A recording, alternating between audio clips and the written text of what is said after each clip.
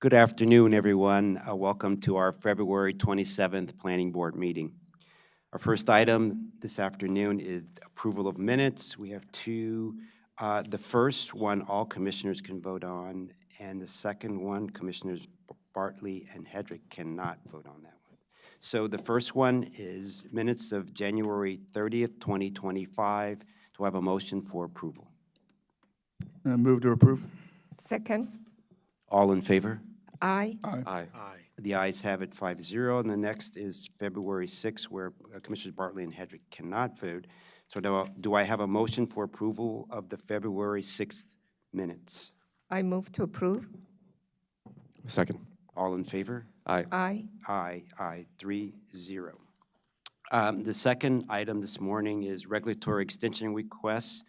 We have 6. All commissioners can vote on 5 of the 6. On the number 5, which is the MHP Amherst preliminary plan, I have to recuse myself. So the ones we can all vote on is first is the PLD Lot 25 redevelopment extension request number 2, 2811 114th Northeast Gospel Hall extension request number 1. The third is Rickman property extension request number 1. The fourth is Kavanaugh family parcel extension request number 3. And the fifth is Mohammed residence extension request, I believe it's number 1. Do I have a motion for approval? Yeah, move to approve the extension requests. I second. All in favor? Aye. Aye. Mr. Bartley? Aye, the ayes have it, 5-0. The next one is the one I have to recuse myself on. It's the MHP Amherst preliminary plan extension request number 1. Do I have a motion for approval? Move to approve. I second. All in favor? Aye. Aye. It's 4-0. Thank you so much. And then now we have on item number 4, roundtable discussion, where Director Sartori will present that this afternoon. Welcome.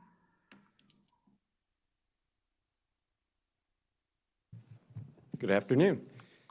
For the record, Jason Sartori, Planning Director, and I am excited to give you another update from the Planning Department.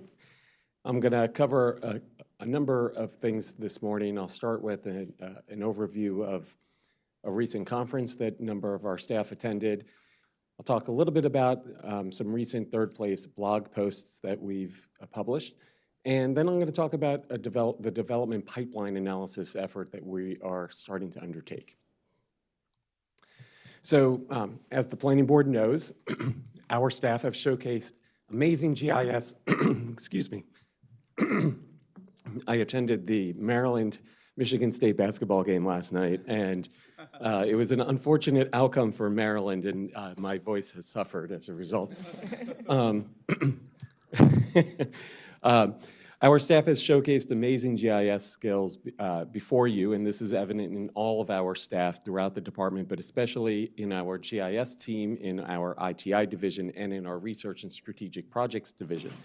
Staying innovative and current with the latest technology is something we pride ourselves on, and it's a core priority in our strategic plan. Every year, because we are a client of Esri, who makes ArcGIS, we receive complimentary admission for our staff to attend the annual Esri Federal GIS Conference. Pictured in this photo are staff from our department and Montgomery County agencies who attended the conference at the DC Convention Center on Monday and Tuesday. Staff from our GIS team and Research and Strategic Projects Division learned about the latest analytical tools, web technologies, and new data sources such as the new Google 3D base maps and on-demand imagery tools. The conference is also a great opportunity to network. Staff from the other Montgomery County departments were there, as well as staff from other jurisdictions. Our team did note, however, that this year the federal user attendance was relatively low compared to years prior. I wanted to also let the board know about 3 new posts published to our third place blog. Thank you. To our third place blog. First, the CPP Division's Historic Preservation Office has been working with the Up County Planning Division on recommendations to historically designate 2 sites through the Clarksburg Gateway Sector Plan.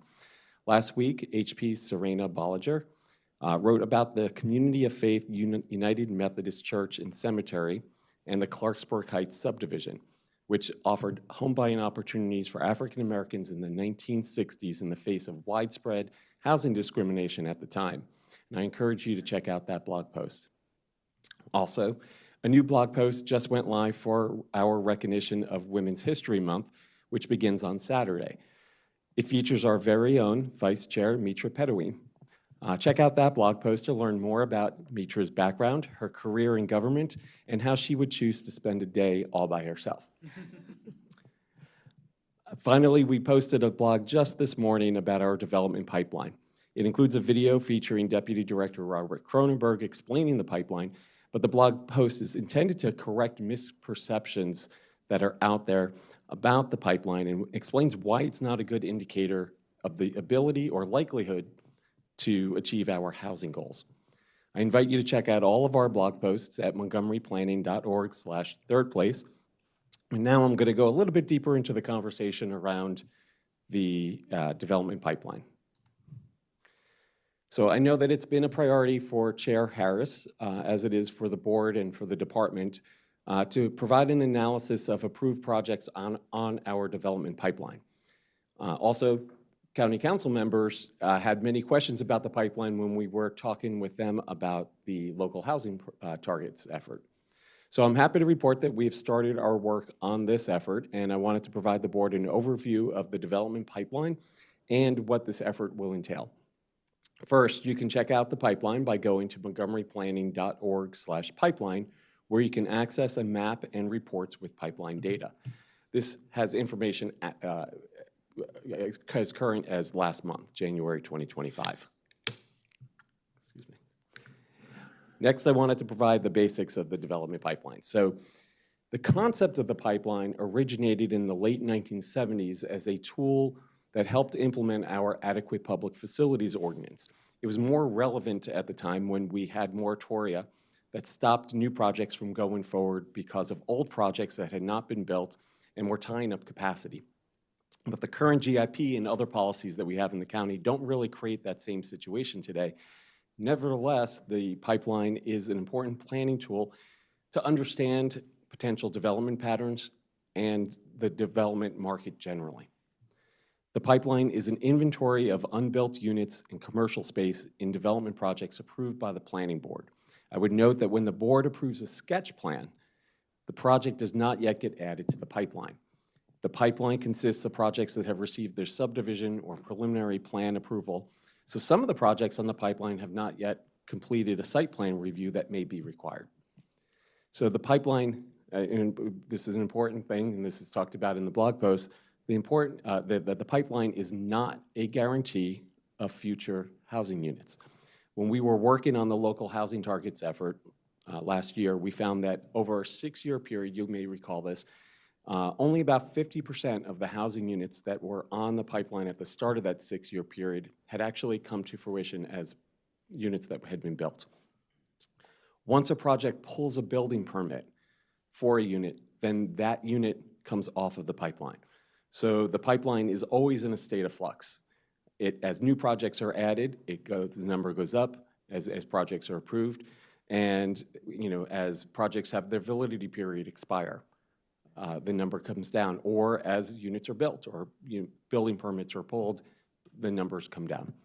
So the current pipeline includes just under 30,000 unbuilt units, 29,454 unbuilt units across 278 projects.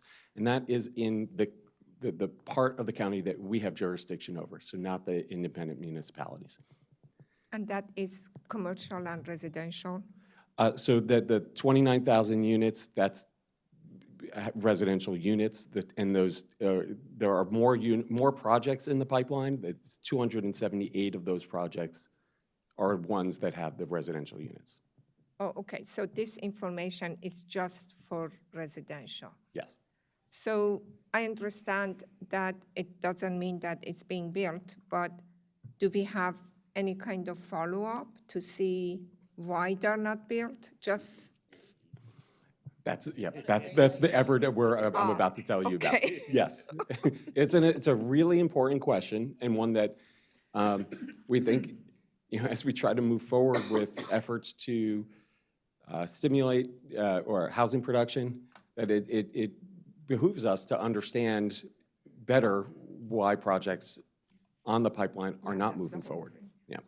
So of those 29,454 unbuilt units, 89% of them are in the form of large multifamily rental buildings. While this housing is important, it does not help us meet the current and future need for a diversity of housing options in the county, including ownership opportunities that we talked about through efforts like attainable housing strategies. And as you know, once the board approves the projects, it's up to developers to actually build them. So we hope to find some of the reasons, to get to the Vice Chair's question, we hope to understand some of the reasons that they may not be doing so, whether it's economics, property ownership issues, county policies, whatever it may be, and to see if there are differences based on geography or based on even the housing type in the approval. And we hope that the knowledge that we gain from this effort can help inform policies that can help increase housing production off the pipeline. So here this gives you a kind of a high-level summary based on how long some projects have been on and how many units have been on the pipeline for different lengths of time. You can see the largest share of unbuilt units today were ones that were approved 10 to 5 years ago between 2016 and 2020, nearly 13,000 unbuilt units in 68 projects all across the county here. But you can see how it's broken down by most recently approved to some that are quite old. You can also see kind of in the map based on the size of the dot, the circles, where we have units based on, again, when they were approved. And you generally see that this is mostly in the inner suburbs, inside the Beltway, the North Bethesda area, and then up 270. But you still see small circles with approvals that are kind of spread throughout the county. Can I ask another question? This Sure. includes also the senior living? It's Senior senior- housing, because we are, so that's part of this? Yes. Okay. And that's good. One of the things that we can look at and see if there's a distinction between projects that are moving forward or, in trying to understand the reason why projects are not moving off the pipeline, that, I mentioned seeing if there's a difference based on the type of housing product. We can also look at it based on senior housing versus not. And also rental versus ownership, that is a difference also, yeah. So we did take a look at what are the largest, this is just to give you some ideas, some examples of projects that are in the pipeline. And I'm not going to elaborate, and I can't really, I don't have the information to elaborate in great detail on each of these projects, but to say that, part of our effort will be to take a look at projects like these and to gain a better understanding of what they need to be able to move forward, or if they ever intend to move forward even. So these are the largest projects built in each of those same 4 time periods that you saw on the last page, last slide. And so 8676 Georgia Avenue was approved in 2024 by you all. That includes 525 units, and obviously is still on the pipeline. When you say approved, is the site plan? This is, not necessarily. sketch plan, what- Not sketch plan. So Okay. preliminary plan, the subdivision plan approval. Okay, so any of them that is approved is in here, Anything except that- the sketch plan? Right, if it only has sketch plan, it's not on the pipeline yet. Okay. From 2016 to 2020, you see Westfield Montgomery Mall, that's the largest one there, 717 unbuilt units. Mid-Pike Plaza, that's actually Pike and Rose, still has some remaining unbuilt units there. And you can see with each of these, when their validity period expires, and so probably the One of the most interesting ones on here is the one at the bottom, Friendship Commons, which is the Geico site. It's interesting from a number of perspectives. First, you see that the expiration there is next year, but also this is part of the scope, the geographic scope of our Friendship Heights sector plan update that you approved last week. So this will be something that we certainly will be looking at as part of that effort. Also, earlier today, Geico announced that they are moving their headquarters to downtown Bethesda. So we're happy that we get to continue to keep Geico as a home here in Montgomery County. They'll be moving to the Wilson in downtown Bethesda, which again opens up opportunities for kind of interesting discussion around that site as we move forward. Director Sartori, on this slide where it shows 525 unbuilt units and 717 unbuilt units, et cetera, were there units delivered or not delivered? And if they were delivered, why weren't they included on this? Thanks. Sure. So that's, would be a question that would be, the answer might be different for each of these. So I would suspect that 86, 76, I'm assuming that is all still, that's the entire project there, 525 units. But the Mid-Pike Plaza, this is the 740. I don't know all of the details, and if someone feels they want to come forward and explain that, but I would imagine that is the unbuilt portion of a much larger approval that had more units in it. So there was delivery, they're just not built right now. And the pipeline includes that. So, you might have a project that's approved for 500 units and it's built in phases. And so sometimes even the timing of the validity period might be based on how complex or how large a project might be. And so projects that, a project for 500 units might have had 200 that are already built. Now what's on the pipeline are only 300 units. Carrie Sanders for the record, Mid-County Planning. So for the Mid-Pike Plaza example, there has been delivery of residential obviously for Pike and Rose. So this is just the last sort of delivery that hasn't happened yet. Those larger projects we tend to see in Mid-County where they're phased, and they actually have validity periods by phase. So this is an example of that. And we'll be, again, kind of drilling down, trying to get answers to questions of, what timeline do you have for delivering that next set of units, or, what's holding this up? So there are kind of two primary components to this effort. And the first will be kind of a data analysis, a review of the pipeline data, and trying to, that's going to be led by our Countywide Planning and Policy Division. They estimate that it's going to take 3 to 6 months. They said 3 months. I said, let's be a little more conservative with this and go with the longer time period just to allow us to work on a lot of the other things that we're working on too. But to try to identify issues, develop solutions, some ideas around that, and see how we report the data out. Then our research team will be coordinating a questionnaire that will be going out to the property owners and also conducting interviews with the developers so that we can get a deeper insight as to the status of their projects. But collectively, this is a combined project across the Countywide Planning, our GIS team and ITI division, and the Research and Strategic Projects division. And that's it.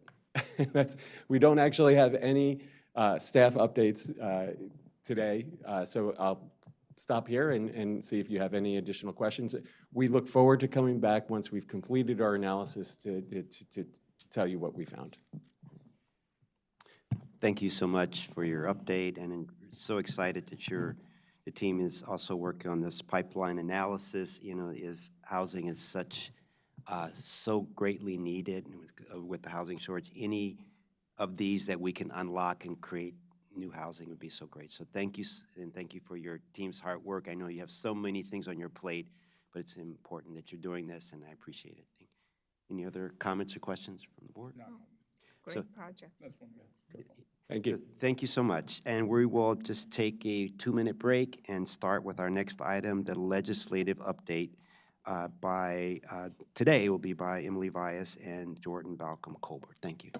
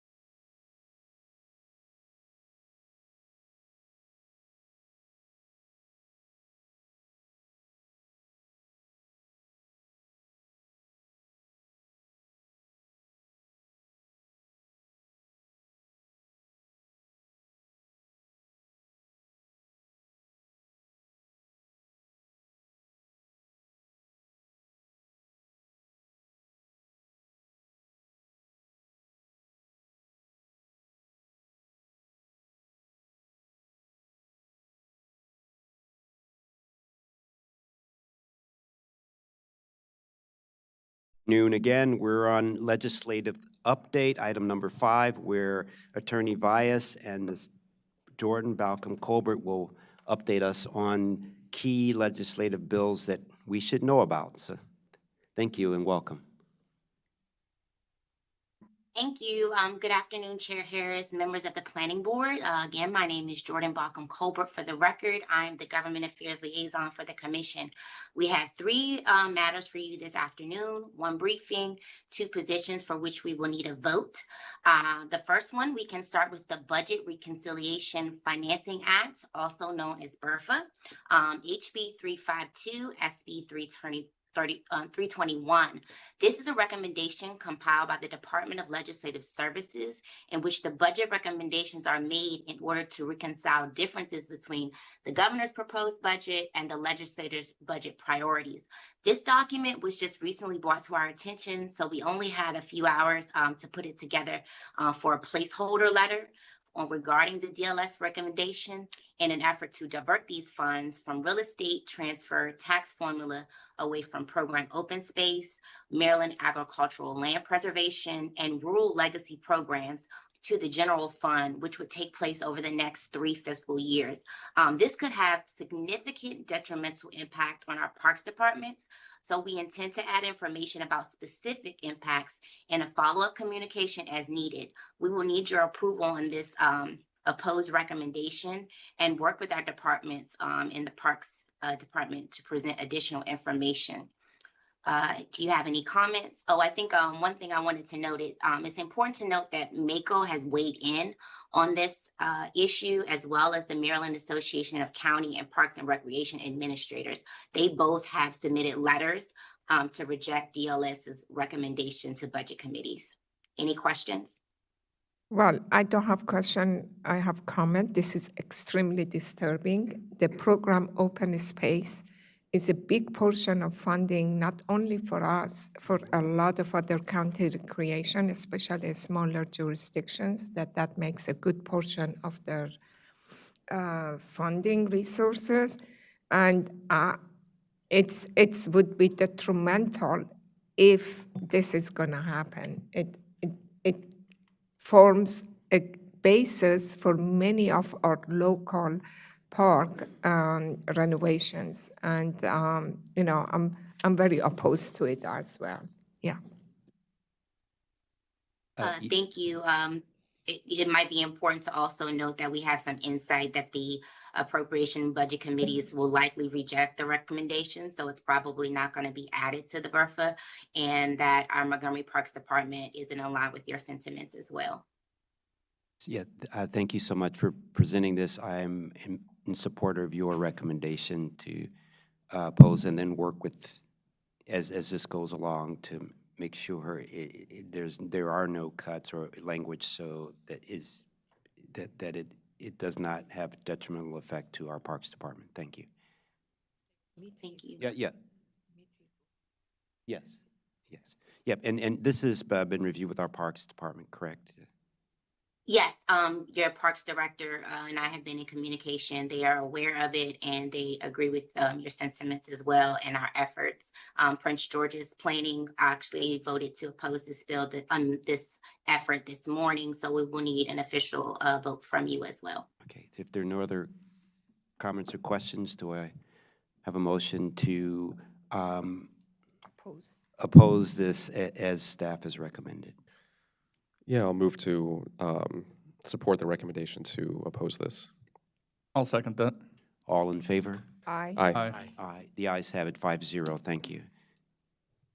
Thank you. Next is the Accessory Dwelling Unit ADU Bill, HB 1466, SB 891. This bill is sponsored on the House side by Delegate Stewart and on the Senate side, Senator Mary Washington.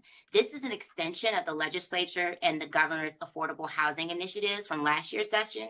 The sponsor's intent is to require all counties in the state to allow ADUs in an effort to increase the supply of housing. ADUs are considered by some as low-hanging fruit in the battle for more housing supply statewide. This bill, as originally drafted, goes much further than issuing a mandate. This bill is so detailed that it looks like a mini zoning ordinance provision. This level of detail is unusual, and it usually works well because all of the other It usually doesn't work well because all of the other county jurisdictions that have different zoning ordinances, they also have different issues and different challenges. We recently reached out to Delegate Stewart in the House, and he encouraged us to submit some proposed amendments to address these concerns. This draft proposed amendments is a result of that. It is my understanding that Delegate Stewart is going to accept all of our proposed amendments. So that's a good thing. We'll keep you updated on that. It's helpful to know that MACO initially sought to oppose this bill.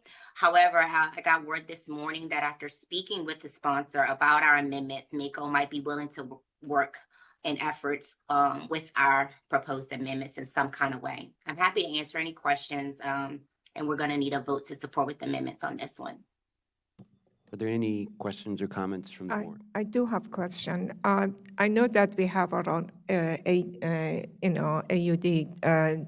auxiliary housing dwelling for us. We have our own regulations. How this one affect the regulations that we have via the county council? I believe Attorney Weiss may be able to give some perspective on that. Sure. So Emily Weiss, for the record, we rewrote this so that it would not conflict with what we have already. Yeah, as long as it doesn't impact our own ADU regulations, because, county council went through a lot of discussion to have those, and we want to make sure that this doesn't put it in a negative or in, completely the opposite direction of what the county council has already done. Lisa Gavoni, for the record, I would just echo what the vice chair said. That was our biggest concern, and Attorney Weiss did a great job of simplifying it so it doesn't read like a zoning code through the amendment. So I think we're in a good place. Okay, thank you. A great question, Vice Chair, and I appreciate you asking. Any other questions or comments? Hearing none, is there a motion to support the bill with the proposed amendments from staff? Yeah, I'll move to support with amendments. Second. All in favor? Aye. Aye. Aye. The ayes have it, 5-0. And there's one more you want to just discuss with us or present? Yes, this is just a briefing only. So this is solar bill SB 931 HB 1036, sponsored by Senator Feldman and Delegate C.T. Wilson. Just going to give you some background information on it, as this is a briefing only. This bill establishes additional notice provisions, specific review authority for the Public Service Commission related to solar, and specific development standards which the PSC is to apply during its review. This bill applies to solar energy generating stations that produce more than 2 megawatts for distribution on the grid and community solar projects, but does apply to rooftop solar, canopy top solar, and brownfields. This bill includes battery storage facilities that are either part of or separated from solar energy generation stations. This is a major point of contention for MACO in that these battery storage facilities have completely distinct impact, which is very different from solar panels in terms of land use and view shed impact and safety concerns. Just a few more background information on it. The bill provides for setbacks from the properties and or buildings, fencing requirements with an allowance of barbed wire in some cases, landscaping buffers with detailed limits of those buffers, limits to grading, mowing, limits to herbicides, and the like. On page 8, the local government's action with respect to solar energy generating stations and battery storages are limited in that they may not adopt zoning laws to prohibit or deny site plans that meet the requirements that I just summarized. Local governments are further required to expedite review of any site plan that conforms to the bill's requirements. Local jurisdictions are prohibited from taxing the solar energy generating stations and instead are allowed to pay in lieu of taxes in the amount of $5,000 per megawatt. This set of prohibitions is very concerning to the counties. With respect to the commission, we are not included in the definition of local government jurisdictions. The Regional District Act is not mentioned, and neither is the mandatory referral, and we are not included in the list of entities getting notices of the project. Through MACO, the counties have unanimously opposed this bill, and MACO has already submitted its letter of opposition, which also proposes several amendments. As you know, Montgomery County Council has voted to oppose the bill. We are proposing that we work our comments and propose amendments through the consideration of MACO. This way we stay up with our county's position and through MACO, and we avoid any possible conflict. Happy to answer any questions. I will defer to Emily Weiss for any additional information. Hearing none from Ms. Weiss, are there any questions or comments from the board? I have one question on the piece of this that provides, I guess, a full tax abatement, or that, or paying in lieu. I've heard that the state already passed, I think maybe a few years ago, a version of tax credits or property tax reductions for certain type of solar that include like agrivoltaics. Is that the case? Do we know if existing property tax abatement is in place for solar? I'm not sure exactly, but I do believe there is already some tax abatement for solar that exists from prior legislation. So this would effectively supersede that It would and be just even bring it more, down to yeah. zero. Right, Okay, yeah. got it. And if I saw right, if scrolling up a little bit, was the current bill doesn't mention agrivoltaics at all. Is that correct? The reference in here, was that something that we initially were thinking of suggesting or recommending as part of the informational? Yes, I believe they talk about landscaping and buffering, but I don't think they expressly called out agrivoltaics or Ms. Jordan, if you can go down, look, it implied something about plantings, what, yeah, we did find there was some language about. it Not it really alluded to it, but I've, to maintain soil integrity, plant native vegetation and other appropriate vegetative protections that have a 90% survival threshold. yes, But so I don't think that exactly is not equates with exactly- agrivoltaics, but that was the closest they kind of got. Okay, gotcha. Also, the last thing, just for now, I know that we're not thinking about submitting this formally as an informational, at least yet, but do we know if the state of Maryland currently has a definition of agrivoltaics?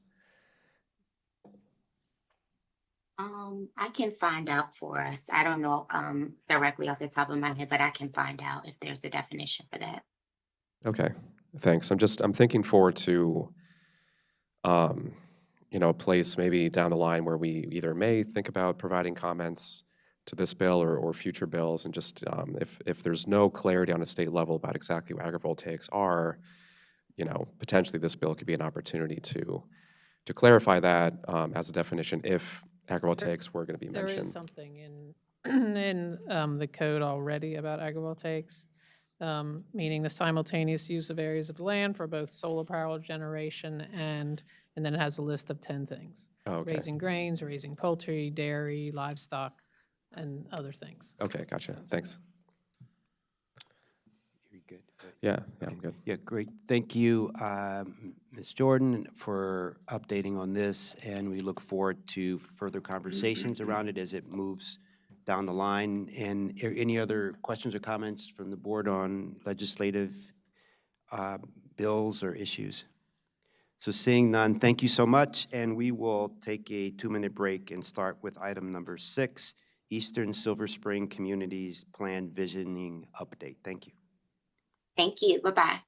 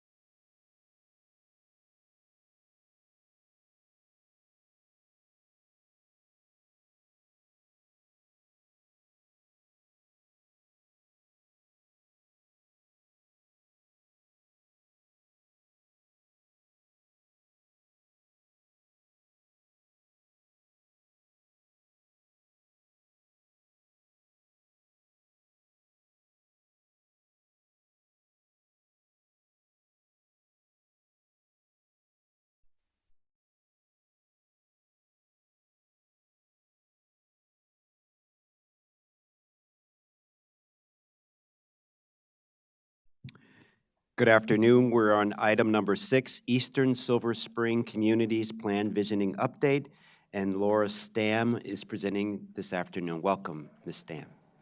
Thank you so much. This is Lauren Stamm, for the record, from the Down County Master Planning Team. And I'm here today to talk about the Eastern Silver Spring Communities Plan and the community engagement that we've been doing since we presented to the Planning Board last May. First, I just want to orient you to the plan area, which is highlighted in red on the map to the right. This plan area is in the southeastern part of the county, within the Down County planning area, abutting the border with Prince George's County. This map zooms in on the plan area that was approved by the Planning Board last May. The plan area extends east from Sligo Creek to the Prince George's County border, south of the Capitol Beltway, and north of the city of Tacoma Park. Here is the timeline for the plan. Currently, we are in the middle of our community visioning phase, where we work with the community to craft a vision for the future of the plan area. This phase began after the approval of the scope of work in May and will continue through the summer. We'll be sharing our preliminary recommendations by the end of the year with the Planning Board and community, and we are working towards final commission adoption in spring of 2027. Now we'll dive into the visioning that we've been doing with the community. First, I'll give an overview, then I'll share who we heard from through this engagement and what they shared with us. We began community visioning in fall 2024, building on engagement that was conducted before the scope of work was approved. We've continued to partner with Brick & Story, an engagement consultant, and this phase of engagement has really focused on plan-wide topics. Through this, we've engaged over 700 community members through an online questionnaire, community events, pop-ups, 2 public open houses that we hosted, and interviews with business owners. All of our materials have been available in English and Spanish, and we always make sure we have a Spanish-speaking team member present. Additionally, we support additional languages as needed. So, when we first reach out to a community organization, if we ask them about what languages might be helpful, and we make sure we have materials available in that language as well. So at community events this fall, we piloted the department's first use of an engagement tower, which was very exciting for us. This is the wooden structure that you can see on the right, on the bottom right, that allowed for community members to respond to interactive boards on all 4 sides, sharing with us where they live, what their community needs, what places are important to them, and how often they visit the Long Branch area and what brings them to Long Branch. The Long Branch Festival was extremely successful. This is an annual event held by the Long Branch Business League at Flower Avenue Urban Park. We sponsored the event along with Montgomery Parks and spent 2 days engaging with community members of all ages and ethnicities. We also gave away a lot of great materials that people loved, particularly the wrist reflectors were really popular with kids on the playground at night. They had a lot of fun playing with those. In addition to the Long Branch Festival, we also attended a health fair and food distribution at Clifton Park Baptist Church, a food distribution at St. Camillus Church, the Crossroads Farmers Market, a tenants' rights panel at the Long Branch Community Center, and a pop-up. Do you mean Long Branch as opposed to Long Bridge? Long Branch. Okay. Yes. Sounds like you were saying Long. Yes. Okay. And would it be helpful if I highlighted that area? And I will actually, we have a map coming up in just one moment that I think will make it very clear. That's sort of the commercial area in the plan. But yes, so we held a pop-up at the Giant and Long Branch, and I'll show you where that is in just one moment. So we also hosted 2 open houses this past fall at New Hampshire Estates Elementary School and Eastern Middle School. The open houses provided community members with the opportunity to interact with the entire planning team and get a better understanding of what a master plan is and what it really does. Community members moved through 4 stations focused on specific topics: celebrating your community, getting around, enjoying nature and protecting its future, and looking forward. At each station, there were staff experts from our planning team, boards with information about planning concepts in plain English and Spanish, everything was translated, and opportunities for community members to provide input. We promoted these events through digital advertising. We sent out over 12,000 postcards to every address in the plan area and over 250 letters to commercial and multifamily property owners. Now I'll share who we reached through our engagement so far. So I just wanted to first provide a reminder of who lives in the study area. This is a very diverse area. Nearly half of all residents are foreign-born here. Nearly 40% of the residents in the study area identify as Hispanic or Latino. There's also a large Black population, nearly 30%. The white population is smaller in this area when compared to the county at large, with 20% of the population. The most commonly spoken language here, other than English, is Spanish, and that's why it has been so important for us to make sure all of our materials have been translated. So again, as I mentioned earlier, we reached over 700 community members. This included residents, business owners, community-based organizations, and other stakeholders. Nearly 2/3 of those we engaged with were Hispanic or Latino. Nearly 1/3 were white, and about 10% were Black or African. We also met several Asian, Eastern European, and Middle Eastern community members through our engagement. Nearly 2/3 of those we met with were renters, and the remaining third were homeowners, and we met people from all age groups. Okay, this is a map that now you can see sort of where Long Branch is. It is really where a lot of the bubbles are clustered. The area that we call Long Branch is sort of along Piney Branch Road and the intersection of University Boulevard. Unfortunately, Flower Avenue isn't highlighted, but sort of where most of the bubbles are, that orange and purple, that is really Long Branch. So this is a map that shows how many people we interacted with at each engagement event. You can see that our biggest reach was really the Long Branch Festival, that's the dark purple color, with over 200 community members. You could also see that our open houses had a bit of a smaller reach. Those are shown in the coral color in the north and south of the plan area. Looking at this geographic distribution of our events, you can see that many community events we participated in were in Long Branch. That's because that's the commercial area. That's where many events are held. And those are places where it's easy for us to, partner with an existing event that's already happening. So this map shows the geographic distribution of where people that participated in our engagement live. We were able to collect this information about where people live at almost all of our events.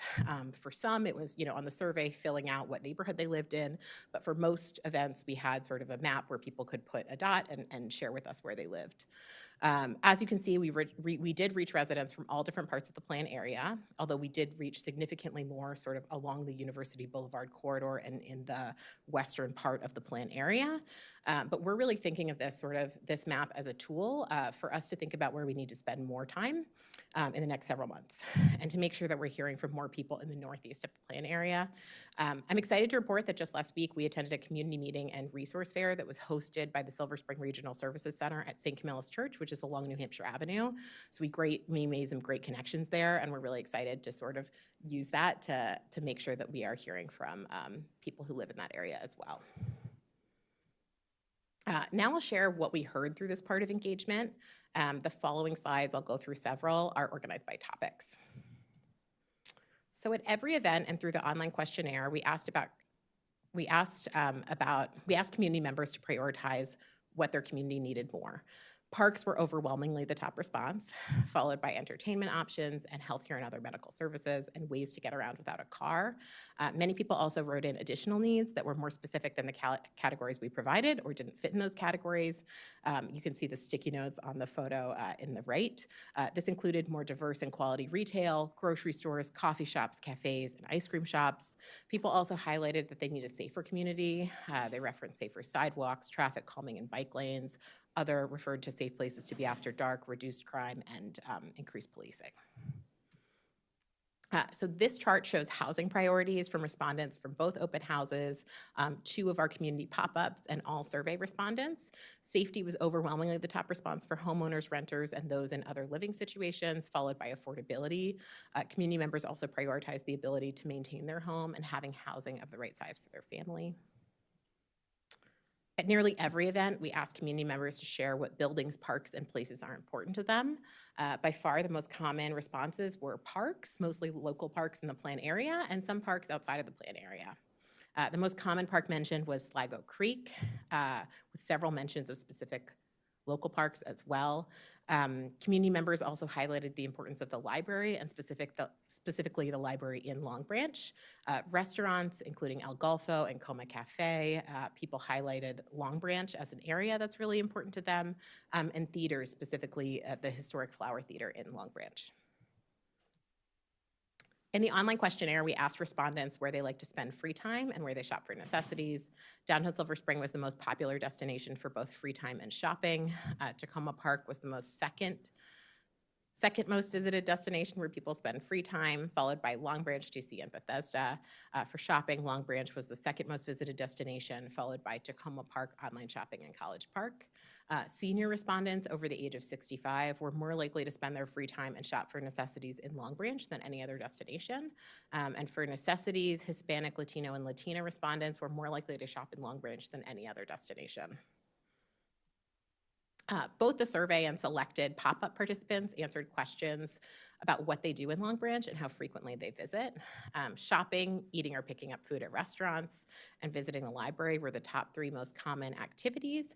Parks also received a considerable number of votes, as well as attending community events and taking public transportation. The conversations about transportation during this phase of engagement really built on what we learned through previous engagement. We asked participants to share their thoughts about the transportation network through this interactive map at the open house and an additional board available for open-ended responses. We heard a lot about concerns for pedestrian safety broadly and in specific locations. We also heard a lot about improvements people would like to see along Piney Branch Road for transit, bike and pedestrian facilities. Excuse me. Additionally, we heard many challenges about how people get to and from Eastern Middle School, as many students who walk must navigate the narrow sidewalks along University Boulevard. At the open house, we explained what growth corridors are and that 3 corridors within the plan area were identified for future growth by Thrive Montgomery 2050. And we asked participants to share their priorities for the corridors in the future. Ability to walk or roll safely received the most responses, followed by more street trees, more places to shop or eat, and different types of housing. Ease of driving and more community amenities received the fewest responses. We asked community members through our online survey to share why they visit parks. Overwhelmingly, we heard that people visit parks to enjoy nature.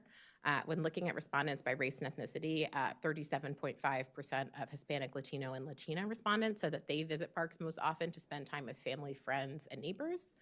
And then we also asked community members to share open-ended thoughts at the open house about improvements to parks in the area. We heard about improvements that people would like to see at Flower Avenue Urban Park, which is in Long Branch, improved trails and connections in the Long Branch Stream Valley, better accessibility and safety in Northwest Branch, just a great love and appreciation for Sligo Creek, many comments related to safety, and then specific requests for certain types of facilities such as basketball and pickleball courts, exercise equipment, and community gardens. We also asked community members to share with us their environmental concerns for the plan area. Most responses related to trees, concerns about neighborhood shade and tree loss. We did also receive some comments related to stormwater. In this phase of engagement, we also focused on reaching business owners with the help from our consultant, Brick and Story, the Long Branch Business League, and Montgomery County's business office. We met twice with the Long Branch Business League and conducted over 20 interviews with business owners in the area. We heard a lot about Purple Line construction, as well as both hopes and concerns about the future of the Purple Line and the impact it'll have on the area. We also heard about some of the challenges of the neighborhood, such as vagrancy and unsafe streetscapes. And then we also asked about the size of their space, which most business owners felt was just right for their current needs. So in terms of what's next for this plan, community visioning will continue through the summer with more geographically focused and topic-based conversations. We'll continue to partner with organizations that we've met through the process. We're also very excited that we'll begin to do some placemaking work that will work in tandem with the planning process to showcase what's possible in the short term as we develop more long-term recommendations. And then we will be back to the planning board to present preliminary recommendations for the plan next winter. Thank you very much. I'd love to hear your questions. Thank you so much, Ms. Stam.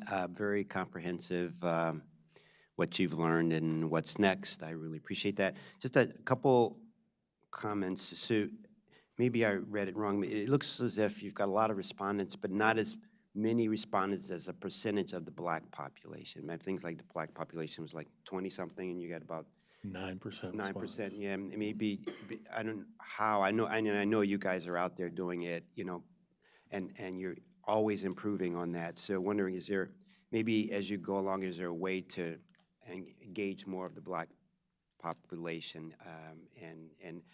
It's also a surprising, it's a good thing because the Parks Department does so well. Is this, the parks rated above housing, and I know I live somewhere near that community, and a lot of there's a lot of older housing stock, but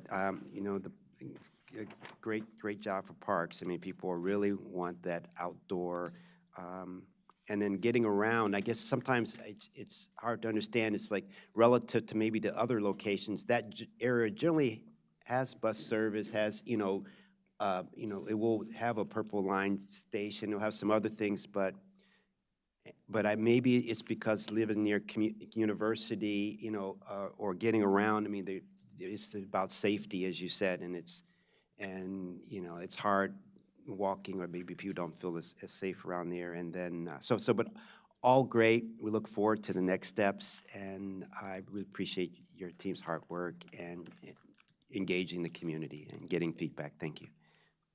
I'm looking forward to this moving forward. This part of Montgomery County has developed and transitioned quickly from what it originally was, and as every other part of the county seems to have been redeveloped and/or transformed into more modern accommodations and travel, this area has become more dense, but has not progressed as rapidly as other areas of the county. And I look forward to your recommendations in transforming this part of the county for the improvement of the citizens' lives. Thank you. Any other questions or comments from the board? I know that it's really nice to see that park is number one, and I know that Parks Department is doing a lot of things in Long Branch. They have a comprehensive, and we had actually a presentation a while ago about the Long Branch Park. So I'm happy that we're doing it in a place that they really appreciate that. That's really good. Seeing, hearing no other questions, thank you so much, and we will take a 2-minute break and start with item number 7, the Wilgus 2/North Park Sketch Plan Amendment, number 3/2019-007A. Thank you. Thank you.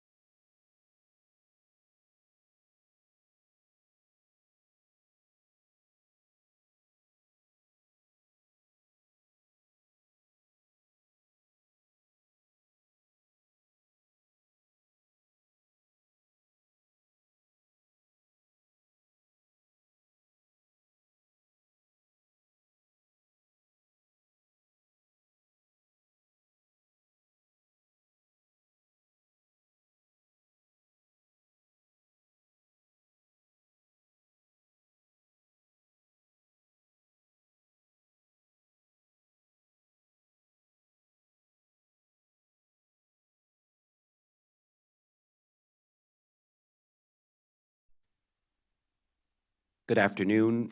We're on item number 7, the Wilgus 2 at North Park, sketch plan amendment number 3, 2019-007A, where staff is recommending approval with conditions.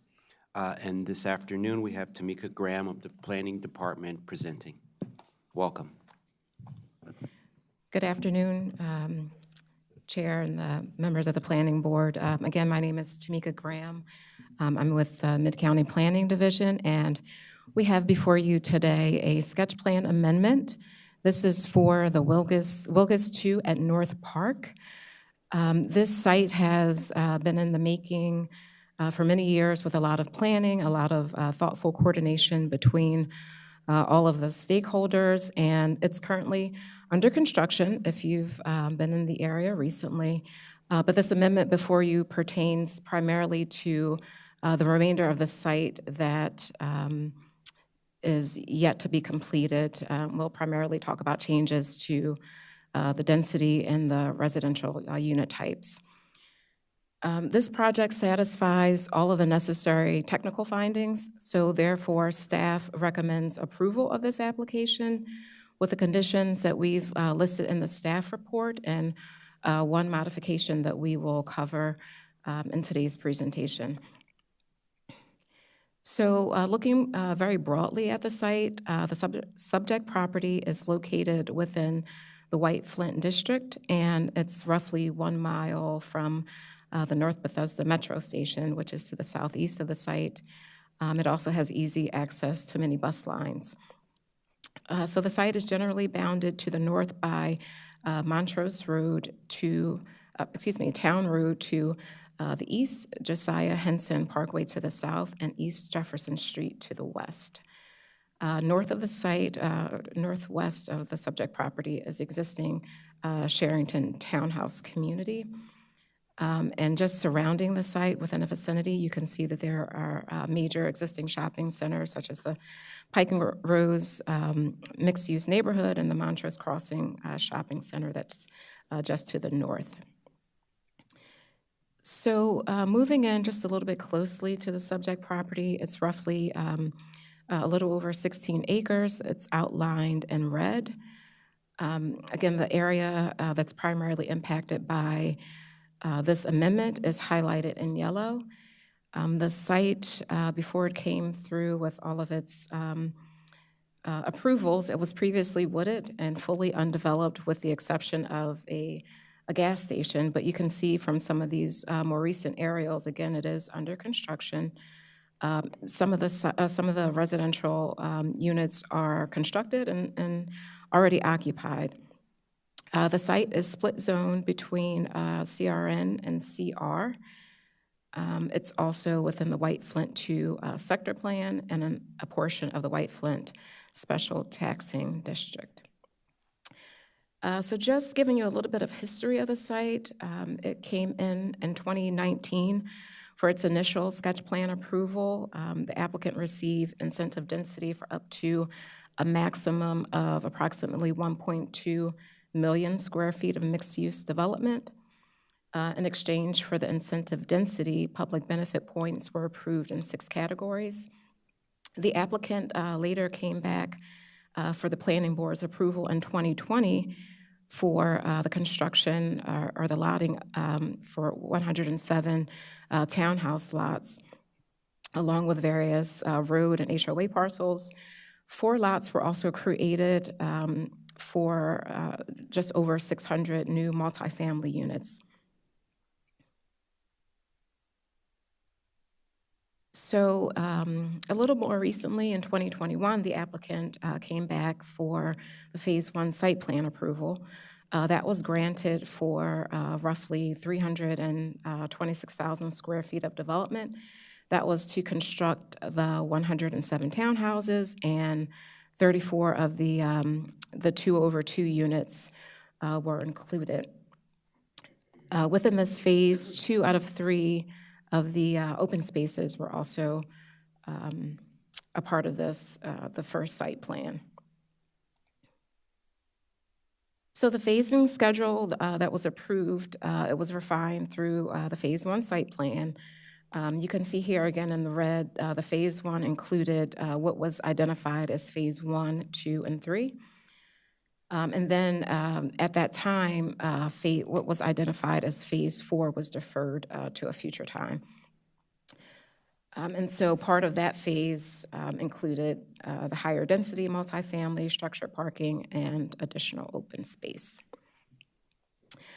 So what brings us here today primarily is a change to some of the binding elements. So the amendment proposes the reduction of the maximum overall density allowed by the CR zones from roughly the 1.2 million square feet that was approved to roughly 1,030,000 square feet. I will note that the applicants did conduct a new measurement of their gross tract area for the Phase 1, and so there is a minor increase that you can see here. But what the applicant is proposing to do with the commercial is to remove that from the application. So that is 248,709 square feet that would go to 0 FAR. Could you just go sorry over about that. Of the map before, which, is this just the red area, or this is the Phase 1 site plan outlined in red? What are you talking about, right, the numbers right now? Yes, thank you for that question. So this sketch plan covers the entire site, so Phase 1 through 4. So I just wanted to point out that the applicant has only received site plan approval for phases, what they identified as 1, 2, and 3, which is essentially under construction right now. And then what was identified in the phasing schedule is Phase 4, these two areas here. These are the areas that we're focused on in this sketch plan amendment. But this applies to the entire 16.5 acres of the site. Thank you very much. Yeah, so essentially just what I wanted to point out is that the applicant isn't requesting any new residential density, but they have captured some of the changes of the gross tract area as part of refining or looking at the refinements to the plats, approved plats through the Phase 1 site plan. So that is what's being proposed in terms of the overall density. The applicant also proposes site layout changes that coincide with the change in the multifamily unit typology, going from 3 multifamily buildings to back-to-back 2-unit dwellings. And we've included, just for your quick reference, the approved layout for this portion of the property is in the bottom left of the slide. So what's currently approved is a mid-rise apartment building that was envisioned to the left of Streamline Drive. It primarily had a lower height to help with compatibility with the adjacent townhouses. And then there were 2 high-rise apartment buildings with 15,000 square feet of ground floor retail, and they were framed towards this major intersection. And it was intentional to have the density towards adjacent higher densities in the neighborhood. But what the applicant has explained is this change that we're talking about is really a result of persistent and ongoing unfavorable market conditions that have really made it difficult to deliver what's currently on file. And so what the applicant would like to do is to replace the multifamily buildings with what you see here in this larger exhibit to the right, the back-to-back 2-unit dwellings. They would be 4 stories. You can see that they're spread across these 7 structures. They would have their main entries off of either a fronting road or off of interior open space. All of the units, the parking would be rear-loaded. On the ground floor, the units are separated horizontally, vertically, with tandem parking, 2 spaces for each unit.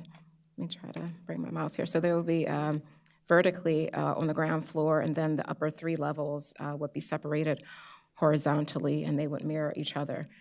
And these units were also expected to be marketed in the form of condominiums. So, yes. Explain one more time how it works. So each unit is 4-story.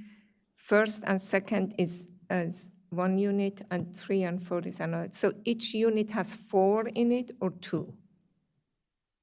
So each one is 2 units. So these are a total of, I'm sorry, I should have mentioned 138 units total. So the first 2 floors are 1 unit, and third and fourth is another. When you say 2 by 2, or is it broken in So vertically? they're back to back. So there's sort of an imaginary. It's not clear here, but a party wall to the back. And so on the ground floor, you'd have, I don't know if you can see my mouse hovering over this one here. So the ground floor, there's a partition wall that's vertical where 2 cars can park in tandem for each of the units. And then as you come up to the second, third, and fourth stories, the split is horizontal. Okay, that works. So the unit is, you could say here and then here, so unit 1 and unit 2. So each unit has 3 living spaces, and then the bottom floor, 3 levels of living, and then the bottom floor is the parking. And we are losing 466 units. Yes, there is a notable difference in the unit count, certainly.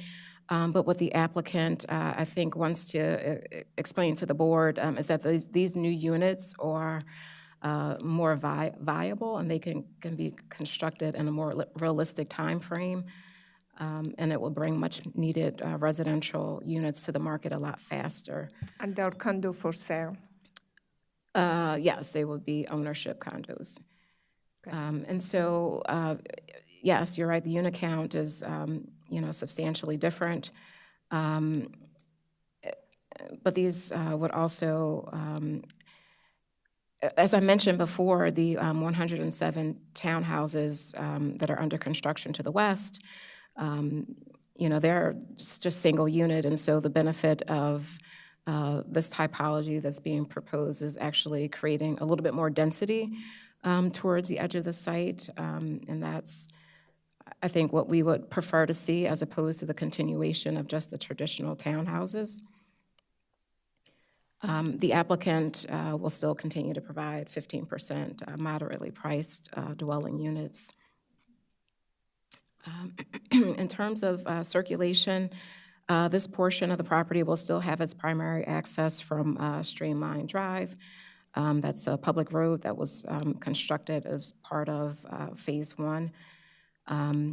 They are also continuing to provide a pedestrian plaza that was part of the initial sketch plan approval, and it will continue to provide fire and rescue accommodation through this section. This exhibit also highlights where the applicant is proposing to provide those MPDUs. Getting into a little bit of the parks and open space, I mentioned the original our initial approval included 3 parks. 2 of them are under construction within the current site plan. And then this Eastern Plaza was left for a future phase. So the applicant will eventually provide all of the acreage. But through this amendment, they're actually proposing to increase the acreage for the Eastern Urban Plaza from 0.44 acres to 0.6 acres. And this is, obviously because of the new site layout. So the overall open space across the entire project is going to increase slightly. So these are parks, public but privately owned? Yes, that's correct.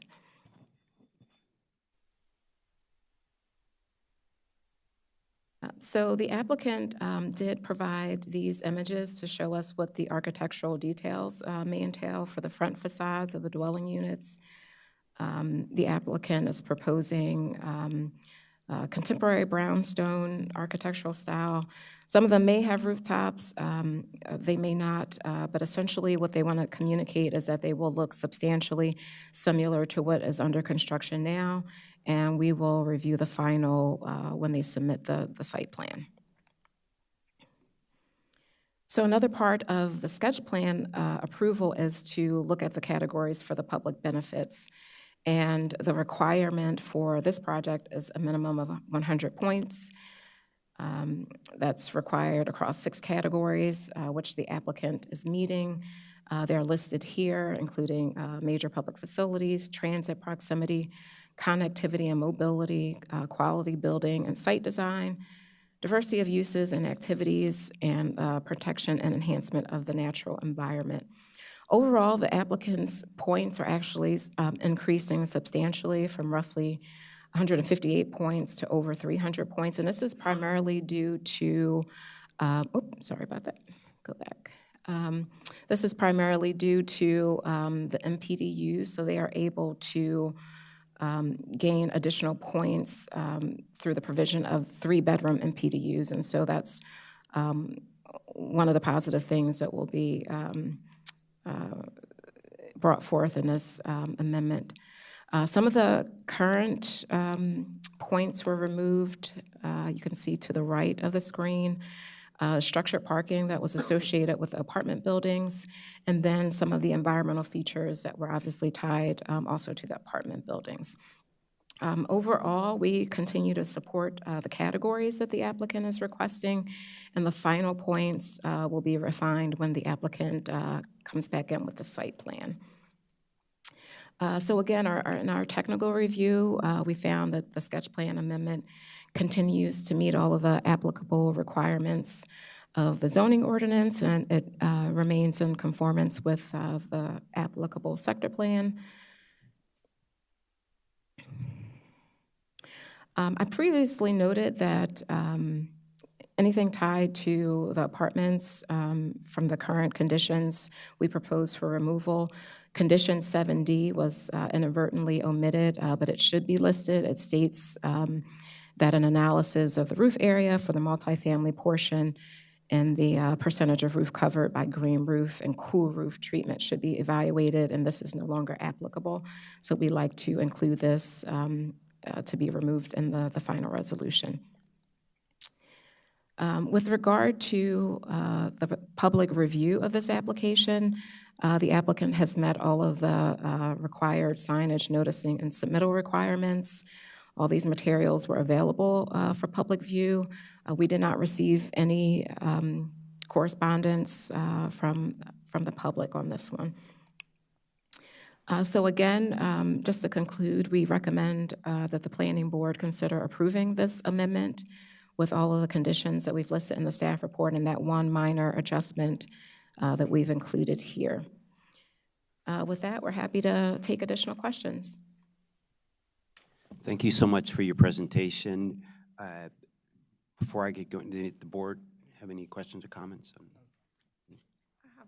Okay, please. Not specifically in regard to that, but I'm just curious, maybe when we're talking about the housing, you know, if you have multifamily, it's usually rental. If you have condo, it's usually sale. So what is that actually needed in the county? What is the top priority? Is it ownership? I know that we are working on both of them, but what is the more in need? Is it ownership or is it rental? Because most of the time when the buildings come or development comes in front of us, we really don't know if it is rental or if it is ownership. And before I had heard that we really need both. I understand we need both, but which one is more in dire need? Do we know? Or do we care to know? Let me put it that way. Great question. I'm not sure that we know which one is in more dire need. And I, you know, with the approvals that you as the board do, unless it's a townhouse like fee simple type structure, we don't necessarily know the ownership structure. A lot of the multifamily buildings are going to be apartments, but they could be converted to condos. So there's also there's some uncertainties that we just are not aware of in terms of kind of what that ultimate ownership versus rental is going to be. It's a great question, and maybe that's as we go through some of the housing analysis that we have, that's something that we can kind of focus in on. Yeah, I'm just wondering, because usually for younger generation, they start with, rental, but then eventually, I don't know, maybe the new trend is changing because they're so mobile, but I think that eventually they want to have ownership as some kind of investment for them to have. And maybe, the market, for me, it's surprising that it didn't make it feasible financially, 466 units to be rented.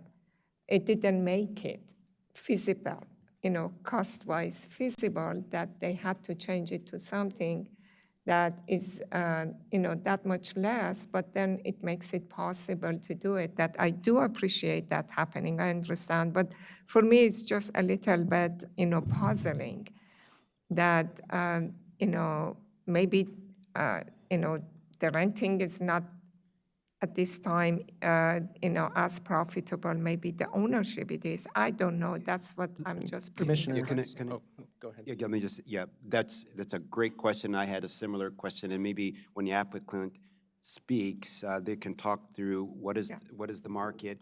But what we have been saying, we need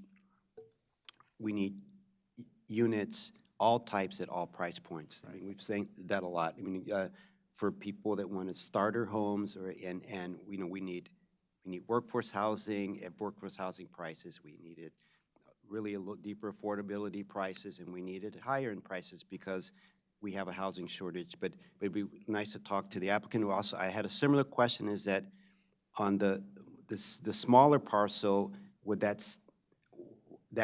you saying that would not work as a multifamily mid-rise building either? Because you switched, so I know the high-rise may have in this market, but maybe when you talk about, you can talk about the market and would even and I'm not saying you have to do, but I'm just saying is the market gotten so bad that a mid-rise stick-built apartment building wouldn't work either? So your great question, I'd like to hear that when they did you have any other? No. Okay, so I have just a couple. Talk about parking. The buildings will park themselves, but what about street parking for visitors, or where would that be provided? I mean, you can talk through that when you speak, and then based on this product type, I had just also maybe for staff and for you. So if parking's on the lower level, and then there you have three more above grade levels, I mean, you still feel there'll be enough activation of the street, and because on that first level, even though you saw windows, that's really parking, right? And then you go up, and then second floor through fourth will be people, and then the first level will be similar parking. So maybe you can talk through that too. And the last thing is,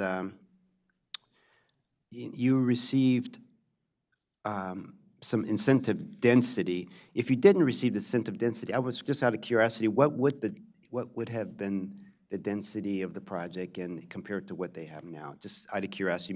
You can maybe answer it later. You don't have to answer it here. So if you can, maybe the applicant can introduce themselves and then answer some of those questions, please. Yes, good afternoon. For the record, I'm Bob Harris with Lord Shirley Brewer, representing the applicant Tri-Point Homes. On my left is Greg Ruff from Tri-Point Homes. On my right is Mike Goodman and Sachin Kalbard from Vike Engineers, our planners and engineers on this. We're very pleased to be back before you today with Tri-Point, bringing you another metro-oriented housing project, once again with 15% MPDUs, and particularly in family-sized units with 3 bedrooms that are more affordable. I had some prepared remarks, but let me try to answer some of your questions first in kind of reverse order here. Ms. Pettering, Your first question, the parks will be privately owned but open to the public, okay? So they'll be owned and managed by the HOA, but open to you or me or anyone in the public. In terms of the back-to-back houses, thank you, Tamika, for bringing this up, because they are a little bit different than 2-over-2s and other townhomes. And the reason we're doing this is to add yet another housing typology to a metro station area because of the diversity of interests that you spoke of.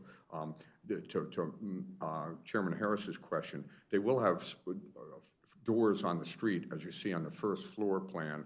They're on the right side, so there will be the street activation for all the units. But then, then the living space is in the upper floors, as you see divided there. It's a unique type of housing, but it provides an opportunity to make, metro-oriented housing more affordable.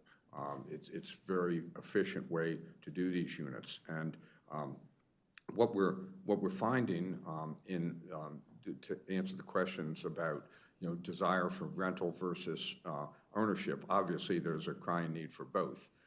But what we find is that in the metro areas where more of the housing is high-rise multifamily, those tend to more often be rental units.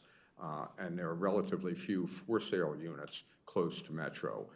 And those that are tend to be $1 million, $1.5 million townhomes. And so, again, trying to diversify the housing typology here, we're shooting for a more affordable market, both for the market rate units, but of course the 15% MPDU component as well. So we think it's hitting a real need. The chairman's question about parking for visitors, there is street parking. I have to turn to the planners here to answer that more carefully.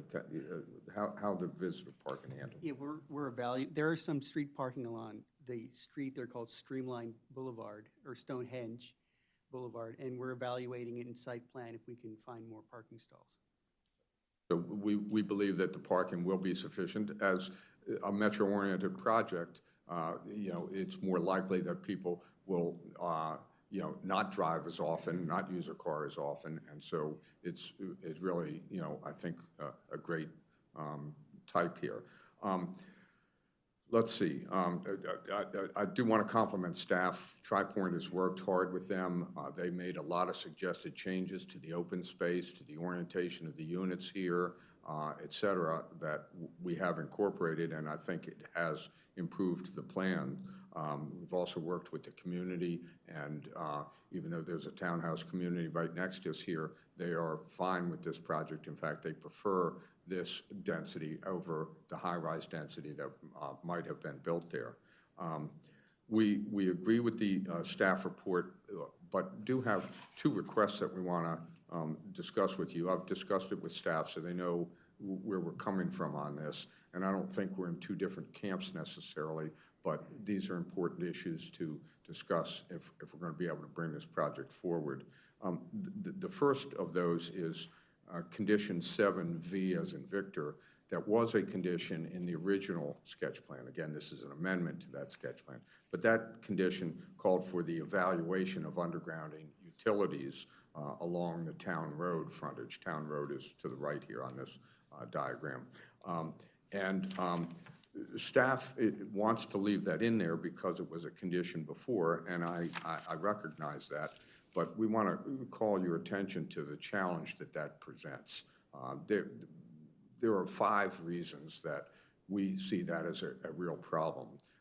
One is that these overhead lines that run down Town Road are major high-voltage transmission lines. They're not just distribution lines to individual houses. They run a long distance. They're on very tall poles, and they're along there.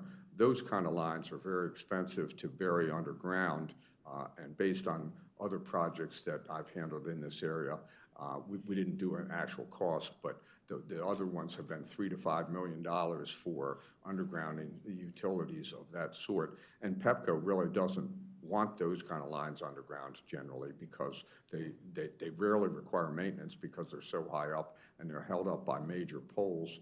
So we have a problem because of the nature of the lines. Secondly, while some sector plans and master plans call for undergrounding utilities, the White Flint 2 master plan does not. White Flint 1, a more urban area, does call for undergrounding utilities, but the White Flint 2 leaves it to the board's discretion. There's no specific requirement. Thirdly, the county just rebuilt Town Road. If you've traveled to Pike and Rose recently, it's a major boulevard, really, and they put in a very nice bike path, a wide sidewalk, and then, of course, the road itself. We're going to do similar work to the frontage on our property, improving the sidewalk, putting in a bike lane, et cetera. But the county determined farther south here, where the Rose Village property is, that the utilities did not justify the cost of undergrounding them there, and so they did not. We think that's a good indication of the value and the cost of doing it or not doing it, and we think we should be given the same flexibility. As I say, there's ample room for a 10-foot wide bike path. There's a 13-foot wide lawn panel, a 6-foot wide lawn panel between the curb, et cetera. It will be very spacious and comfortable, even with those, tall poles there with the overhead. And then finally, you folks have been receptive to the concerns that I just mentioned in other cases. Pike and Rose held out as probably the premier project in this general area. Rockville Pike has these same kind of high voltage power lines under it. They did not have to bury them underground for those same reasons. The same is true for the Noby project down at Nicholson Lane and Rockville Pike. And there's a multifamily project called Harwood Flats, once called, I think, East Village on Nicholson Lane, just on the north side of where White Flint Mall is. Again, because of these kind of lines, they were not required to underground them. You recently agreed with the applicant in Rose Village that these same lines did not have to be undergrounded there. And another case that I handled before you, Loman's Plaza, you did as well, for all the reasons that I mentioned. So we're asking that condition, although it just says evaluate, we don't want there to be any pretense that we think it's feasible or justifiable to underline those or to underground those. So we're asking really that condition be removed. The second one, again, this is a carryover from the first sketch plan. At that time, the applicant was looking for public benefit points, and the staff did incorporate a condition for A as an apple, I, Romanet I, in the original sketch plan that said that for public benefit points, the project would make a proportionate contribution towards a school or a park in the sector plan area.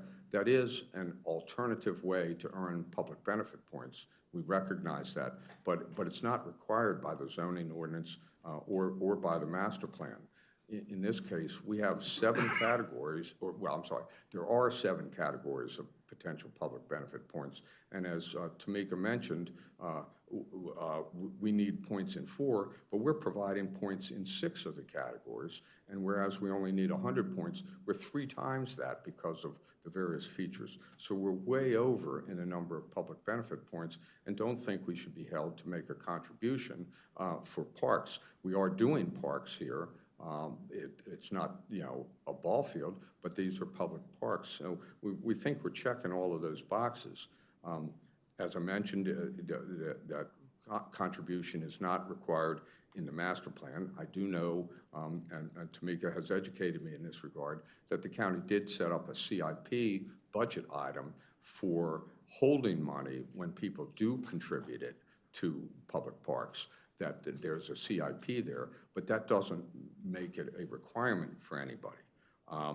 And, other projects that I've handled in this area, the East Jefferson project that you approved a year or so ago, the Loman's Plaza project I mentioned, and others have not been required to make a school contribution because they're meeting their public benefit points in other ways. So there again, we're asking that that not be imposed here.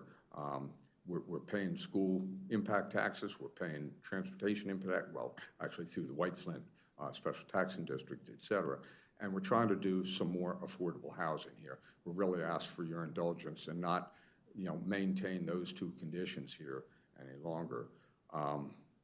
I think that's all we have. We're certainly happy to answer questions. You guys have been very supportive of housing projects in the past, and we hope you'll understand where we're coming from here. Thank you. Thank you so much. One quick question.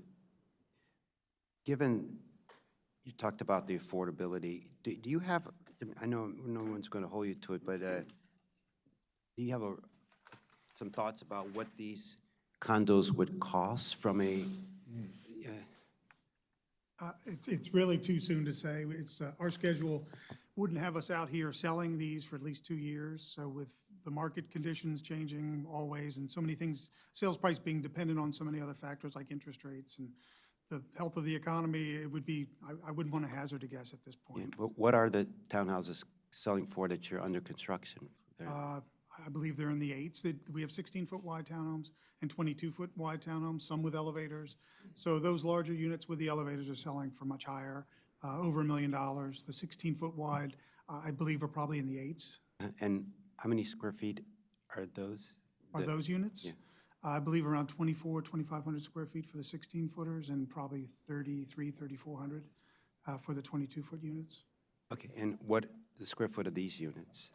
About 1,500 square feet for, so we have a unit in this stacked, or I'm sorry, this back-to-back townhome. There's a front-facing unit, which is slightly larger, let's say about 1,600 square feet, and then a rear-facing unit, the rear unit, which is about 1,500 square feet.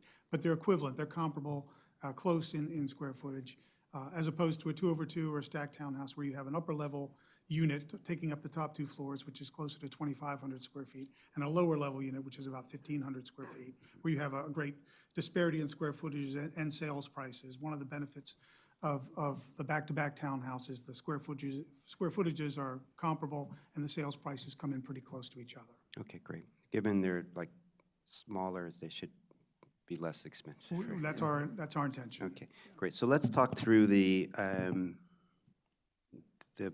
public benefit points and what's required. And it was a little bit confusing to me. Like, so if they had to make the master plan says they need to make a school payment. Is that park payment or school payment or what? So I might be able to, I think I heard the utilities as one issue. We do have the existing condition from the sketch plan pulled up that Mr. Harris was referring to that may be helpful for you to see directly. So we have talked a number of times with Mr. Harris and the applicant team about the existing conditions related to the utilities. We do understand all of the points that were laid out and all the complications around the issues with the undergrounding of the utilities. And I know the board is very, well aware of some of the challenges and complications that we have around the requirements that are actually coming under Chapter 50. So our suggestion to the applicant team was to keep this particular condition in here because it's just evaluation. So actually, through Mr. Harris's explanation, he was actually explaining the evaluation work that the applicant team has already done regarding the undergrounding of the utilities. And so we think from that standpoint that the applicant team has already satisfied this condition, which is to evaluate whether or not, to some degree, it would be feasible. There are other conditions for the undergrounding of utilities that are tied to the approved preliminary plan and to the approved Phase 1 site plan. So our recommendation was to start to tweak and change those conditions when they come in. So right now, we don't have those applications before us, so we think it's a little bit early on to start actually changing the conditions with the undergrounding of the utilities. When they come back in for amended preliminary and for the Phase 2 site plan, We're happy to have those conversations. There are a number of considerations, as Mr. Harris mentioned, with the the White Flint taxing district. Some of the property falls into it. But we just think that this is not the right time to start to get ahead of the process and start to get ahead of the other conditions that are tied to the utilities. I will also just note that in the other applications that have been approved, the applicant is required to actually do some of the work in the final site plan. And so we aren't there yet. They aren't required to do any undergrounding, and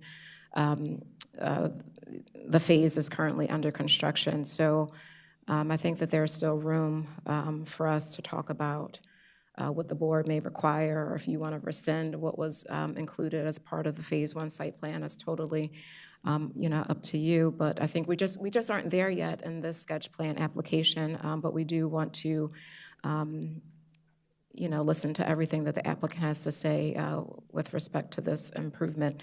The second point I heard was about the school park contribution, and I think what I heard from the applicant is their concern about perhaps meeting the minimum public benefit points.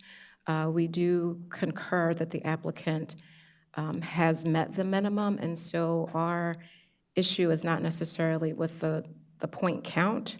Our issue is with the finding for compliance with sector plan. When they came in for the preliminary plan and the Phase 1 site plan, we were able to make that finding because the applicant was not able to dedicate any land towards a park or a school site, but in lieu of that, they were going to give the contribution. And so that park and school site is really about sector plan compliance, not necessarily about whether or not they have enough public benefit points. So that's really our perspective. Really, with every project that comes in, we do try to,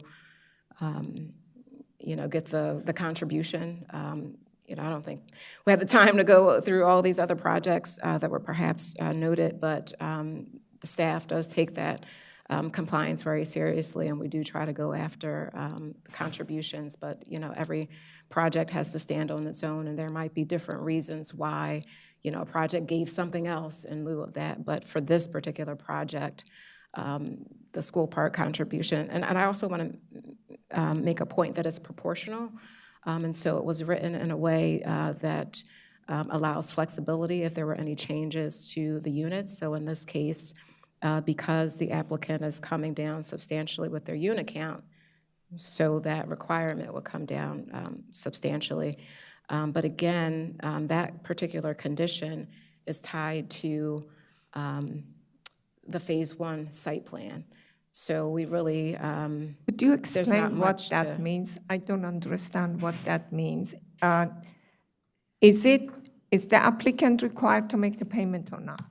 That's just a question. They are, but the condition is tied to a different regulatory application. So we're only looking at the sketch plan right now. And so when they come back in, we'll be looking at a whole nother set of conditions. And so staff is just saying, we just want to make sure that our changes aligned with the appropriate regulatory application. So we are aware of these issues, but we would bring forth any proposed changes with the appropriate application. But if they come to the next stage, are they required to pay or not? So the current condition states that it will be determined at site plan, and so that's when I think when we wrote it, we were expecting, the final payment account or whatever the board. We cannot determine now. But yeah, what? Right, what- it's too early for that. Yeah. I'm sorry, excuse me, I didn't mean to interrupt either of you, but what triggers if a payment is made? If they came in, just say, out of curiosity, they came in with this same layout, same whatever, I know, what would they be required to make a payment, and how much would that payment be? So Mr. Harris, he was correct in mentioning that this language is not in the sector plan. Some of this language is actually tied up in the CIP line item for the Mid-County Park benefit payments. And so it mentions that the justification is basically that the board can accept substantive contributions towards the acquisition of new land that meets the master plan recommendation. So part of creating that CIP line item was to give teeth, so to speak, to the recommendations from the sector plan, saying that the priority is space for new parks or schools, but we really didn't have any teeth to make that happen. Or if the project couldn't deliver it, then what does the community get? So this was created to be able to make new park investments and this is not just for the White Flint 2 sector plan, this is for 3 other sector plans, Grosvenor, Strathmore, White Flint 1, and there's one more, Rock Spring Park, yeah, thank you. So this is actually applicable to 4 of our sector plans. Emily, can you chime in? I'm confused. I don't know what is required or not. I mean, probably, so I guess they were showing, I mean, essentially, I think what you're asking is how much do we think we're talking about? Is that the bottom line? Like, that slide said $210,000 was for phase 1. Is that this, or was that another project? So this is from a different application. So this is sort of the point I was making. So if we change this, we want this change to happen with the site plan amendment. We aren't there yet. So the sketch plan, like, just generally set up that the applicant would provide a school park contribution, or a financial contribution in lieu of dedication for a school park site. So later on down the road, when the applicant came back in for site plan, we were able to get very specific about what that proportional financial contribution would look like. And then it was broken down. Basically, we used the number of student generation for each of the sites. And at the time, we had a consultant that helped us to come up with the appropriate number per square footage of optional method density. So the applicant, because the project was phased, this proportional contribution was phased. So they have started to pay into the phase 1 because they're under construction, as money is due at the time of building permit. So we have seen some of these funds come in, but the remainder of that is supposed to be due when they complete the project. And so there is some language in here that creates some flexibility that acknowledges that the unit types may change, and this just basically says that it will be subject to the final number of units approved at that time. And even though we're looking at the overall density and we're talking about the unit count, we really won't know that final number until they come back in with the site plan. We'll have a much better idea. Maybe it'll be the same. Oftentimes it is the same, but sometimes we do see changes between sketch and the final site plan. So what I understand from this is that that's this project, phase 1 site plan, that's this overall project, and when phase 1 was approved, the applicant accepted this payment method, right? Yes, they did. And so, what I think I hear you saying is, I thought that there was no payment submitted. There wasn't a payment. There is, and then when we finalize the actual number of units in the final phase, this phase 1 is being amended, right? It would be amended, and then that's when a final payment. But right now, based on this, if I understand it right, if the same number of units were built, then this payment was $209,000 over whatever, and you've already started paying some of this, or no? They have paid some of it, yes. Okay. Didn't have my microphone on. Yes, I believe they have paid it for the phase 1 site plan. And just to make it clear, we're not asking to be relieved of the obligation for the Phase 1 site plan. We're not touching any of those obligations. We're just asking that we not be obligated to make a school payment for this next phase, because it's different economics. You heard about the size of the units, the sales prices, et cetera, and you heard as well that there is no specific requirement that we do it. Yes, the applicant agreed to do it before for the Phase 1, but different circumstances. What I'm hearing staff say is that it's not a specific obligation now, and that when we come in for site plan, it would be reviewed again. And I think I heard the same thing with respect to the undergrounding utilities. While I'd love to have a decision from you today that relieves of either of those obligations, in all honesty, I want to get this project approved, and I believe in the arguments that we've made. And I think you folks have shown an open-mindedness to the economic realities of housing, and that if we come back in with our site plan, so long as we're recognizing today that both of these conditions are problems for us, that you'll have an open mind and not, hold us to it.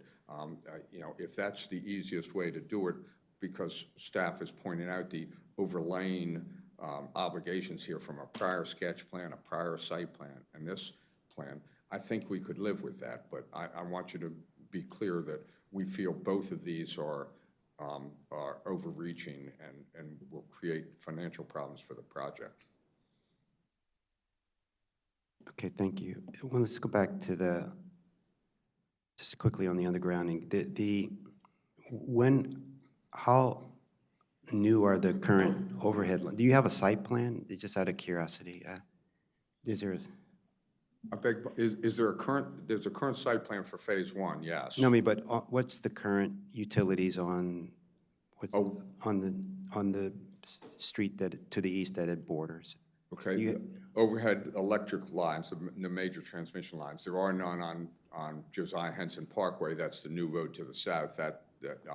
But there are on Town Road there, and those are the utilities that were contemplated to be undergrounded back when it was going to be multifamily development. And these were or were not the ones, I know in a previous, that the county installed utilities are not the ones that they installed? Carrie Sanders for the record. Would you mind repeating the question? Yeah. Yeah, those utilities on town, remember we had a project recently where the county had installed the utilities? Above ground, right? Ground. So the county. It wasn't through this area? It is near this area. But it's not in front, It's not on the frontage of this property. It's south of this property, the next block. And then Josiah Henson, and we'll maybe on the, we can pull up a different graphic for you, but also in Josiah Henson Parkway, the county did underground the utilities as part of the road work with that project. So we have both instances. In one instance, we have the undergrounding of the utilities, and then the other instance, we have the above ground. I do think, just to reiterate what Ms. Graham has spoke about as it regard to this utility issue, we are asking for an evaluation, which is something we typically do when we have more detailed plans at site plan. So I think it would be a great benefit for us to have a little bit more information as part of the site plan. The other thing that's really helpful with that evaluation, and I know Mr. Harris had mentioned he didn't have cost estimates yet, so for us, the evaluation typically includes the cost estimates, because then it also helps us if, let's say, we were to execute this under a CIP with the government or perhaps get a grant, knowing that cost and knowing some of the hurdles, the connections across the street for the utilities, the types of utilities. He had mentioned that these were all these heavy load utilities, and I just want to make sure that that's looked at pretty carefully, because there's a big difference between the ones that carry a lot of, they're high bearing versus the ones that are not. And I'm not completely clear about this site, and I feel like that still needs to be outlined, like which ones are the high voltage and which ones are the non-high voltage. So I think there's still some work that needs to be looked at here. So that's the underpinning of our condition, is really for that further work to occur. I wanted to touch, if it's okay, on the The other issue that we were discussing as it relates to the condition for the school or park site, any changes to that condition today would actually impact the current project that's under construction. So I just want to make sure that all the board members are aware of that. Removing the condition from the sketch plan affects the site plan for the project that's under construction. So our preference is to evaluate that as it relates to their more detailed project in the future, the next site plan. So hopefully that clarifies that issue for you. Yes, it does. So if I'm fine with your recommendation to get more information from the applicant, and the applicant knows that, you know, if you could just show the costs and whatever of it, and then when you come back for your preliminary plan or site plan, we will evaluate at that point. But you know, our big picture, the board is all about solving our housing crisis. We were delighted you came in with a project that can work, you know, and generally work, and we're all about jumpstarting more housing in the county. So that's our overall goal. But I'd like some other of the board members to talk through it. But if you come back, and I don't know when do you plan to come back with your preliminary plan, site plan? Mr. Chairman, I didn't introduce myself before. Greg Ruff, Tri-Point Homes, for the record. Our intention is to get the preliminary plan, site plan filed together in the next, I'd say, 60 days. Yeah, sometime in April. Well, that's great. That's great. And then we can evaluate all of this at one time. But, yep, the faster you can go, the better off. Okay. Do I have any other questions or comments from the board? I just want to make some comments. Carrie, thank you very much for explaining. I guess I understand that now why it's impacting. I was getting confused. But now I understand that payment could be done later on. Utilities, we know that we have been asking, this is an issue that we have with many of our development plans, that it's not really feasible that they just do a small stretch of undergrinding. Even though if they give you a cost for this small stretch, it's not going to be real. If at one point county comes, I'm going to do everything. And I know that we are in the process of having this task group to look at all of this as comprehensive. I understand you have to make the comments because it is written in the master plan and you have to bring it in. But I do not know how much value that evaluation has for us. That's what I'm talking. I agree that we do the payment when the site plan comes, but you know, I'm fine if other people are fine in here that to take this evaluation out at this point.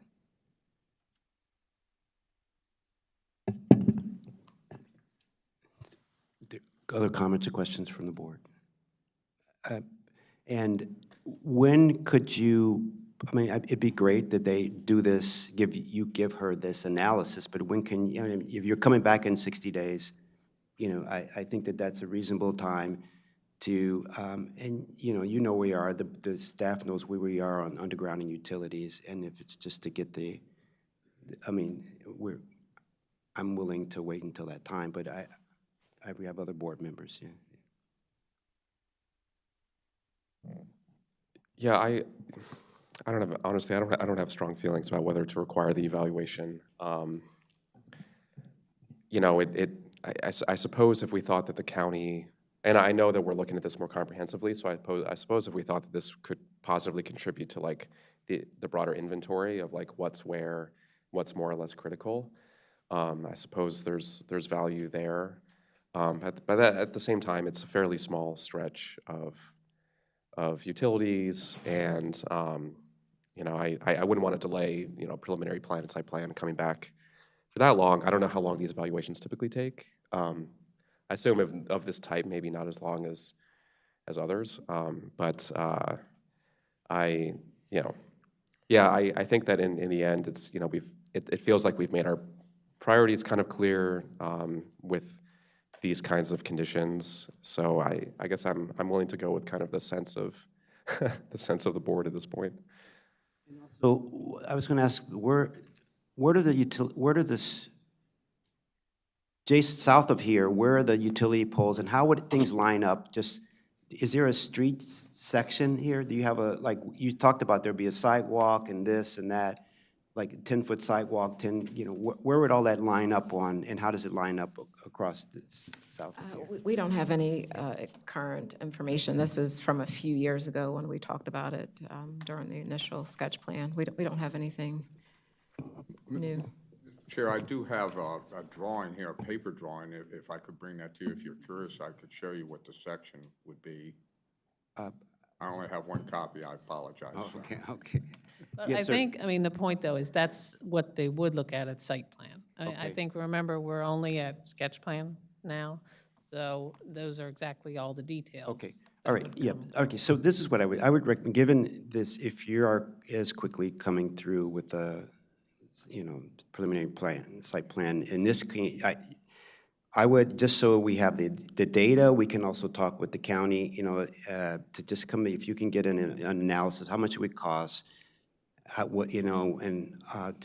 to underground, and then also how would all the sidewalks, if you kept them, how would all the sidewalks line up and all of this stuff? That would be great.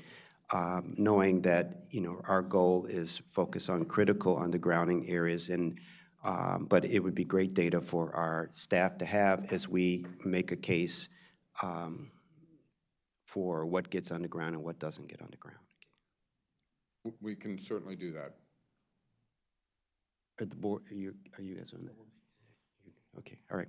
So I have no other questions or comments on this. Are there any other questions or comments from the board? Just one unrelated to everything we were just talking about. But the original validity period for the existing preliminary and site plan, is that 2030? I don't remember if I saw that in the report, but is that 2030? Did it extend that far out? Don't have that handy, and we can try to look for it. But I vaguely remember when the applicant came in for the initial preliminary, they'd asked for an extension, so it's a little bit longer than the traditional to cover the fact that this will be a multi-phase project. Okay. We could try to pull that up for you in a second. That's okay. I was actually trying to use the development pipeline mapping application that we were talking about earlier to see if I could quickly find that. But I guess if the validity period is several years away still, I suppose this just means that as opposed to waiting for market conditions to potentially change again to see if multifamily is still be possible, this is largely just an effort to move something more quickly as opposed to a concern that the validity period was about to expire and kind of, moving in that regard. Is that roughly the case? Commissioner, I had not looked at that issue until just now. I'm looking at the preliminary plan dated October 15, 2020, and it set a validity period of 120 months, which would be 5 years, I think, which would be this coming October. So it is relatively quick, and so when we come in, we would be asking for a new validity period. Yeah. But it sounds like it, but it's more so the issue of just what's more feasible to get it moving as quickly as possible now. Okay. Yes. Okay. Sorry, just to correct for the record, Matt Folden, Regulatory Supervisor. oh. 120 months is 10 years. Oh, 10 years. Oh, okay. I can read, I can't add. So it's not pressing. There we go. Whew. I thought I'd missed something. Yeah, it's okay, great. Any other questions? No, yeah. Okay, so thank you so much. And then we should move on with the vote here, but my other question was, is there a reason, it doesn't change how I vote, but is there a reason why a multifamily would not work on that smaller parcel? Just in general, do stick frame buildings not work today? We had a lot of discussions with your staff early on about this, and we focused mostly on the high-rise component that had previously been contemplated here. And I think you've already acknowledged that you understand the economics of high-rise construction, and you see many projects that are not going forward because that does not work. I don't know that we had examined, a 4-story stick-built kind of project, but, even if it were economically feasible, it just seems like a weird fit in among what is now essentially a townhouse project. Great, good, thank you for the answer. All right, do I have a motion to approve this revised, sketch plan number 3/2019-007A with conditions, and there are some changes and modifications. The modification was about taking out what you have to do with the roof. Yeah. Is it one modification? Is that what it is?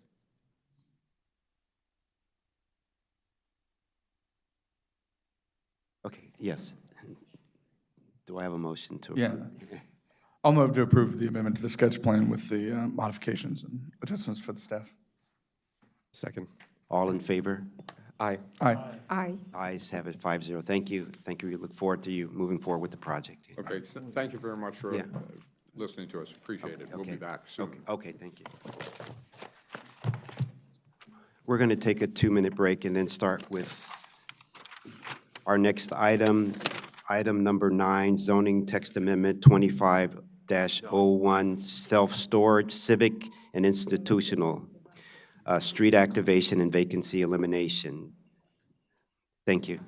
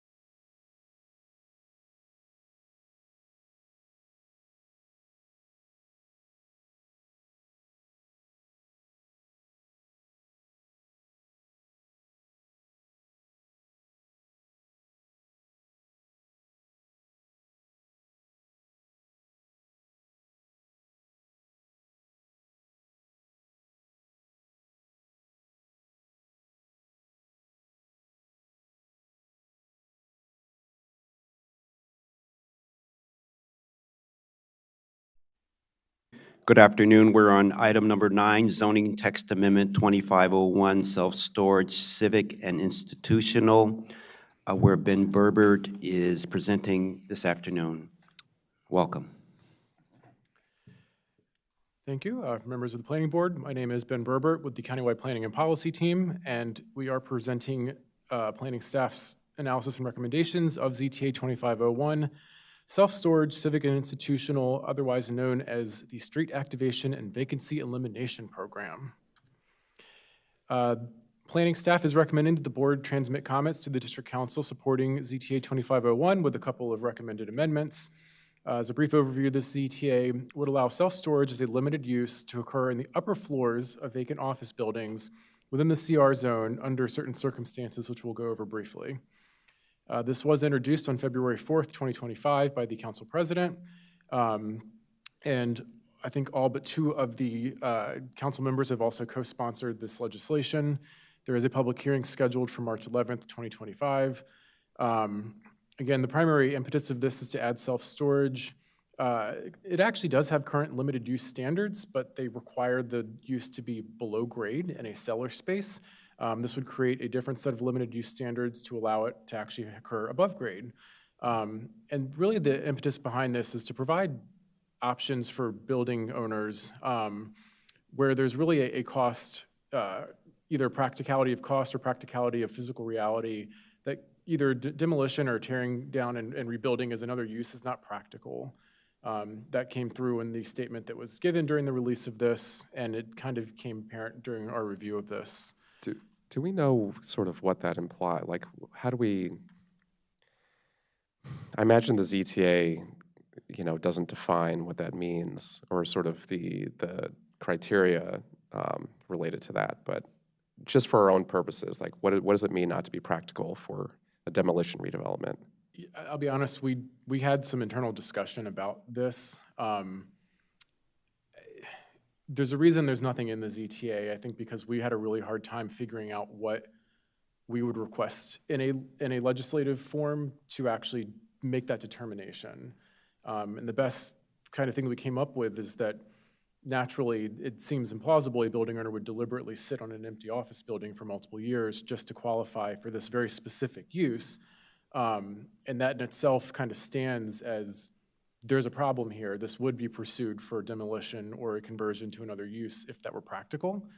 And so lacking a better way to actually figure out how to impose this on an applicant, that is why we kind of aren't touching it as part of our analysis and why we think it's not really necessary. Yeah, I mean, hypothetically, I think there's probably, I take that point. I think that hypothetically, there's probably a lot of reasons why something may not move forward with kind of demolition redevelopment that, among other things, just waiting for kind of market conditions to be more favorable for sort of a more economic type of development in the future or whatever the case is. But for the purpose, yeah, I understand that it's sort of difficult to define that more precisely in this case, or may kind of artificially constrain, I guess, what's, the intention here. Yeah, and I think without a very precise figure amount put into code, which is not something we pretty much ever do, we didn't want to just say submit paperwork documenting, because then it becomes a question, well, how do you prove that this is or isn't going to work? And it puts us kind of in a bit of an awkward position of having to approve or deny something off of an analysis that we're not necessarily even qualified to make, because we're planners, we're not economic forecasters. So, right, there's a lot of reasons why I think we've just decided this stands on its own and doesn't need further analysis on that point. But if the board has other ideas, we're happy to discuss them. Thanks. The definition of self-storage, it's a structure providing separate storage areas for personal or business use, and it's designed to allow private access by the tenant. There's some forms that are probably common to a lot of people on how this takes. You have your suburban example on the left side, where it's basically a bunch of one-story tall warehouse buildings with exterior loading bay type doors. Sometimes in your more urban areas, this is a more purpose-built facility, but it takes on more vertical construction. What we'd be getting out of this ZTA is a little bit more akin to what's on the right side, and that this would be vertical in nature. But I think as some of the standards lay out, it's really designed to still retain the form of the existing office building that it's going into, and so it wouldn't take on quite the industrial look that you have here. Getting into those proposed limited use standards, paraphrasing them, the use would need to be above the ground floor, so basically starting at level 2 and higher in the building. There would have to be documentation that 90% or more of the building has been vacant for at least the previous 2 years. The ground floor would need to contain a charitable, philanthropic, institutional, or cultural institutional use as defined by the zoning code.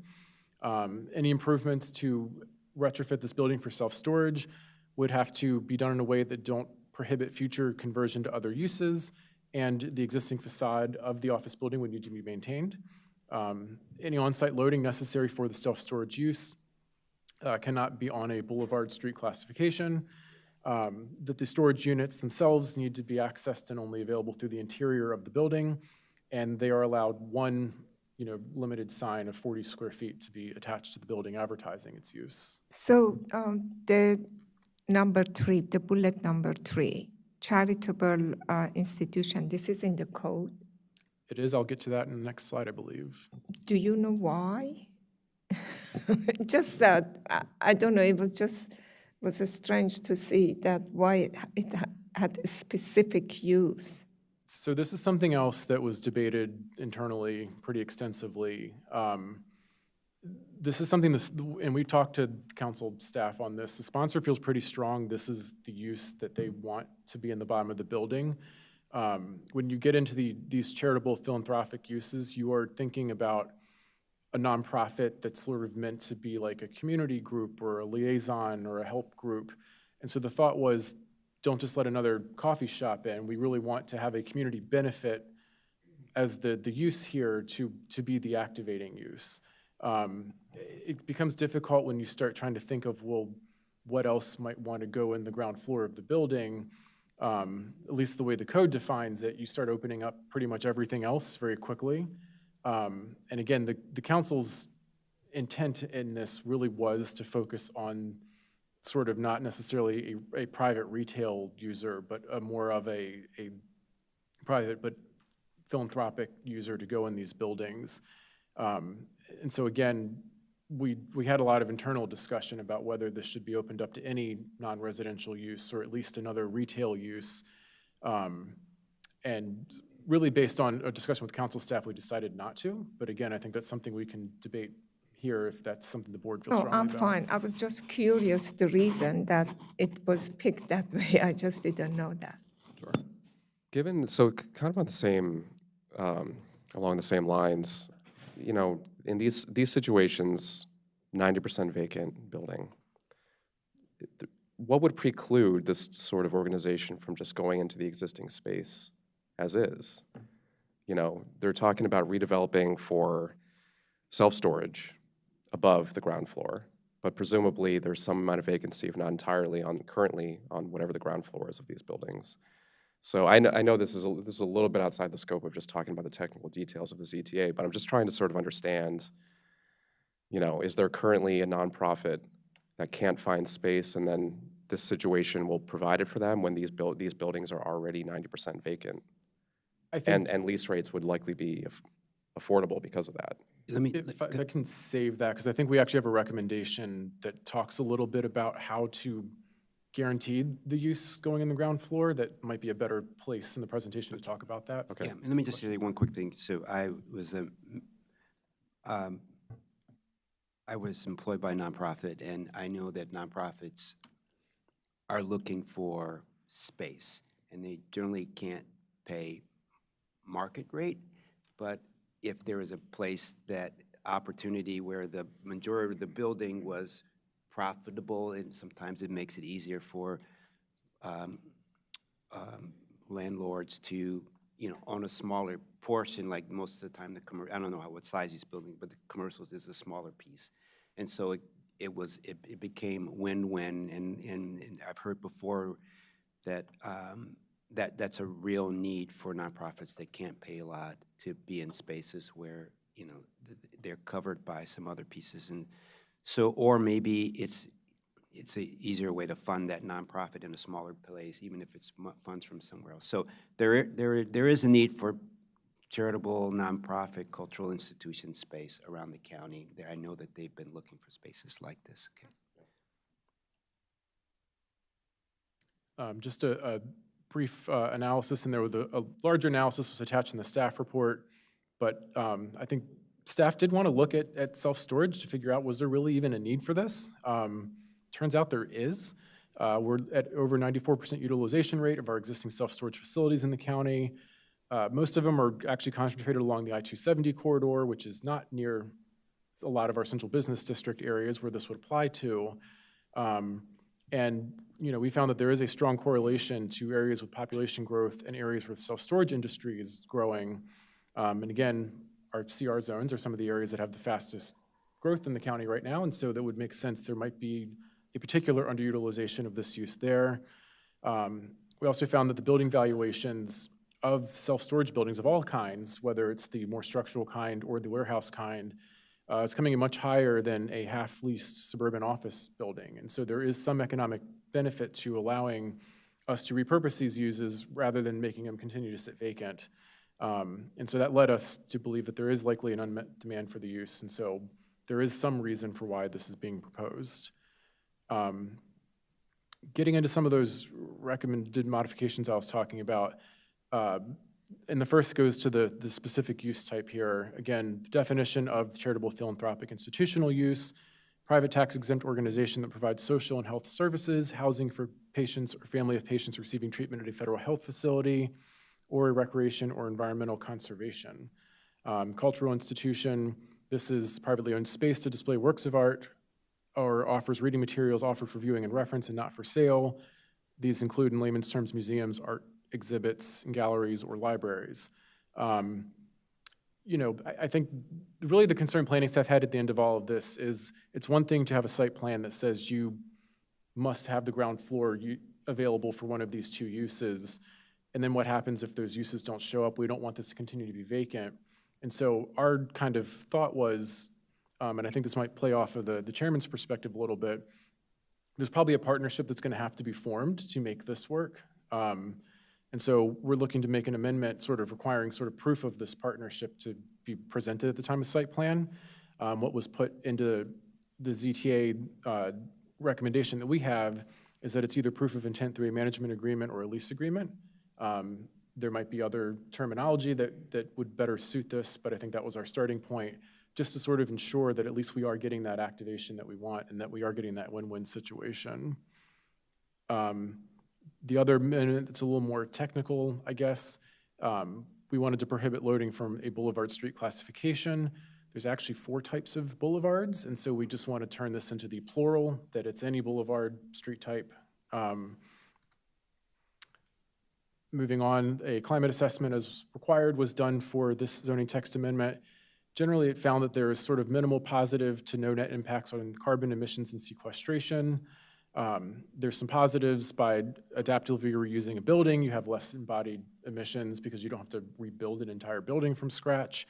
But there's sort of indeterminate impacts that could be positive or negative on things such as vehicle miles traveled. It's really hard to determine, are people going to be traveling any great distance by a car to access this? Inherently, you sort of need a truck probably to transport the goods in and out of the building, which is why we sort of said there's really very hard to determine any net impact there. There is a slight positive impact on the community resilience and adaptive capacity, particularly if street level activation is able to occur. You have more cohesiveness within a community. This could spur a little bit of additional economic development in the surrounding blocks where this might happen, which would have an improvement in quality of life. So this does conclude my presentation on the ZTA, again, recommending transmittal of comments supporting this with just some of the recommendations that we've included here. Any questions or comments from the board? Yeah, can I ask another question about the condition for the language that spoke to the renovations, basically. And did I understand it right that, so does this basically mean that they have to fit the renovation within the existing kind of envelope of the building? They would not be allowed to kind of expand or increase the height or anything else that sort of fit within the existing structure? You know, as it's worded now, I don't think there's anything that prohibits them from making the building taller or bigger in general, other than the fact that they do need to maintain the facade. So I guess you could go taller and try to match the materials. I think really what the intent here is that they don't want you like keeping the shell of the building, ripping every floor plate out in the middle and then restacking them at a different way that's like completely unmarket traditional only except for self-storage.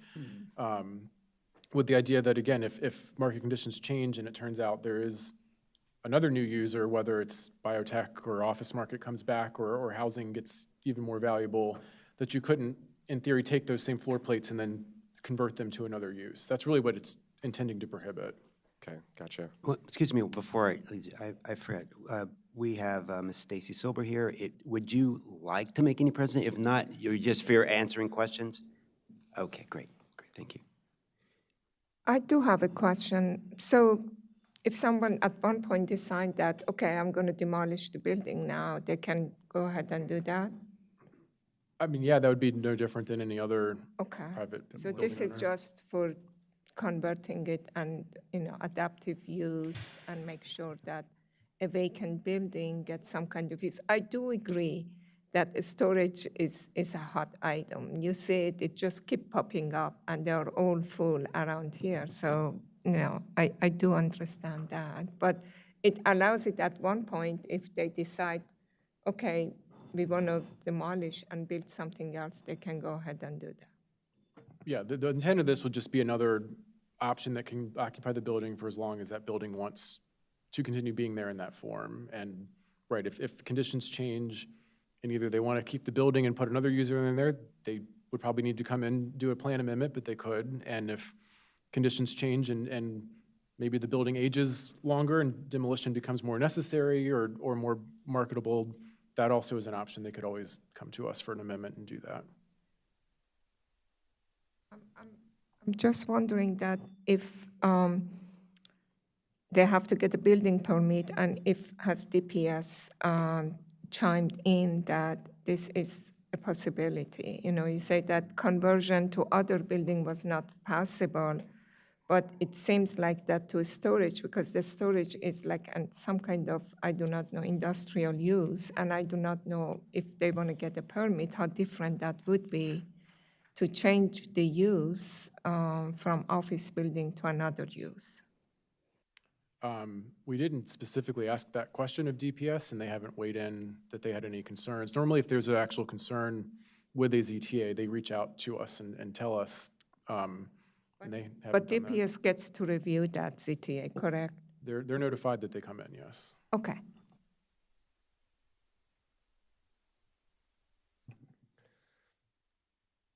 I think that, from my perspective, it's a bit of a tough pill to swallow thinking about this kind of use in our CR zones, which are often in some of our most dense transit proximate areas, some of our most valuable lands where we have the highest potential for either mixed uses or a lot of housing. And I understand, of course, the desire to improve upon and, or to compensate the landowners for a high vacancy rate or allow them to have more profitable use on site, given existing market conditions. My concern about this use specifically, though, is that, self-storage doesn't generate a lot of jobs. It has extremely low overhead, right, compared to a lot of other uses, which means that it could make this currently vacant office building somewhat profitable consistently, sustainably for a long period of time, in which case the landowner may not have a huge incentive to redevelop in the future. So I don't know, I have no idea how long self-storage sites typically exist on their site, over time, until there is some sort of redevelopment, or I know in some cases they last for a long period of time. It probably varies by market and many other things. But I am a little worried that, in this case, even though there may be relatively few instances where this happens, that this would go in and just kind of sit there and stay there. And we wouldn't have another opportunity to kind of put something a little bit more valuable to the immediate neighborhood with, you know, a lot more kind of, to use our language, a lot more kind of activation of the street nearby. And of course, they are proposing to put in, or requiring to put in, as we've talked about, the charitable organization, nonprofit on the ground floor, which is, all things considered, that's good. That's better than, you know, nothing there, of course. But it's also a use that inherently generates more traffic. You know, you have to have a car, you have to have, or a truck, as you mentioned, to use the self-storage site. And so, you know, there may not be a ton of daily trips to self-storage, just given the nature of what it is. You know, people drop off things irregularly or infrequently, or pick them up. But when they do, they will be driving. And so there's a lot of factors, there's a lot of reasons why I think this is less than ideal in places like Silver Spring, Bethesda, where a lot of our Sierra zones are.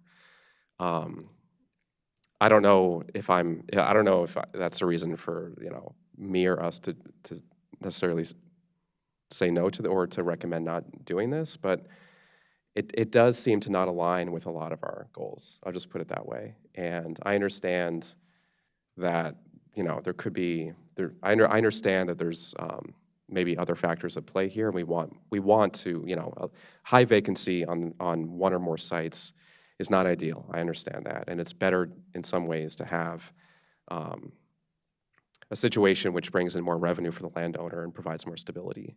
I'm just not totally convinced that this is the answer for that. Okay, so glad you brought up those questions and concerns. We have Stacy Silber, attorney for is it one of the landowners? Or, yeah. Stacy Silber with the law firm of Lurch-Early and Brewer. We've been looking at this. We have a client that's been looking at this, and I thought it might just be useful to give a little just overall context in terms of why this kind of came to be and why it's important. And as Mr. Berbert had indicated, is we're kind of dealing with a situation where there's kind of evidence of vacancy for an extended period of time. And the issue is that there's some properties, folks that are looking at these properties typically are looking for conversions to residential or to some sort of hospitality. But there are just certain sites, because of certain factual conditions or issues with regards to the building itself, that just don't allow that to occur, both from a physical perspective, from obviously an economic perspective. And property owners go to like the extremes, obviously, as Mr. Berbert had mentioned.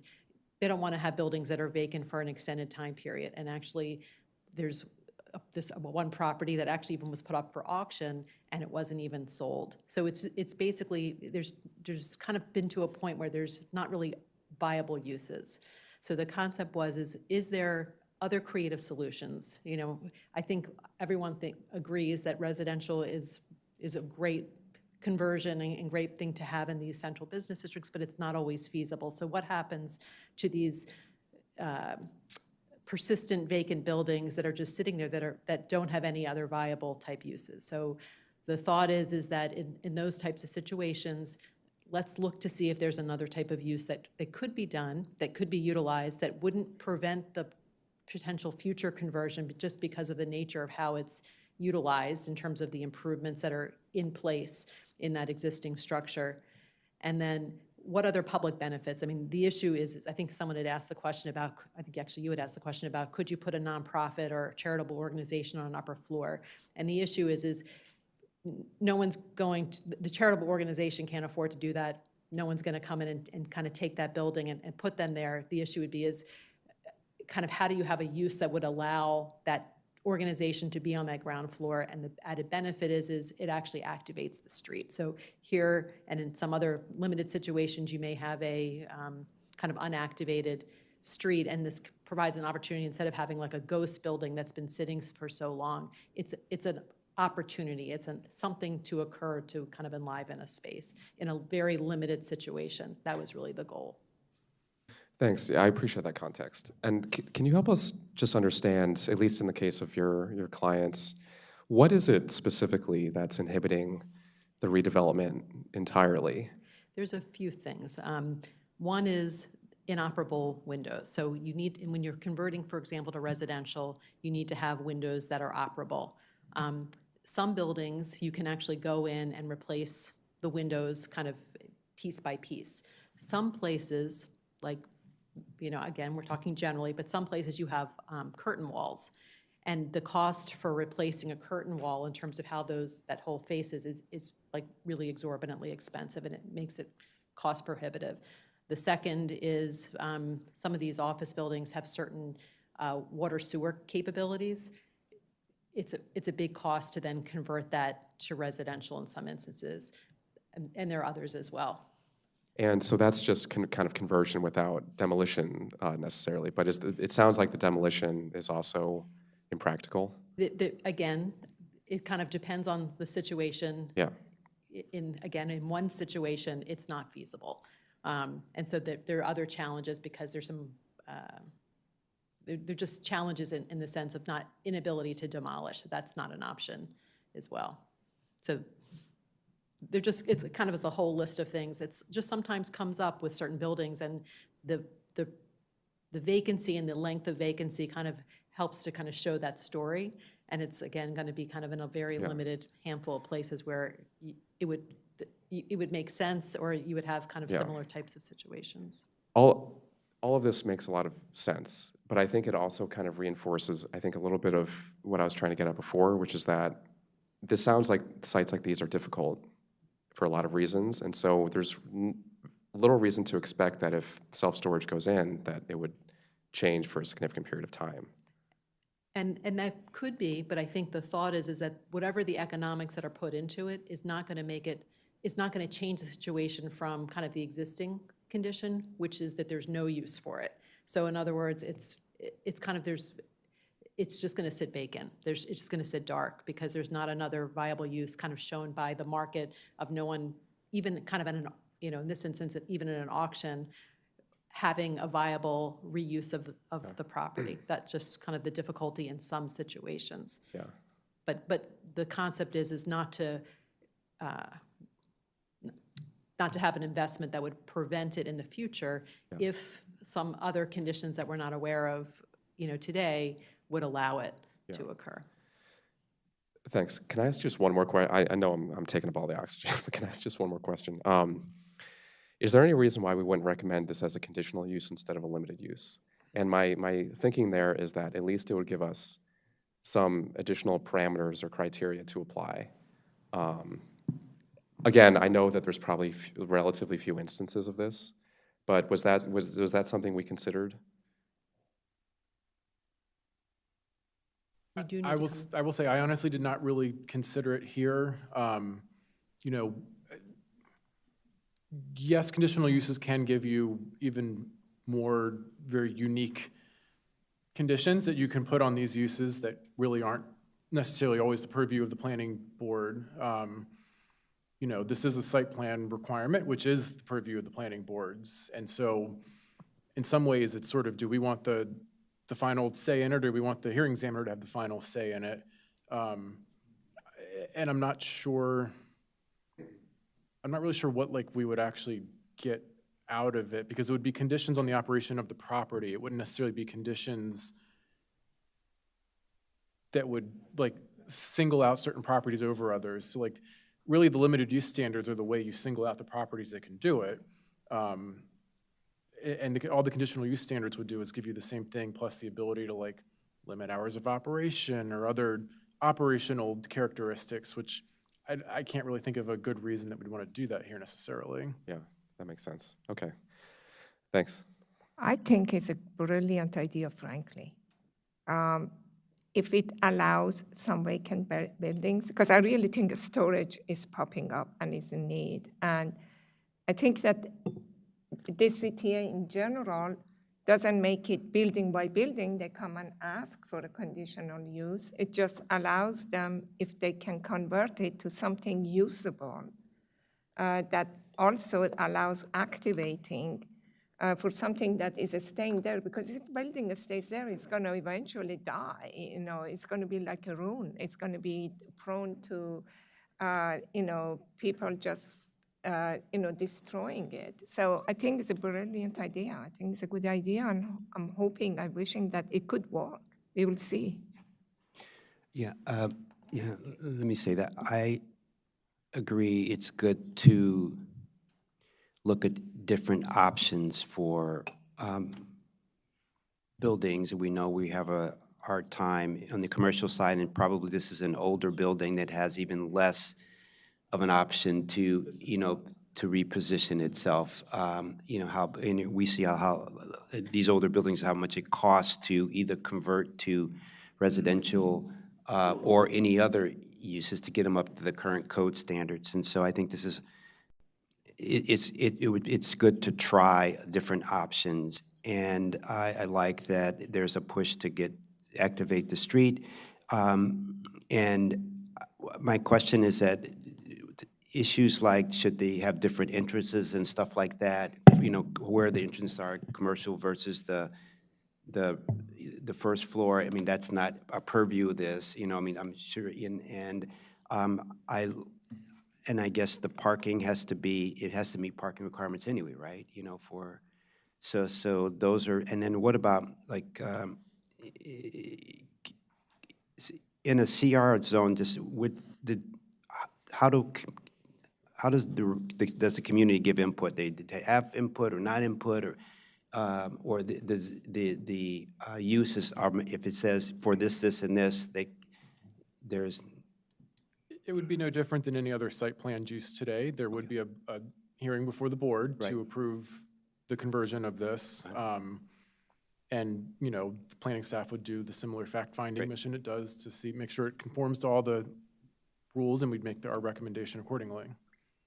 Okay, so great, then that answers my question. Would there be, when it goes through the board, through the planning, will there be time for community input and things like that? So for all those reasons, trying to repurpose buildings, creating more, maybe also tax revenue for the county, and then because there will be community input, I think and I don't think there'll be a lot of these, but I think it's worth moving forward with this, and I think it's great, as you said, to try to repurpose buildings. So I'm in support of this with your recommended clarifications there, and yeah, it would be great to make sure that when you approve this, that there is a user on the first floor, because that's one of the purposes of this too. So that's where I feel on this. Other board members to weigh in, or I would just like to champion the issues and concerns that Commissioner Linden put forth. Okay, so is there a motion to approve the zoning text amendment 2501 self-storage with amendments?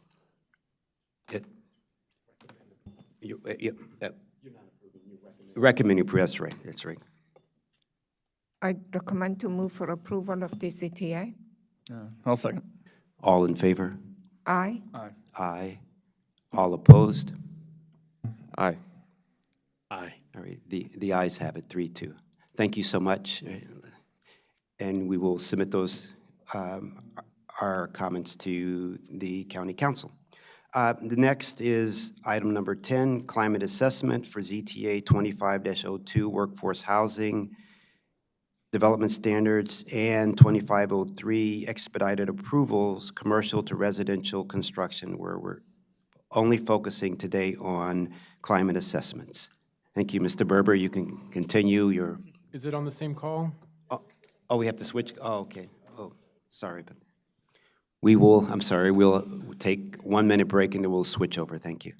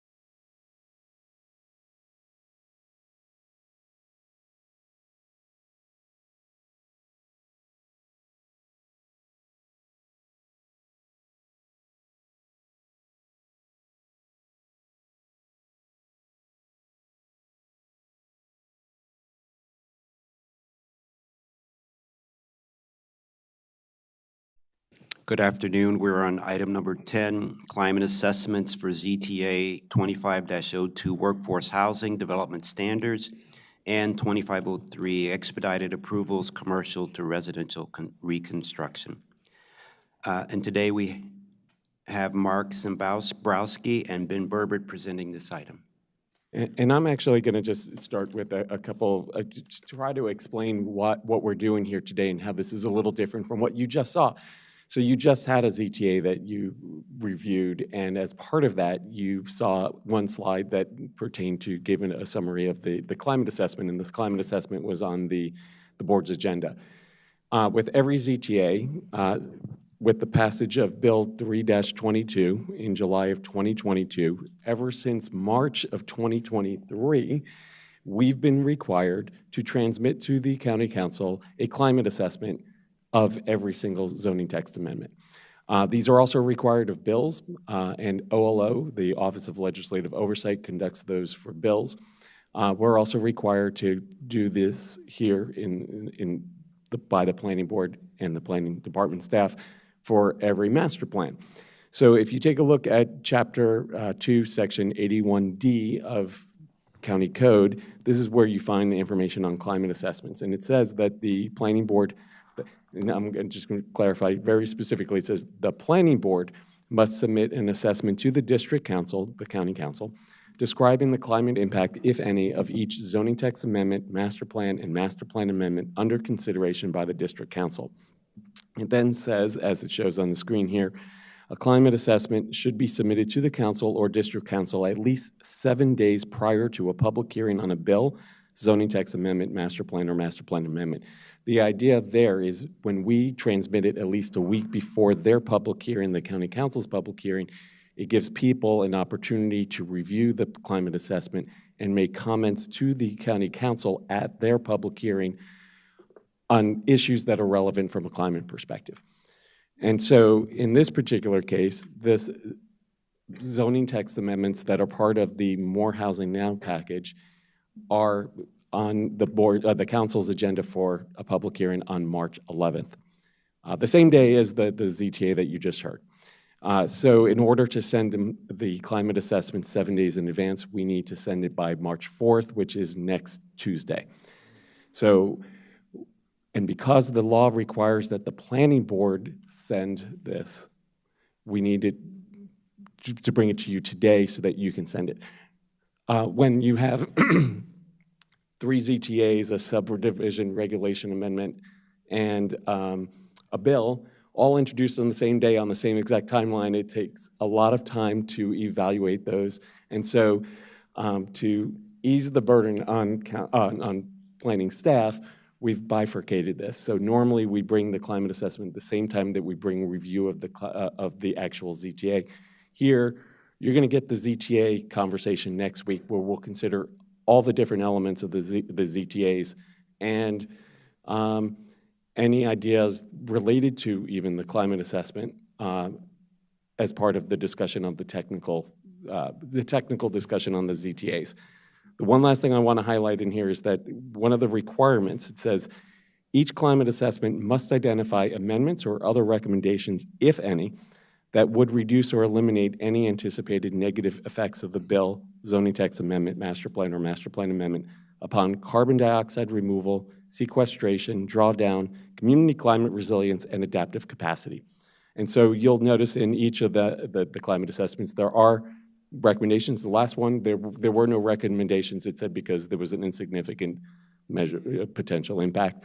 But we try to keep the climate assessments separate from our technical review of the ZTA so that it's independent. It is just the climate environmental assessment. In some ways, we think it'd be better if this were not something that the planning board had to submit, but rather planning staff, our environmental staff submitted. And so we're going to look at ways to try to make this an easier process, and then you review the technical elements of the ZTA along with not just the climate assessment, but the racial equity, social, and social justice impact statement as well. But But because the law is written the way it is, we have to bring this to you today so that we can get it transmitted officially in time. So just as a little introduction there. Yeah, thank you for that explanation. Yeah. If you'd like to keep going, you're welcome to. All you now. I don't think I formally introduced myself on this one, so again, Ben Berbert for the record, Countywide Planning and Policy. Thank you for that introduction. So this is the climate assessment for two ZTAs, 2502 and 2503, that are collectively under the Now ZTA, or More Housing Now, which is new options for workers. These were introduced back on February 4th. And as Director Sartori mentioned, in addition to the two ZTAs, there's also a subdivision regulation amendment, which does not require climate assessment, a bill that does, that Office of Legislative Oversight will do, as well as other discussions on new funding mechanisms, which are sort of a fifth part of this. We'll get into a lot more detail on this next week. But just broadly, so there's a little context here, this whole package is really intended to try to help increase our housing supply and reduce housing costs and expanding pathway to home ownership. And it's particularly trying to target that sort of shrinking middle income or middle class that we have in the county. Looking specifically at ZTA 2502, the Workforce Housing and Development Standards ZTA, this would be accelerating the construction of workforce housing units by creating a new optional method of development. As a reminder, workforce housing targets households at 70 to 120% area median income, so just above the MPDU bracket, but sort of below what the market could generally afford. This new optional method would be allowed in the R200, R90, R60, and R40 zones, and it's limited to properties that have frontage on certain major roadway corridors that are defined by the ZTA. And really what's sort of unique beyond this new optional method of development is we are getting a new building type proposed in the code for triplex. And so the assessment was done based on the analysis of what this would do. This was a particularly difficult climate assessment, probably more difficult than most, because the impacts could be widely varied depending on the number, size, type, density, and location of where the actual construction happens. There is a map that's sort of part of the attached packet that was with the ZTA. The sort of applicable corridors and the properties eligible are sort of all over the kind of lower and middle parts of the county.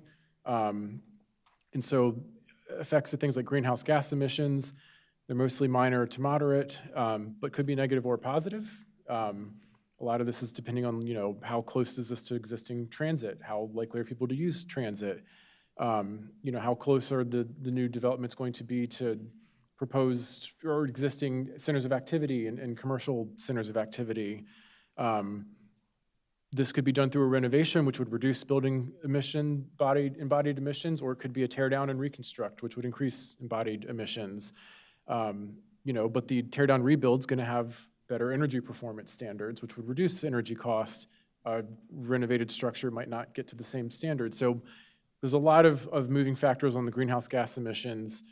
Carbon sequestration, this is more likely to be slightly negative just because this is likely to encourage land cover changes. You're going to have more structures on a lot that need to be parked, so that you're going to have increased parking, which could increase impervious surfaces. And when it comes to community resilience and adaptive capacity, this also could have minor to significant both negative and positive changes. Again, there's a lot of factors in here. One of the ones that comes up is increased exposure to things such as flood hazards. The county is just getting underway with sort of mapping all of the flood hazards we have.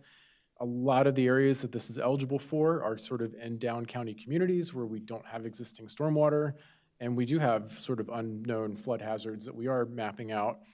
On the converse of that, most of our major corridors are built on ridge lines, and so they maybe are a little less prone to major flooding than areas in stream valley buffers. And again, it's really hard to know exactly where this is going to happen. And so all we really were able to do is flag that these are potential problems here.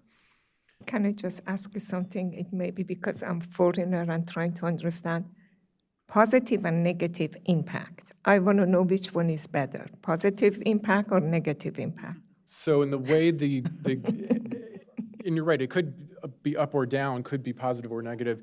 The way the assessment sort of language that we use is based, anything that's better for the climate is considered positive, whether that's an up or down movement of individual factors. If it's better for the environment that it's moved the direction it did, we call it positive.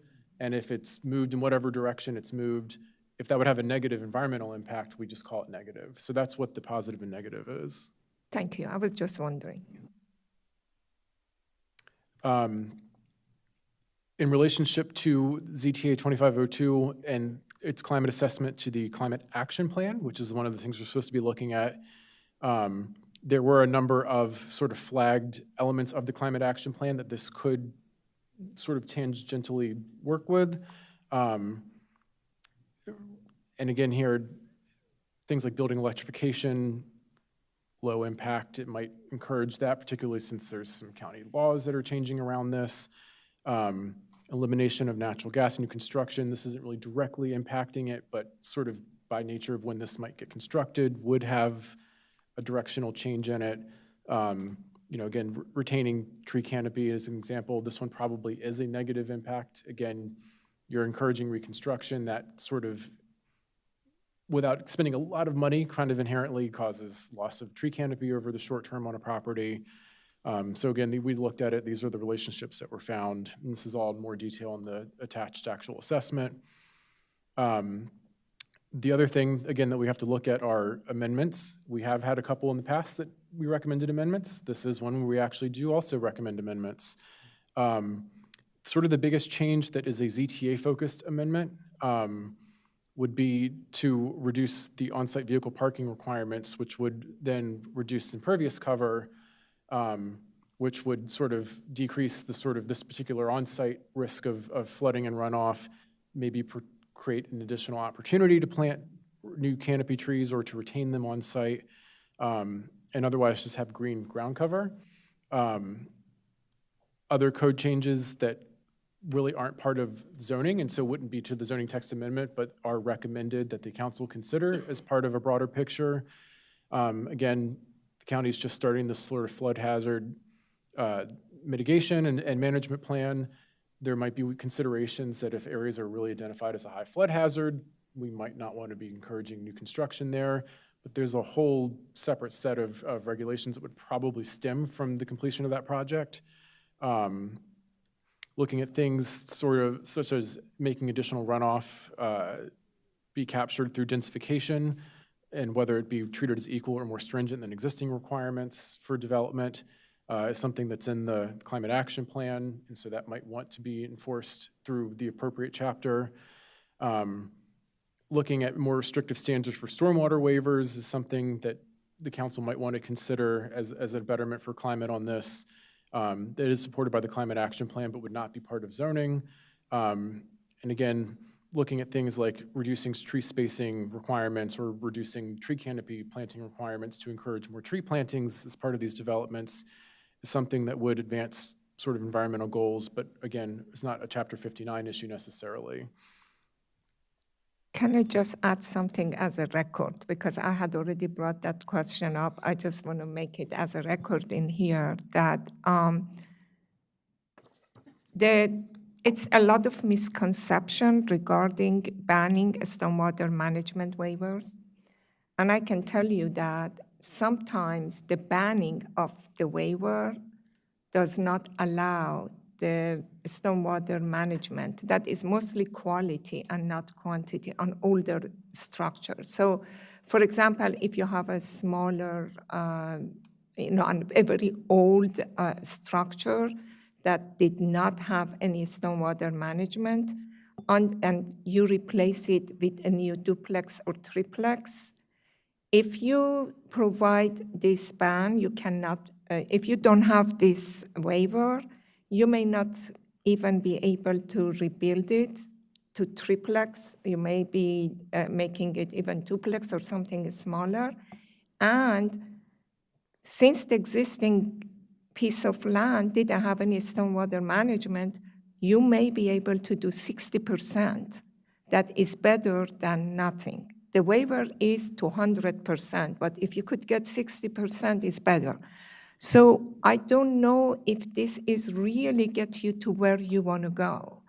And that's what I suggested, that you may want to discuss it with DPS, because I struggled through that for 3 years, that were to explain that this banning of waivers is not really helping for flooding or for the water quality. Can I ask one question? When this came up in here, can you give us either of some education on why are there stormwater management waivers? You know, like, could you just go a little bit, and so, you know, much? I can explain that when you have an older house, at that time the requirements were not that stringent for stormwater management. But now the new requirement, they want you to do the best practice and put the stormwater management in the same piece of land that you're building. So if you had an old house, you didn't have any stormwater management. But if you nowadays, you want to build a new house, you're required to provide the stormwater management for the amount of the impervious that you are building. So the old house had some impervious area, didn't have any stormwater management. But the new requirement, you have to put the stormwater management. So sometimes the smaller lots, they don't have enough space of land to provide the 100% requirement of a stormwater management. If the waiver is not issued, they cannot do the replacement. So they have to stay as the older structure that it was there and didn't have any stormwater management. But if you allow the waiver, the new structure may not do 100% based on the current code to provide the stormwater management. It may do 60 or 70 or 80, so you still get 80% of water quality. And remember, quantity. that's not quantity. It's quality. Yeah. And Mr. Chair, maybe one thing to follow up, not to belabor the point, but we have had this, it's been a misconception, I think, and it's probably out of my lane to speak for DPS here, but we've had a couple shopping centers that have come in, and one of the responses was you shouldn't be doing waivers. Well, the waiver actually was for the specific road improvements that were needed to be provided for access to that site. And they couldn't do them completely within the road system, but the development itself had to qualify and meet all the quantity and quality standards for stormwater management. So when they looked at the waiver, certain people were looking at it from the total perspective and not just the specific road improvements that were needed, but the entire site itself still had to meet all the development standards in stormwater management. And I think that's part of the misconception, is that the new development is meeting the stormwater requirements. I think there are certain provisions, like Commissioner Pettaway just said, that would benefit from having that waiver provision in check. Thank you. I guess the question before us, because this is in the climate assessment, and there's a reason, so the CAP actually wants to ban them. I think we, recognizing this, phrased it as more restrictive standards. Maybe more restrictive is not even the right word. Maybe it's develop more meaningful or more comprehensible standards, or just reviewing the standards. There might be a way to still flag the fact that this is, stormwater management is an issue that's identifiable with this use, which is why it was flagged in the assessment.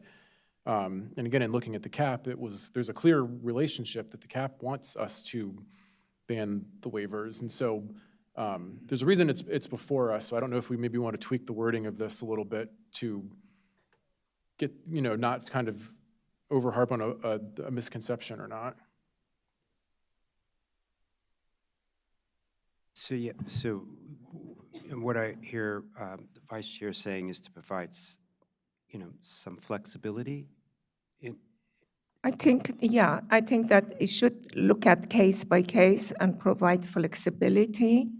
And if it really it helps the existing structure. Robert gave you a good example. If it helps, we should get whatever we can get. If you cannot get 100% stormwater management required based on the requirement, but you're able to get 60% or 80%, you're still getting 80% that before was nothing. Okay, because right now the new requirement requires every property to do stormwater management within their lot. And some smaller lots, they don't have the space to do that. If I could, I'm trying to think of how to best maneuver through this here. My personal preference on this would be that we keep the climate assessment intact as prepared by the environmental staff. And then next week, when you all are considering making recommendations on this ZTA to the county council, you can take all of these recommendations from the climate assessment into consideration and decide which of these you want to actually make the board's position and recommendation on. Or you can say, we don't want to make any of these recommendations, or we want to make one or two of these, or we want to make this one but modified in this way. I don't know if this language, the way it is said in here, if it goes what that means. You're saying that make it more restrictive for the storm water management waivers. Maybe we should make this that to look at the stormwater management waivers and see that if it really provide more benefit than the existing condition. And I'm saying that if this waiver don't be there, you cannot build. So if you remove an older structure and you want to put duplex or triplex and bring it to this footprint to the size that the zoning allows, if this waiver doesn't be there, you cannot build it. The waiver allows the housing to be built and provide more stormwater management than the existing that has been there. I think the point you're making, I think, is well understood by us. I think what Director Sartori was asking is that rather than necessarily fixing the point that's on the screen now, let's wait to do that next week in the context of the much larger transmittal that the board would be sending. But I think the point you're making is well understood. If that has no reflection on that one, that's fine. Yeah, I don't know. That's what I was asking. I also want to add that the climate assessment itself the language is pretty general. It says planning staff also encourage the reevaluating the standards for granting stormwater management waivers. I think that the slide makes it look like it's a very strong recommendation, but the language is a little bit more general in the climate assessment. Oh, okay. Okay. I was sort of wondering that why this language is there. Now it makes sense. So that is not that language is not a recommendation. So I'm going to just read straight from the climate assessment itself under the recommended amendments. It says, planning staff also encourage reevaluating the standards for granting stormwater management waivers, which also correspond with climate action plan. So it's a recommendation, but the language is general. It doesn't say you have to do this. It just says encourages. Okay.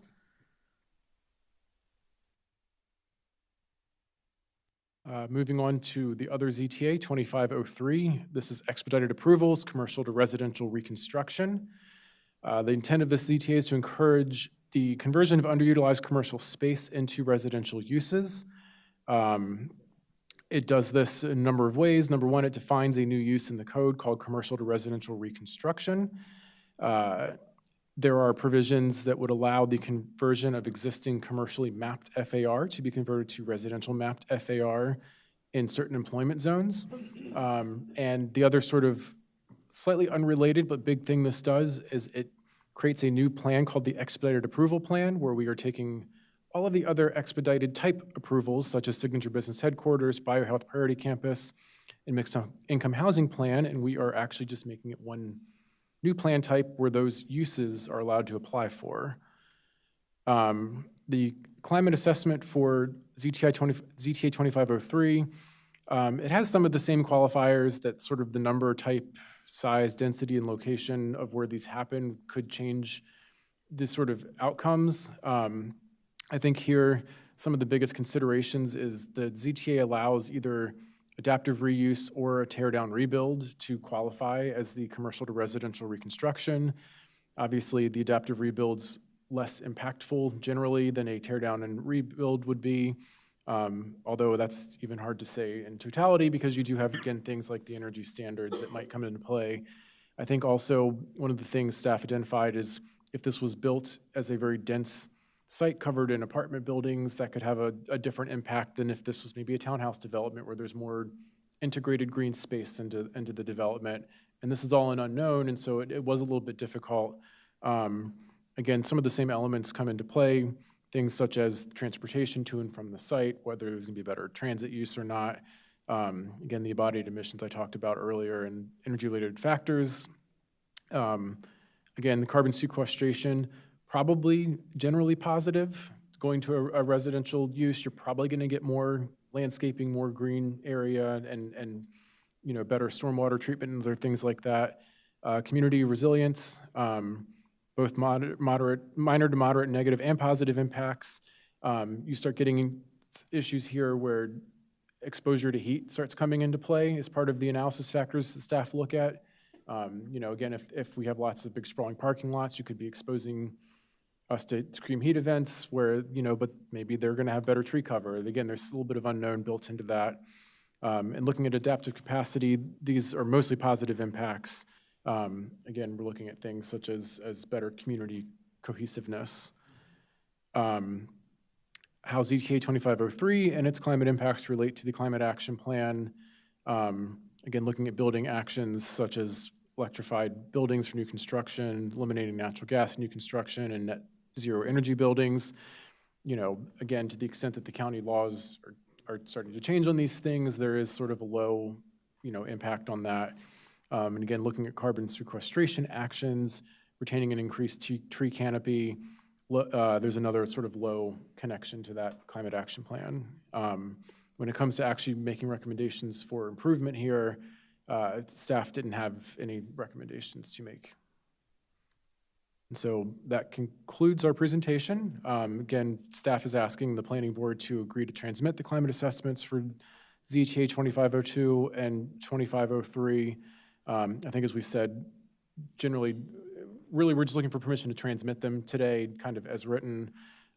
We will be returning to you guys next week to do the full analysis of the ZTA and all of its other planning and land use considerations, and are sort of suggesting that might be the better time. If you do want to make comments on the climate assessment, we could entertain them there, and it'll be part of a broader package of comments we would send.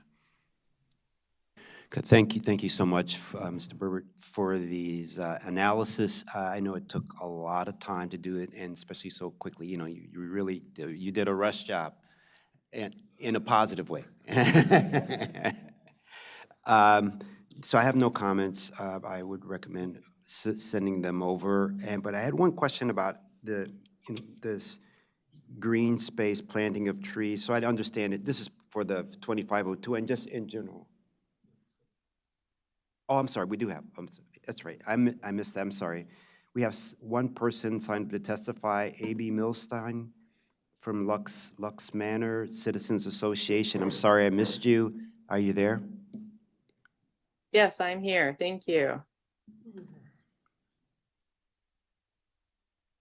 Please, you have 3 minutes. Or you have 6, again, because you're part of a community association. Thank you. Thank you. Good afternoon, members of the Planning Board. My name is Abby Milstein. I am here today to testify on behalf of the Lux Manor community, which is comprised of the communities of Lux Manor, Windermere, and the Oaks. First, I would like to express my appreciation to the Planning Board for their thoughtful review and recommendations regarding ZTA 2502 workforce housing. As suggested by the Planning Board's summary, ZTA 2502 is fraught with issues for our community. Our community is primary residential and is bound by Old Farm Creek, Old Georgetown Road, and I-270. For decades, the community has been dealing with the impacts of stormwater runoff from adjacent development on Executive Boulevard and Old Georgetown Road. One of these developments, Pike and Rose, and others along the commercial office building spaces along Executive Boulevard have impacted our communities for years. For years, the stormwater runoff from these properties has been impacting our community by flooding Old Farm Creek and its adjoining properties, contributing to erosion and destruction of the creek and its neighboring properties. In addition, the creek houses WSSC's sewage infrastructure, which has been and continues to be destroyed by the water runoff. This has resulted in fractured sewer lines leaching raw sewage into our creek and onto our neighbors' properties. In fact, an incident of raw sewage in the creek just happened last week.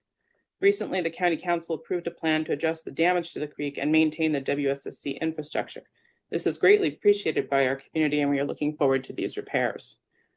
On September 1st, 2021, our community was impacted by Hurricane Ida, which resulted in an epic flooding event. Our neighbors needed to be rescued from their homes. Multiple properties sustained significant damage. Some of them had 6 to 8 feet of water in the basements of their homes and destruction of property foundations, as well as fences and landscaping. Most concerning of all was the rate at which the water broke down doors and windows in entering homes. Had anyone been sleeping in one of those basements or just reclining, the result would have been fatal. In Rockville, there was a person who lost their life. This brings us to ZTA 2502, which is the effort to bring more unregulated development into our community with more unregulated density, loss of tree canopy, and most concerning, the lack of stormwater management regulations, code, and ZTA or other enforceable mechanisms that could reduce or minimize potential flooding in our community. In the Planning Board's assessment of ZTA 2502, Community Resilience and Adaptive Capacity, the Planning Board states that this ZTA will have negative impacts on community resilience, and the ZTA will have significant negative impacts due to partial increases in flood areas, and negative impacts are expected due to the loss of tree canopy and green areas as well. Increased stormwater and decreased water quality are the last things our community can tolerate, given the ongoing events of the past several years. According to the Planning Board, the climate adaptation actions that are most concerning that relate to our community are the A11 or A11 climate adaptation development standards, which according to the document were not addressed by this particular ZTA, the A13 banned stormwater management waivers, and I just heard you discussing that, which are also not addressed by this ZTA, and finally the S2 retain and increased tree canopy, which received a negative rating. We ask you to please slow down this process to address and implement a code that will protect our community and our lives. We thank you for your time and your effort in considering the CTA and hope that you can slow down the process. Thank you. Thank you so much for your testimony. We really appreciate it. Thank you. So we're going to go back to staff now, just to finish this up. Just had one question on the tree canopy. Not just for this project, but in general. So the code, is it an open space, or is it, there's some requirement you have to have at least 400 minimum of 400 square feet per tree or something like that? Is that it's a, right, so for the tree canopy law, which applies to properties that are smaller than what triggers forest conservation, they're measuring loss of tree canopy, and then you have to mitigate for that as part of the redevelopment. And currently, to receive credit for replanting on-site as your mitigation, there needs to be 400 sort of square feet sort of at ground level that's unimposed by buildings, driveways, stormwater management facilities, and other things to sort of create the necessary soil volume for that tree to live a long, healthy, prosperous life. And even in the best of situations, there's not often 400 square feet in one area left when redeveloping a site, particularly in these R60 and R90 zones, in large part because the stormwater management usually takes the form of dry wells, and those are sort of placed a little bit away from the house and encourage water infiltration to happen on site, kind of right exactly where the root zone of a newly planted backyard tree might want to be. And so the net result is most applicants are just paying the sort of fee in lieu that the county collects instead of planting on site because they aren't getting the credit for planting on site. And I think that strikes us as a little problematic. It's sort of well-intended, but maybe having a negative consequence in the long run. You know, and the county is taking that money and it is planting trees elsewhere, but it's sort of taking away tree canopy in areas that are having lots of infill development, and it's sort of replacing it in areas that maybe aren't. And so I think it's something that we don't have a solution for, and we're not the lead agency on, but we do sort of think it is a problem that the county might want to reconsider in light of the fact that, this is sort of one of many ZTAs that are probably going to be encouraging infill development to become more common. And so, it's sort of part of a broader picture, dealing with tree canopy, dealing with stormwater. We really just are thinking about this from the infill perspective. And so what our assessment's saying is, the council, you probably should start considering these things, but we aren't necessarily making a hard and fast recommendation on them today. Okay, great. But what do you want them to do? Because I was going to ask the same question, because there is a piece of land, you have to do stormwater management, and then you have to do the tree, and you want the tree to survive. If reduce the spacing, the tree may not survive. So that's why that the county provide that pay in lieu, but what is the other options? Do we know what is the option that if we tell them, because reducing the space, the tree may not survive. You're better off to have 2 trees that they survive rather than 3 trees that may not survive. Well, I just wanted to understand, the requirement. That's all. Maybe it means I think it's good to make the, suggest, and maybe in the future I don't know if all trees are made equal. They all need the same 400 square feet. Maybe they're, but I just wanted to understand, not just for this, but in general, we've run up against this in other projects too. So that's the only reason I made that. Ask that question. So we're back to conclusion. I would recommend that we approve staff's recommendations to transmit the planning board to transmit the climate assessments for ZTA 2502 and 2503 with comments as presented. 2503 has no comments, but 2502 has some comments.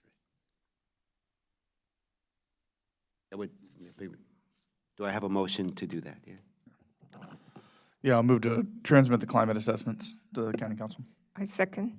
All in favor? Aye. Aye. The ayes have it, 5-0. That ends our mornings and afternoons, our afternoon sessions planning board meeting. We will resume again at 6 o'clock with the University Boulevard Quarter Plan public hearing. So look forward to all those that come at that time. Thank you.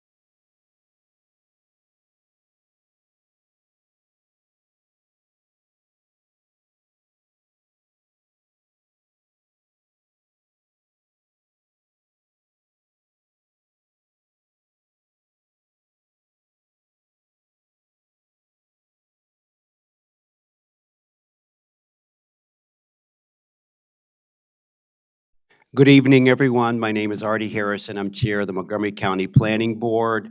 I'm here with my 4 other board colleagues tonight. One is remote, as Josh Linden, so you don't see him here, but it's a full board meeting, full board members tonight. Thank you to everyone that has come out to share their thoughts on the University Corridor Plan.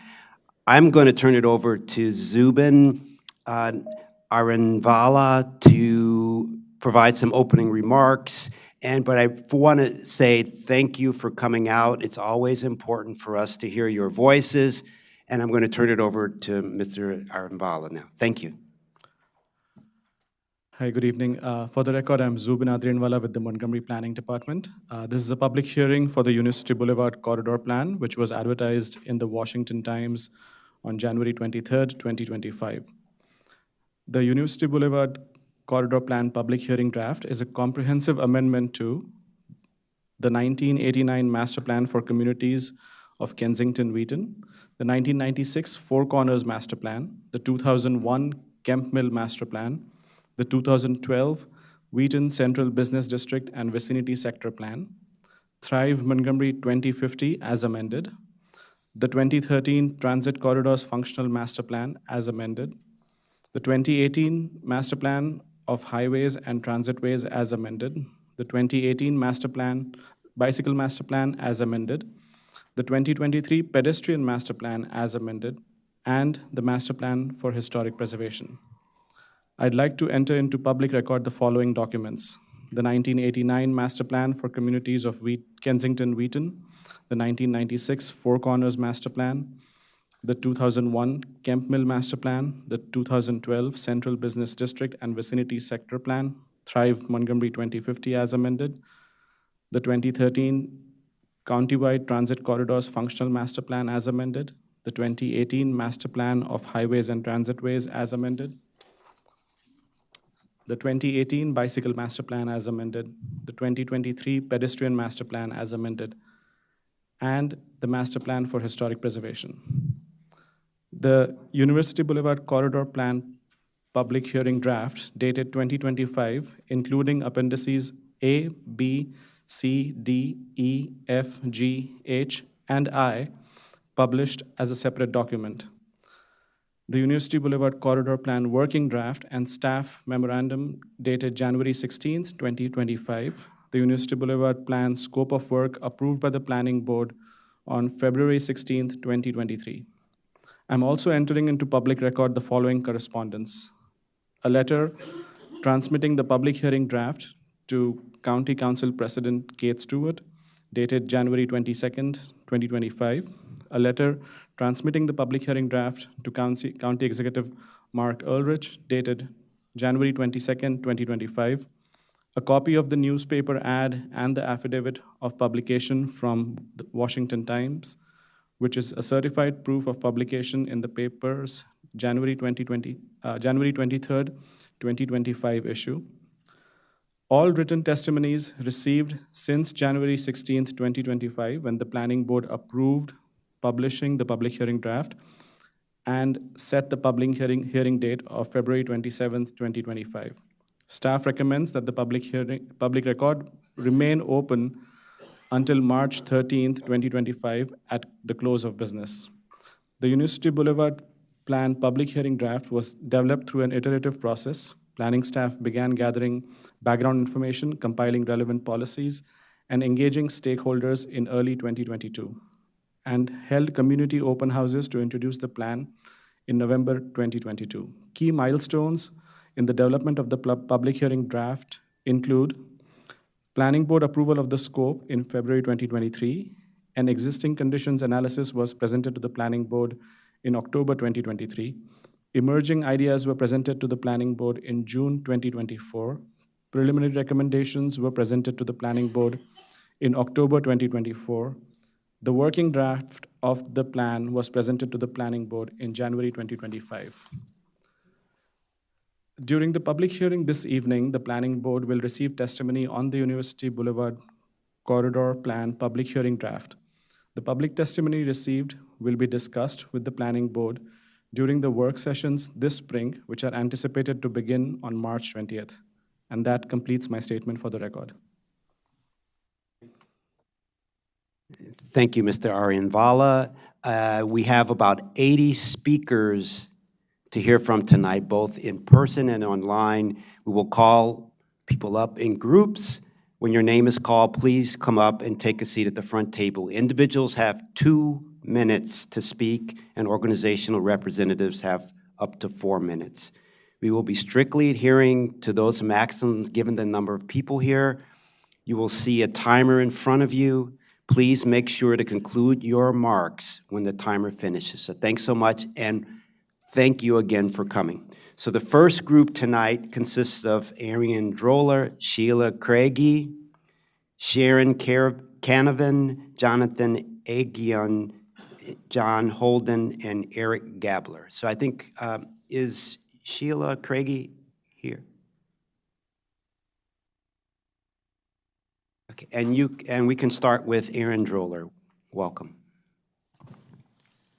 Good evening. Yep, check. Can you all hear me? Yeah. Can you hear me? Yes, yes. Oh, wait. And start with your name and then your presentation. Thank you. Good evening, members of the Montgomery County Planning Board and fellow residents. My name is Aaron Droller, and I am a resident of Silver Spring in the South Four Corners neighborhood. Thank you for the opportunity to testify on the proposed University Boulevard corridor plan. I testify tonight in strong opposition to the plan. First, the plan reaches too far into our neighborhood, and given that the council is now considering the More Housing Now plan, it is neither appropriate nor equitable for the Four Corners neighborhoods to be subjected to a plan that is different or more intrusive than anything that the council is considering county-wide. I also strongly oppose the proposed bus lanes along University Boulevard or Colesville Road. Experience on Georgia Avenue and Old Georgetown Road have shown that eliminating a lane for vehicles does not meaningfully entice people to walk, bike, or increase bus use. Multimodal transit sounds great on paper, but in reality, people need vehicles to get around our suburban neighborhood and to their jobs, particularly as federal teleworking comes to an end. We are not a 15-minute community and never will be. Dedicated bus lanes that purposefully induce traffic gridlock and negatively impact the quality of life for residents must be abandoned. Further, I am opposed to any effort to reinsert a street grid option in any form that will result in extensive traffic cut-throughs into our neighborhood to avoid gridlock. If safety is truly a cornerstone of this plan, it makes no sense to create a plan that will redirect traffic onto narrow residential streets where children play. This is the board's opportunity to prove that it is capable of actually listening to the community and improve its reputation as a responsive public body. Please, Excuse me. Please no interruptions while people are talking, please. All right? Thank you. So this is the board's opportunity to prove that it is capable of actually listening to the community and improve its reputation as a responsive public body. Please reject the University Boulevard corridor plan in its entirety. Thank you for your time and for your service to Montgomery County. Thank you, Mr. Droller. Next is Ms. Craigie. Thank you. My name is Sheila Craigie. I'm also a resident of North Four Corners. I'm here in support of the UBC for the safety, bikeability, walkability, density, and infill, and I think it could go even further. I've been a resident of North Four Corners since I moved there 25 years ago with breaks in other parts of the country. And when I was a student at Montgomery Blair High School, one of my classmates, Shamara Perry, was killed crossing University Boulevard, leaving Northwood High School at that point was Bethesda Chevy Chase. And yet 25 years later, that remains dangerous for my children. And I'm disgusted by the delay it's taken in order to actually transform this stretch of highway where hundreds of children pour out into the street to pick up buses, to walk across the Four Corners neighborhood, or to try to get home, creating a tremendous traffic jam because roads are the only way to get in and out of Northwood. I also am hoping that the density proposal here could go even further. I live farther in the neighborhood than is currently proposed for upzoning through this plan, and I would love the opportunity to transform my single-family home into a duplex or a triplex for modern multi-generational housing so that I could live with my in-laws or eventually boomerang children in a dignified, independent way. Right now, our only options would be to shove them in the basement or in a shed in the back. The setbacks are defending only lawn, which provide habitat neither for people nor animals. So as a community, I hope we all can support the importance of thinking globally and acting locally when it comes to fighting climate change. And there's no greater impact that we can have than upzoning, infilling, and supporting other transportation options. This is something that we can do now, something we could have done years ago, and I hope that we can do it soon. Thank you. Thank you. Excuse me, please. Thank you so much. Our next is Ms. Canavan. Thank you. Northwood Four Corners Civic Association acknowledges the planning staff's hard work. They've generously given time for meetings and questions. Views on the corridor plan are not unanimous, as our survey reflects. Many residents support less intensive housing density, such as duplexes or triplexes. However, 1/3 oppose any higher density. Building height limits more closely matching the current 40 feet are reasonable, but support for taller, higher density redevelopment is very limited. Too much upzoning is proposed in our neighborhood. More than 200 homes, although only 62 directly front University.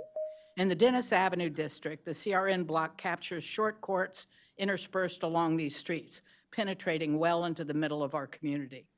Most homes in the Dennis and Arcola districts are single-story or split levels less than 20 feet tall, and houses on Timberwood are also small. 50 to 70-foot heights will overshadow these homes. Future redevelopment could also replace single-family starter homes with more expensive housing. We hope the overlay zone process will be used to transition multi-unit density, height limits, and setback requirements to more closely reflect neighborhood conditions. Parking is a hot-button issue. ZTA 2310 eliminated parking for redevelopment near the Colesville BRT station. Parked cars on nearby streets already reduce passage to a single lane, forcing oncoming drivers to the curb. The future University BRT could similarly impact Dennis and Arcola districts. Redeveloped properties should include parking. The $5,000 cost per space only marginally affects affordability. Increased housing density will place more strain on a reconfigured University Boulevard, adding to the frustration we face today. Removing 2 traffic lanes for a mid-intersection BRT stop in Four Corners will worsen congestion just shy of the ramp where 30% of southbound traffic exits to the Beltway. The plan also eliminates 1 traffic lane in each direction on University and doesn't clarify how turning lanes will be affected. More vehicle idling and extended travel time will worsen air quality. Despite conceding how complex the Four Corners configuration is, in the short term, the recommendation for limited change to the street network punts decisions to the future after a long-term vision is further studied. Agency staff should work closely with our communities on the design and details of these major transportation proposals and include in-depth analysis of how changes will affect cut-through traffic. We support measures such as side path lanes, shorter intervals for protected crossings, and other safety recommendations. Concerns remain about how side paths will affect homeowners' properties, however.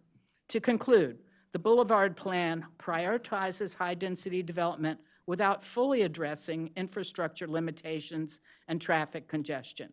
The plan's upzoning recommendations should be paused for 2 reasons. First, upzoning proposed by ZTA 2502 is more corridor-focused. The UBCP's upzoning recommendations should mirror the Council's determinations. Second, we need a more viable transportation plan to deal with the challenging Four Corners intersection that both addresses traffic congestion and minimizes cut-through traffic. Otherwise, the end result could be less, not more safety, as impatient drivers ignore traffic rules and cut through neighborhoods. We need a more workable, long-term solution. Thank you for the opportunity to testify. Thank you so much. Next is Mr. Aghion. Are you in? Yes, sir. Council members, I support the increased tree canopy called for in the UBC. For 5 years, I relied on public transit. My current drive to the same office cuts the hour and 50-minute public transit time in half. A few minutes saved on transit times won't incentivize ridership. The plan ignores underlying reasons why transit use has declined. In the safety of my own car, I won't be heckled. The plan's equitable engagement claim is false. Civic and religious groups you'll hear from tonight were marginalized. The rushed timeline brushed aside extension requests, and the proposed historic designation for religious institutions on Arcola Ave were recommended without consultation. The radical changes like reduced speed limits and bans on right turns will worsen traffic. Zoning changes threaten the neighborhood's character, potentially displacing minority-owned kosher businesses concentrated in the Kent Mill Shopping Center. The plan's focus on attracting new residents disregards current residents' needs. Proposed lane reductions on major roads will exacerbate gridlock as seen in failed experiments like Old Georgetown Road and Georgia Ave, self-imposed gridlock. The claim that these changes will increase pedestrian safety is flawed. Data show congestion increases accident risk. More dense housing along a state highway will increase the risk of injuries. Pedestrian safety should be addressed holistically with safe, signalized crosswalks, traffic enforcement, and jaywalking enforcement. The safest roads for pedestrians have the highest speeds, highways. A simple median fence on University would prevent many pedestrian fatalities while allowing for higher speed limits for all, including buses. Changes to 495 access will impede the 42,000 vehicles using University and 74,000 vehicles who use Colesville on a typical weekday, and the 30,000 vehicles who access the Beltway daily from these roads. I propose 1, equal road access for cars and buses. 2, remove Arcola from the plan boundary. 3, leave the suburban nature of Kent Mill alone. The plan ignores the reality that increased housing density does not equal affordability. Look at any big city. Thank you for your time. Thank you so much. Next is Mr. Holden. My name is John Holden. I've lived 30 years in Montgomery County, 22 years in South Four Corners, adjacent to University Boulevard. Everyone can support the general statements of aspirational goals in the current UBC plan, but the details of the specific proposals matter, and the impacts on our suburban communities are negative. My neighbors and I support safety improvements for pedestrians and vehicles along University Boulevard and also on the residential streets within our neighborhoods. Diverting traffic into our neighborhoods will diminish safety on narrow residential streets with few sidewalks. The state's Pedestrian Safety Action Plan for University Boulevard is already pursuing safety improvements that are not linked to the UBC plan and can be done without requiring the zoning changes proposed. The county needs affordable housing. This plan will provide only market rate housing and will invite outside investors to build expensive rental properties. The 4,000 new residential units from this plan will significantly increase pressure on overburdened infrastructure and services, schools, water and sewer, policing, etc. This plan is based on a University Boulevard BRT that has not been studied, much less funded or built. The limited stop BRT buses will not address the transportation demands from all the increased density. And most new households will have cars that must be parked on crowded neighborhood streets, adding to safety concerns there. This corridor plan is not a traditional master plan designed with suburban residential communities in mind. Please suspend work on this plan until 1, the state's Pedestrian Safety Action Plan is completed, and 2, the County Council figures out what it is doing with the More Housing Now proposals. Thank you. Thank you. Next is Mr. Gabler.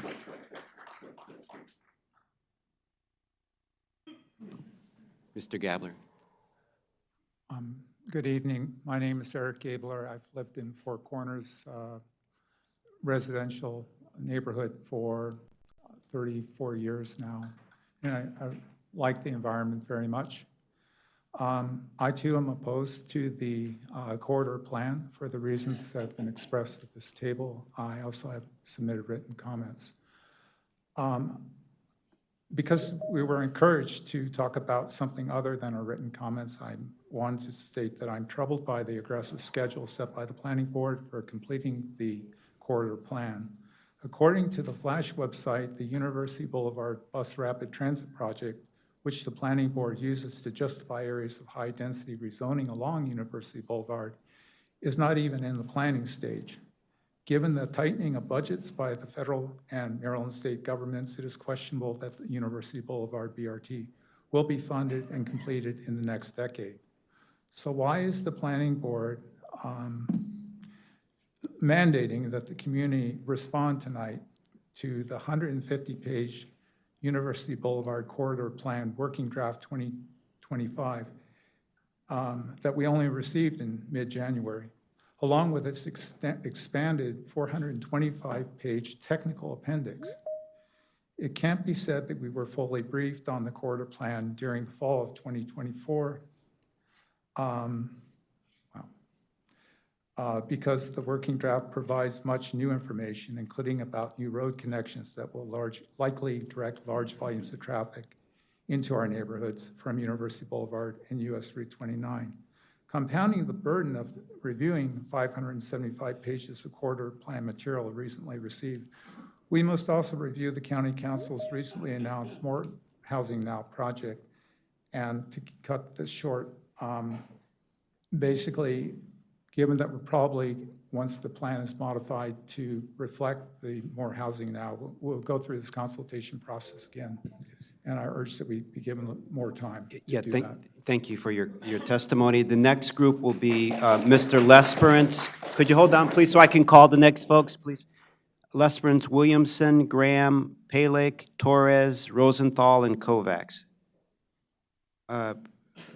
And Rangwala, because Mr. Palick is on Teams.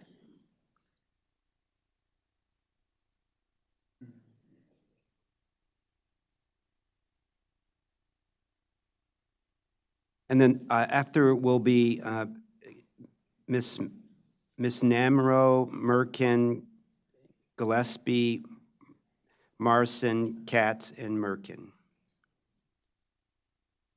Okay. Please begin, Mr. Lesperance. Thank you. My name is Jeff Lesperance, and I am the president of the South Four Corners Citizens Association, which I may refer to as SFCCA. My testimony here, and that which I pre-submitted, is presented on behalf of the SFCCA. The SFCCA is a civic association in South Four Corners, and South Four Corners comprises 1,152 single-family homes and is bounded by Dennis Avenue, Sligo Creek Parkway, the Capitol Beltway, Colesville Road, and the star of this show, University Boulevard. My testimony today represents targeted topics from the broader feedback that we pre-submitted, though I should also note that the comments that I provided on behalf of the SFCCA do not address the entirety of the proposed UBC plan, though we would have liked to have provided more fulsome feedback.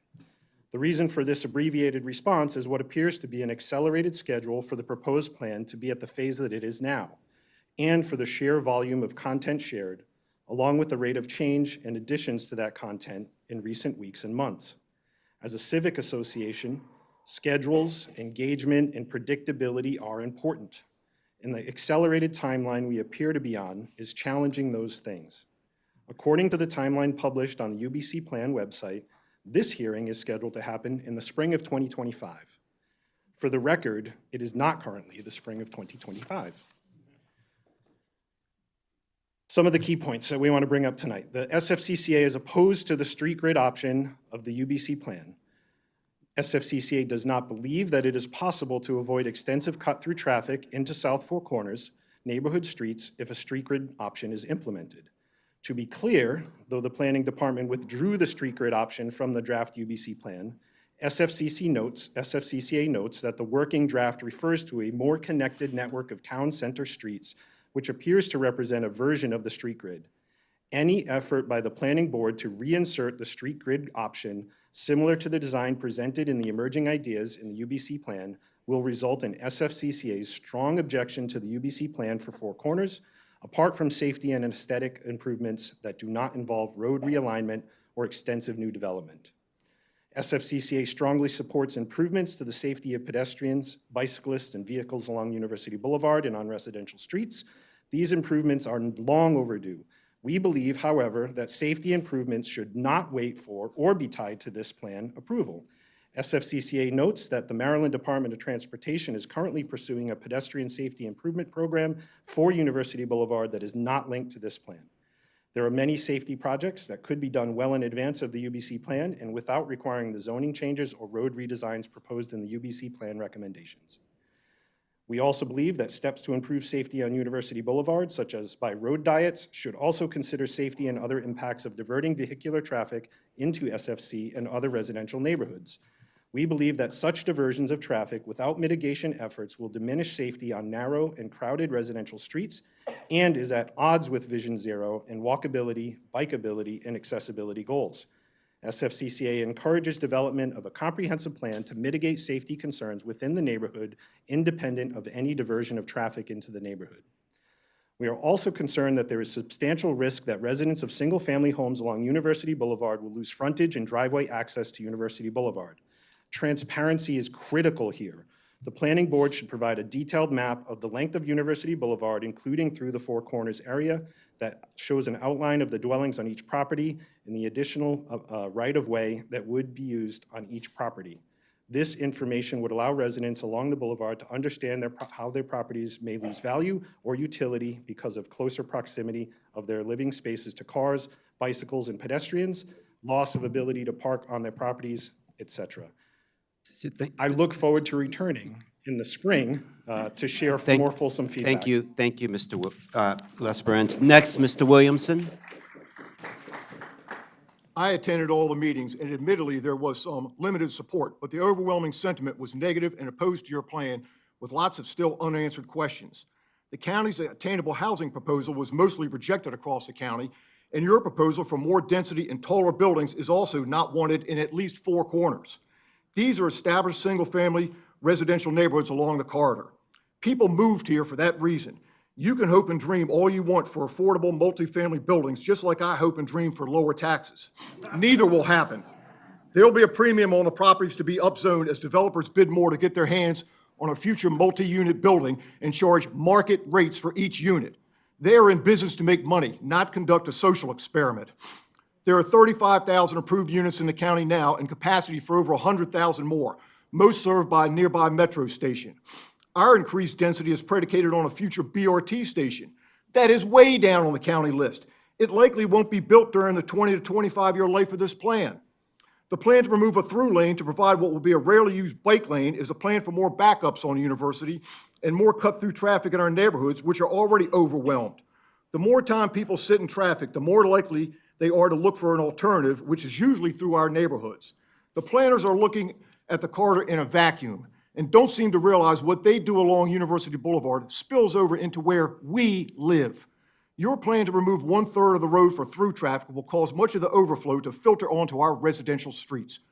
Presumably, some of your 4,000 housing units will have children. What is the impact on already overcrowded schools, as well as traffic, utilities, sewer capacity, police, and public safety? Shouldn't you look at all of those impacts ahead of time before you recommend a complete upheaval in an area that has thrived and been a happy home to thousands of families for decades? Other than planting some trees and widening some sidewalks and maintaining them, which isn't always done now, please reject this plan. Thank you. Thank you for your testimony. Next is Kimberly Graham. Thank you very much for having this hearing and allowing the public to be heard. I can only second many of the opposition to the plan that I've heard this evening. I don't actually live in Four Corners, but just outside of the planned zone. As a commuter, I commute and I do drive because I have multiple children who need to get to and from school. There is not busing for those children, and as someone who's a regular mom who commutes and drives children and goes to work locally in places where the buses do not go, I have to oppose this plan in its entirety. The plan states numerous places, mostly in the last 20 pages, which I did read the entire plan. It does state numerous times that all the communities that are being served by this corridor have not been consulted, and and their concerns being taken care of. There are so many oppositions, multiple to practically every page of this plan.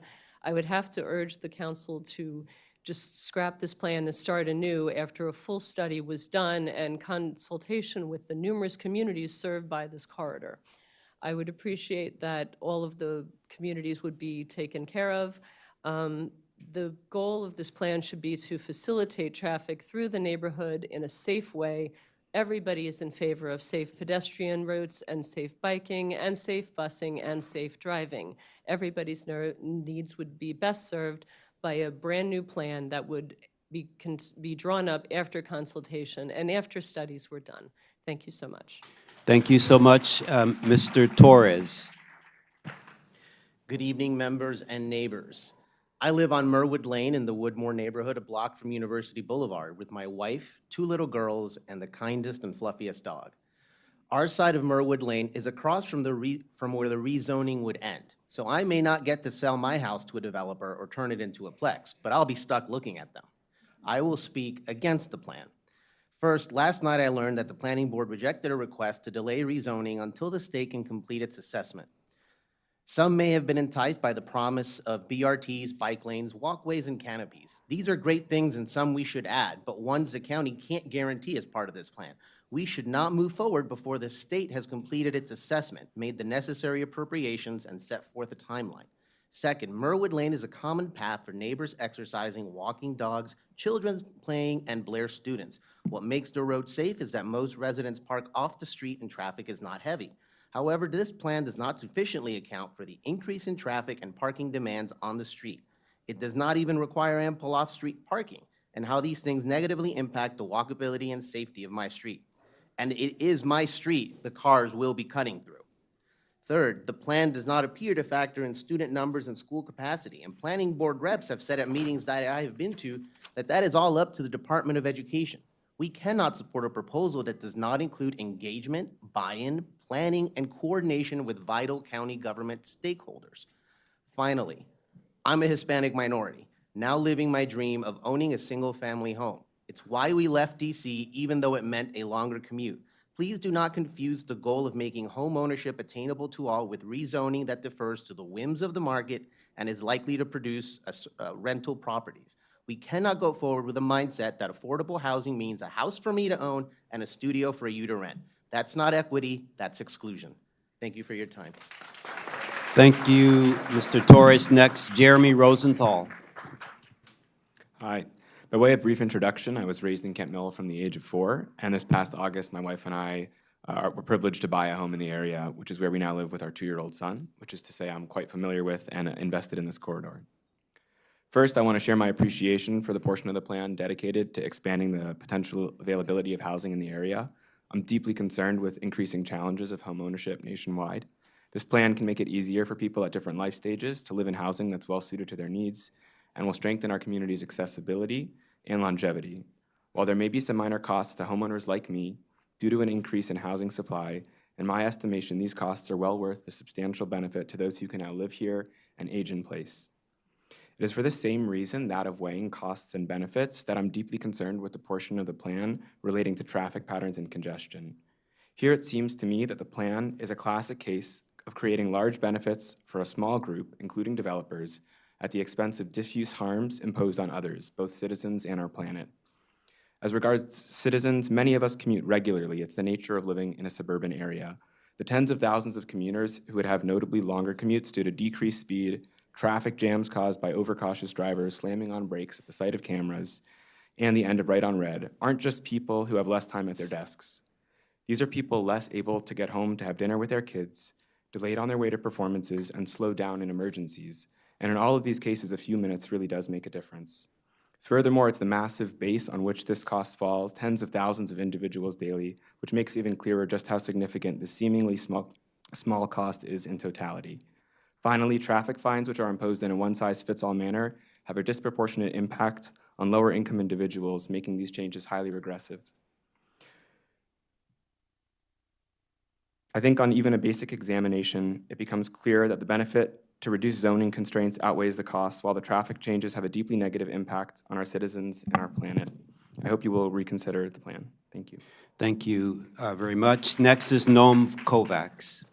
Good evening. Let's be clear, all of our testimonies are entirely pointless unless the county is actually listening to us and is willing to meet our needs. Despite being a very busy junior in high school, I've dedicated countless hours to researching this plan. I've studied traffic patterns, engaged with the community, met with county and state officials, and analyzed data. As an avid cyclist, pedestrian, and driver, I have firsthand experience with these roads. I'm not going to sit here listing each one of my concerns with the University Boulevard corridor plan because we'd be stuck here all night. I've consistently communicated my thoughts and concerns regarding the proposed plan to the county. I've met with them multiple times, and they have a comprehensive record of my research, data, and community feedback focusing on congestion, safety, and engagement. Despite this and the widespread community opposition voiced at planning events, the county appears determined to proceed with their plan. They are ignoring the community's concerns. The Montgomery County Planning website defines the University Boulevard corridor plan as aiming to, quote, address community needs related to traffic safety, regional connectivity, environmental sustainability, corridor-focused growth, and economic development. However, how can these goals truly reflect the community's needs when a significant majority of the surrounding residents have voiced major concerns about the plan? Clearly, this plan does not align with what the community desires for its future. As many of you know, I'm deeply committed to improving Montgomery County roads for everyone. I've experienced these roads firsthand, driving, skating, biking, and walking on them. Moreover, I actively engage with my community, listening to diverse perspectives and conducting continuous outreach to ensure that my advocacy truly reflects the needs of those who use these roads daily. I've seen how infrastructure decisions impact reliability, safety, and connectivity. My dedication to making our roads safer and more efficient is unwavering, and I firmly believe that transportation planning must prioritize the needs of all who rely on these roads every single day. With that being said, I'm requesting that the county not simply ignore the community's concerns and move on with planning. Instead, they must engage with community members, listen to their concerns, and make changes that reflect what the community actually wants, not what the county wants for the community. Our communities deserve to have a real say in the future of our neighborhoods. If the county is truly committed to serving us, it must prioritize our voices, our concerns, and our needs above all else. Thank you for your time. Yeah, thank you. Thank you so much. We'll take the next group. I think everyone's gone. So Sanjita Rangwala, Caroline Namro, Rabe Merkin, Allison Gillespie, Daniel Marson, 1, 2, 3, 4, 5, 6, and Manasseh Katz, please. Why don't you just pull up a chair, sir? Thank you. The more the merrier. Huh? Okay, Sanjita Rangwala, please start. Thank you. Yes, thank you for the opportunity to testify about the University Boulevard plan, and thank you very much to the planning staff for putting together this plan and for all your hard work.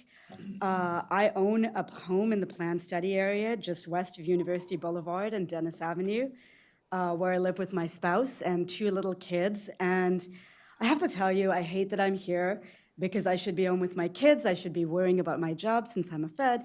Or maybe I shouldn't be. I've lived here for over 10 years. I do hope to raise my kids here, and I feel the need to participate enthusiastically even in any initiatives to make my wonderful neighborhood even better. So this plan is a start. My neighborhood, Sligo Woods, is currently the home of folks of different incomes and family sizes. It could be more affordable and have smaller homes and, dare I say, duplexes or condos.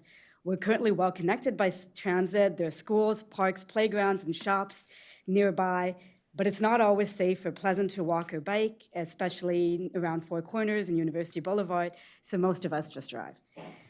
So it could be better. So what could it be? So in 2050, if you all were asked what you had been accomplished in the last 25 years, here are the 5 things I hope you would say. Number 1, University Boulevard corridor has plentiful houses of different sizes and configurations, detached, duplexes, fourplexes, small apartments above shops, single folk, couples, families with children, all are able to find affordable homes and everyone is welcome.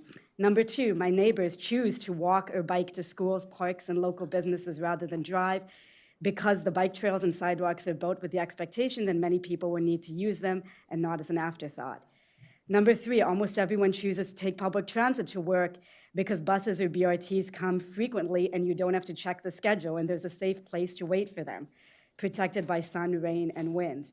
Number 4, everyone lives within a 10-minute walk of a park, playground, or trail. This might mean that there's more of those spaces need to be built that are currently in the plan. And number 5, we have a community plaza in Four Corners where we can be out in the fresh air and socialize with our neighbors. Let's make a plan for this. Thank you so much. Let's get it done. Thank you. Thank you for your 5 points. Thank you. Yeah. All right, next is Caroline Namro. Good evening. Thank you, Mr. Sorry. Good evening. Thank you, Mr. Harris and the whole board for being here. Thank you for all your time. My name is Dr. Caroline Namro. I'm a pediatric emergency room physician, and I've had the pleasure of living in Kemp Mill for almost 30 years. I worked for many years at Holy Cross Emergency Room, and I wanted to point out that the majority of children who do suffer from emergencies suffer from injuries and upper respiratory breathing issues, in which case getting to the emergency room is, of course, necessary in a timely fashion. And what I am afraid of is that with these changes that you have suggested, the traffic is actually going to be much, much worse on the University Boulevard corridor and Arcola. And for those families who do need to get to the hospital, the time wasted is going to be detrimental to the health of their children. And also, not only if they're taken by private car, but also by emergency ambulances, because I feel that it's going to be very backed up. I think that the air quality is going to actually decrease because there's going to be so many more cars going slowly there, and you're also going to increase the number of housing units, so the density is going to increase, many more people are going to be in cars. I live in Kemp Mill, and there are many, many physicians and nurses who live in the Kemp Mill and obviously Four Corners area. I personally know many, many in Kemp Mill, and we are unable to take public transport to work. We need to drive. I did work at Holy Cross in the emergency room for many years, and now I mostly work in PG County, and I need to drive there, and the hours that we work are often into the early hours of the morning, and so public transport is not actually reasonable for us. So therefore, I do oppose this plan. Thank you very much for your time. Thank you so much. Robbie Merkin. Mr. Merkin. Thank you. My name is Rabbi Merkin. I'm the headmaster of the Yeshiva of Greater Washington, which is an educational institution which is located right next to the Kemp Mill Shopping Center. Just another background, as a rabbi, I've spent many years studying Talmud, and I'm trained to question assumptions. It's a very wonderful assumption that it's going to reduce the traffic. Who says? That's the first thing. You know what I mean? And in Judaism, there's an assumption, you assume it's A unless you know it's B. And the burden of proof is on the other side, not on us, so to speak. That's number one. Number two, in terms of the affordable housing, which is obviously a virtuous goal, without a question, but I question what the impact will be upon the present institutions. For example, right now the Yeshiva Gedola is undergoing a multi-million-dollar expansion. The expansion emanated from natural growth. What will the influx be? Will we have the room? What will the impact from an educational perspective, and also in terms of the physical space? What are we talking about? There are a lot of, in my mind, there are a lot of unknowns. There are a number of businesses, Jewish businesses in the Kemp Mill Shopping Center, which are linchpins to the community. What's going to happen to them? How many of them will be able to survive if X number of time they're not going to be able to be open? There are a lot of questions.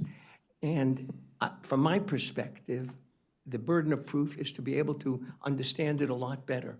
And what I submit to this board, to committee, whatever it is that the please take a deep look, a deep dive. We need much more information to be able to understand its value, because right now, I clearly would vote against it.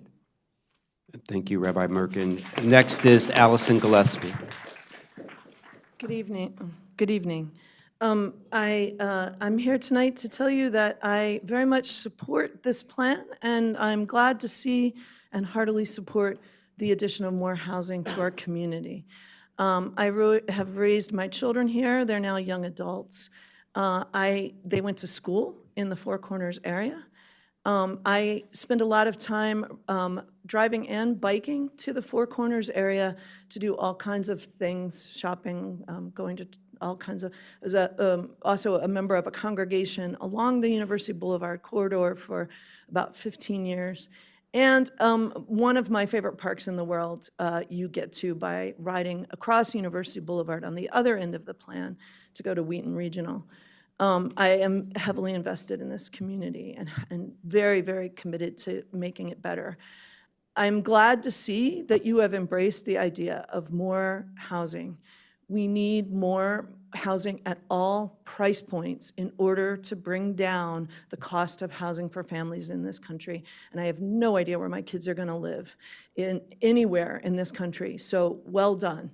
I also think that multi-use housing in this plan is fantastic and gives us the promise of reinvigorating a lot of aging infrastructure and amenities in this area that frankly do not serve us well. The biggest example is the Safeway post office complex, which is a nightmare.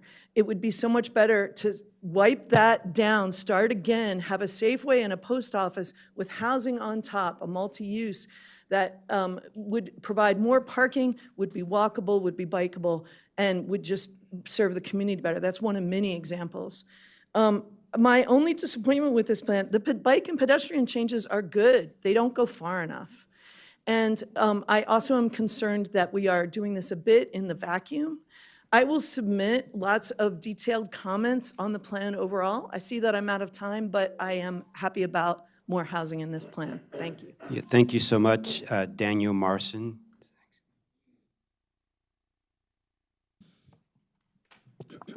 Hi, thanks, Daniel Marson. I live in Wheaton. I live just off University Boulevard on Westchester Drive in a townhouse. I've lived here for about 9 years. I work in Washington, D.C. I have never once driven a car to go to work in my 9 years of living here. Just to preface, some of my comments are probably directed at times at the law or the county council, and I recognize that maybe the planning board can't respond, and that's fine. My first comment, I don't think we should be here. I don't think we should have this meeting. We had an election in November 2022 where we elected representatives to the county council. Some of them were very strongly in favor of doing things like that are in this plan. They are our representatives. They won with very large margins. The timeline on this plan, 3.5 years from start to proposed finish, it's way too long. We've won wars in less time than this plan is taking. Meanwhile, our property taxes are going higher and higher. There's probably a recession coming if we lay off all these federal workers. And I just think that we shouldn't be, this meeting is probably going to go till 11 or 12 midnight tonight, just so people can complain. And the election is your chance to speak up, in my opinion. Point two, I think you should do less. There's a great movie, Forgetting Sarah Marshall, where Paul Rudd is teaching Jason Segel how to surf, and he says, you got to do less, you got to do less. And only when he just stops moving does he say, well, now you got to do something. So do less. At the beginning, you named like 15 or 20 plans that cover this area. Enough with the plans. Just have mixed use everywhere. Just stop with the planning. Just let people do things. Have a standard where bike lanes and bus lanes go on roads of a certain size and not on roads below that. Stop trying to predict what people are going to do in what places. Stop trying to micromanage people. Stop trying to micromanage who's going to do what with what property. But point three, if you're going to micromanage, please build more housing. Thank you so much. Thank you so much. Manasseh Katz is next, please. Thank you. My name is Manasseh Katz. I've been a resident of Kent Mill for over 30 years. The UBCP has many flaws and is the wrong plan for this part of Montgomery County and for the county as a whole. I will highlight two specific concerns. Number one, traffic and congestion. Based on the Maryland DOT website, most streets have recovered to pre-pandemic levels, even though bus usage has not. University Boulevard from Arcola to Four Corners is over 40,000 vehicles a day, Arcola Avenue over 15,000 a day. This includes a lot of traffic from people who travel through the area to get from Kensington or Wheaton to the Beltway or to head up Colesville Road to White Oak or farther north. Very few of these trips could be handled with a single bus trip, not even a fancy BRT. As Jeremy Rosenthal pointed out, these little delays add up. A 2-minute slowdown multiplied by the daily traffic on University Boulevard, 1.5 people per car, is more than a full 80-year lifetime of lost time every single year. The UBCP would likely have far more impact than that. Bus travel is not a practical replacement for cars when shopping, traveling with children, or going anywhere more than a short distance from a bus route. Affected neighborhoods include thousands of homes with residents that can't use the bus because of practical walking distance. Number two, bus rapid transit costs. I've been unable to find any specific costs for the UBCP BRT. I found costs for the Veers Mill BRT, and those costs are staggering. $196 million for the initial project, not counting operating subsidies. Projected increase in ridership in 2040 with the BRT compared to doing nothing at all, 2,700 trips a day, just under 1 million trips per year. Split that $200 million by 1 million trips over 10 years, that's 10 million trips, that's $20 per trip. We could give every citizen an Uber ride for that price, or give them $10,000 a year and they could buy their own electric cars, drive wherever they want, whenever they want, without relying on the bus and have door-to-door service. Thank you very much. Thank you. I think, Mr. Merkin, is it? Yes. Please. Okay, first I was told that I was old enough to come testify without my father. Apparently not. So I've been a resident from what I'm going to say this evening. First of all, thank you for listening. What I'm going to say this evening probably is nothing new that you haven't heard. Hopefully, when I repeat certain things, it'll penetrate and you'll really take to heart. I've been a resident of Montgomery County for almost 18 years now, and for the most part, my family and I have been very happy. The little understanding that I have regarding the dedicated bus lanes and the rezoning was supposed to be with the input of current residents. I just found out about this a few days ago from a friend. Number two, as I drive to work every day, I'm met by dedicated bus lanes that is supposedly going to reduce traffic and congestion. I'm not sure where you're coming to that conclusion. 3 lanes that are now reduced to 2, and especially during rush hour, it becomes challenging to get to and from work. People will not suddenly change their habits and ride public transportation. So in my opinion, you are causing more damage by implementing these dedicated bus lanes. Number 3, the Planning Committee has hope for growth by being able to offer more access to public transportation. But at the same time, many current residents will move away due to the added traffic and congestion. Number 4, the second phase of this plan seems to want to rezone certain areas, one of them being the schools that my children attend. This would mean they could no longer walk to their schools, and the kosher establishments will suffer greatly. So these are just a few reasons why I and a lot of people here are not in favor of this plan. Thank you for listening and really considering what we have to say. Thank you so much. So we'll start with our next group will be Ms. Simon Tov, Michael Carmel, Nina Nethery, Tal Karem, Arnold Kling, Michelle Penn, and Elishiva Carl.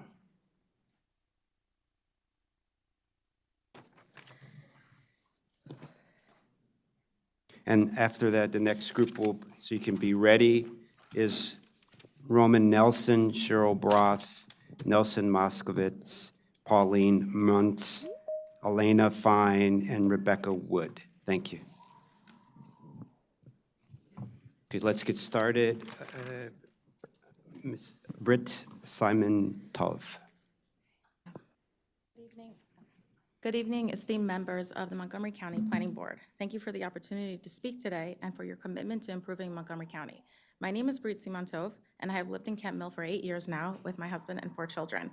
I've been following the University Boulevard Corridor Plan for the past 2 years and have grown increasingly concerned about the lack of due diligence. The first meeting I attended was in March 2023, and I was immediately alarmed by the data presented. One study analyzed how many cars exceeded the speed limit. The data set included only 96 vehicles out of an average of 44,000 vehicles passing through this intersection daily. That represents just 0.22% of daily traffic. Even with my limited background in statistics, I know that such a small sample size is unreliable and does not reflect reality. Page 9 of the Montgomery County Pedestrian Plan Survey states that the research team mailed survey invitations to 60,000 various homes and received 2,438 valid responses. At the time, Montgomery County's population was approximately 1.06 million with an average household size of 2.7. This means the survey reached only 15% of the population, and those who responded, the percentage was just 0.23% of Montgomery County. Is it fair to make decisions that will drastically impact all county residents? and on the voices of only 15%, or worse, only 0.23%. Even more concerning, not a single household that I'm aware of in Kent Mill received the survey. Why were our voices excluded? Don't we have a right to shape the future of our community? These are just two of the many examples of the Planning Board and County Council's failure to conduct proper due diligence and effectively engage with their constituents. I'll close with a quote from one of our U.S. Senators, Chris Van Hollen. In his statement supporting affordable housing, he wrote, "A home is more than just four walls and a roof over our head. It's a place that feels safe, warm, and welcoming." I wholeheartedly agree, but the actions or inactions of the Planning Board and County Council have made my home feel anything but safe, warm, or welcoming. Thank you. Thank you. Michael Carmel. Is Michael Carmel in? Okay, so we'll do Nina. Yes. Thank you. Good evening. I live along University Boulevard across from Northwood High School. I am here representing the owners of 6 residential lots in this block between Gable and Arcola Avenues. We have seen that the current plan calls for widening both sides of the boulevard in this section to accommodate new pedestrian and bicycle side paths and landscaped street buffers. The current plan calls for retaining the existing center line of the boulevard and widening equally on both sides of the street. Given the extra open space along the front of the high school, the plan to widen on the residential side seems unnecessary and unreasonable. The homes on several of our lots are already positioned up very close to the boulevard. We request that the plans for this section be revised to shift the center line of the street toward the high school side and then to accommodate all of the widening on the high school side. In this way, the residential lots in this section would not need to be impacted. Note also that now would be a very good time to incorporate this adjustment into the landscaping plans for the new high school, since it is being built as we speak. Thank you. Thank you so much. Next is Tal Karem. Good evening, Planning Board, and if you're watching, hi, Mom. Mute. Good evening, Planning Board, and if you're watching, hi, Mom. My name is Tal Karam. I'm a resident of Kent Mill, and I object to the UBC plan. I'm going to speak closely because I had to cut my testimony in half to meet the new 2-minute deadline. First and foremost, the Planning Board has failed to meaningfully engage with the vast majority of residents impacted. Page 15 of the draft depicts the absurdly narrow impacted area, excluding, for example, some 90% of my own neighborhood, all of whom appear to have shown up tonight. Despite our daily reliance on Arcola and University and the massive congestion this plan would introduce. By your logic, only the very front of the Titanic was in the iceberg's impacted area. The impacted area was clearly manipulated to produce a predetermined outcome by social engineers who wish cars would go away, disregarding the actual needs of residents. This plan, it's pedestrianization without representation. For this reason alone, you should scrap the plan and start over with real community engagement this time. Beyond this fundamental failure, the plan itself is deeply flawed. 1, the proposed traffic changes will increase congestion and harm safety. Roads are like toilets. You're supposed to use them and move on, not sit on them for hours in frustration and discomfort. Reducing speed limits, eliminating lanes and turn on red, and removing merge lanes will create gridlock, increase driver frustration, and harm pedestrian safety by making roads more unpredictable. More congestion also means slower emergency response times. This plan, 2, lower speed limits to 20 to 25 miles per hour and expand speed camera enforcement. Experience on University shows many drivers panic brake at speed cameras and drive far below the posted limit to avoid tickets, which would reduce speeds in practice to 15 or 10 miles per hour. Studies also show cameras disproportionately impact low-income communities, not exactly progressive. 3, this plan is bad for existing communities and bad for the people it purports to help. I add my voice to those who have spoken and will speak to the direct impact on the Kent Mill Jewish community, which meaningful engagement would have revealed. But this plan will harm the very people it claims to help. Building dense housing along a high-traffic road exposes residents to serious and well-documented health and safety risks. And these people will still need cars to get most places. A better approach, expand housing near metro stations and existing walkable hubs. Bottom line, scrap this plan, start fresh with real input and transparency. Engage with the community in a way that feels less like a speed date and more like getting to know our actual needs. No pedestrianization without representation. Thank you, sir. No traffic aggravation without representation. Thank and you, in the sir. famous words of William Wallace, you may take our lanes, but you'll never take our freedom. Our Karagaba. Thank you. We'll have Michelle Carmel, please. Good evening, esteemed members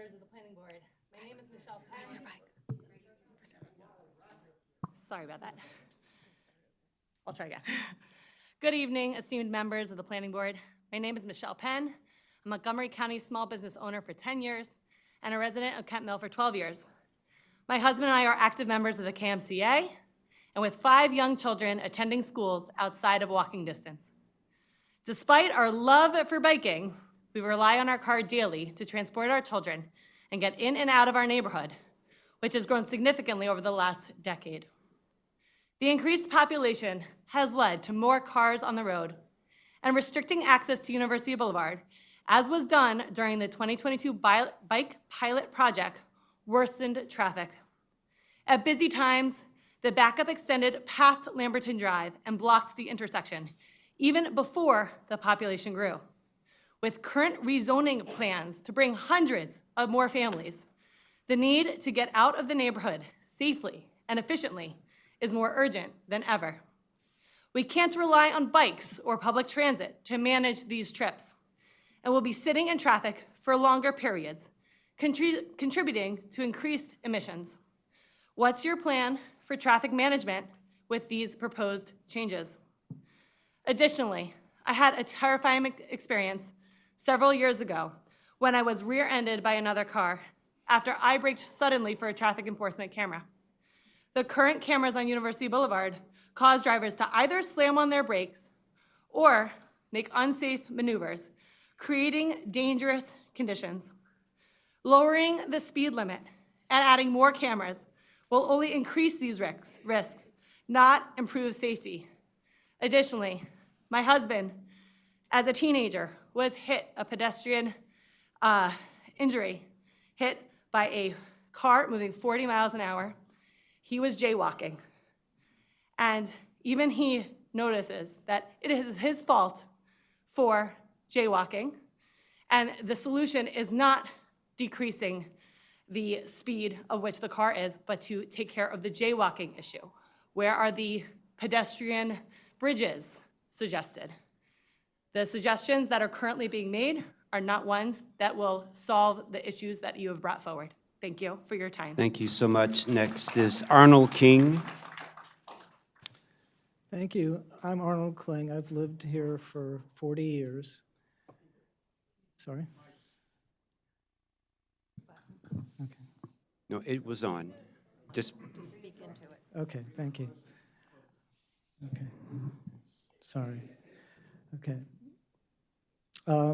When I read words like ride, walk, and roll, or 15-minute community, it sounds ideal for a 30-year-old, single, white-collar professional who's going to commute down to Farragut North. But that is not who we are. And as I look in my sense of the other neighborhoods that are in the corridor, that is not who they are either. My sense is that a lot of people don't work in places served by mass transit. They have to go to jobs with their car. I think if you want to see what the population here looks like, I would recommend spending some time at Costco in Wheaton Plaza and look at the diversity there and look at the people there, and these are family-oriented people. This area has lots of families with children, and when they leave Costco, they don't ride, walk, or roll. They push their cart to a car and put their groceries in the trunk of a car. And when they need to take their children to a doctor, they don't ride, walk, and roll. And I think you just have to come up with a better way of fitting the plan to the population. Don't start with a set of nice hipster buzzwords. Instead, start with the people in the area, the people who live here, and build a plan for our needs. Thank you. Thank you, Michelle Penn. Michelle Penn, yes. Thank you. I'm here tonight because I've gotten to see the best of Kent Mill. When I got sick, 100 hands reached out to hold me. And when I sat and I was recovering from chemo, people sat with me and told me their stories. When an 18-year-old girl was helping me fold laundry, she told me very matter-of-factly how she shared her room with her little sister and her baby brother. When a friend dropped off food for me from an address, I was like, isn't that so-and-so's house? And they're like, yes, that's also so-and-so's house. When I talked to a coworker and he explained, they got married, but they couldn't afford an apartment here, so they're going to Baltimore because $2,400 a month is just too much for 2 teachers. No one mentions the unpermitted extension. No one mentions the windowless basement bedrooms that make these 60-year-old houses work for families that can't afford $850,000 in cash for a house with 5 bedrooms. No one mentions all the dozens of ways our community has been able to thrive inside, around, and despite the super restrictive one-plex zoning that stifles our community and economic growth. No one complains, so it's not illegal. Everybody wants to be a good neighbor. I want to be a good neighbor too. When I shared this plan with my neighbors, I hoped they could see what I saw. A plan that didn't need the concept of a walking distance explained to it. A plan that took seriously that people who make only $70,000 a year might be part of the community and want to stay here. And a plan that could allow the community to continue and grow and integrate newcomers from places as far as Russia, Ethiopia, or even New York, without middle-class families or students being priced out. I hope that maybe in 8 or 10 or 20 years, this plan will bear fruit in the form of the healthy, compassionate, and growing community, just like the one that the work of my parents and my great aunt and uncle left for us. Thank you for your time. Thank you for your time. And Elishiva Carl. Yes. Oh, that, Yes, I'm sorry. yes, that was me. I'm sorry. Yeah. Okay, so did we miss Michelle Penn? Okay, all right, okay, great. We've got everyone now, thank you. All right, the next group, Roman Nelson, Cheryl Broth, Nelson Moskovitz, Pauline Muntz, Elena Fine, and Rebecca Wood, please. Yeah. And when you start, please repeat your name so we make sure you're checked off.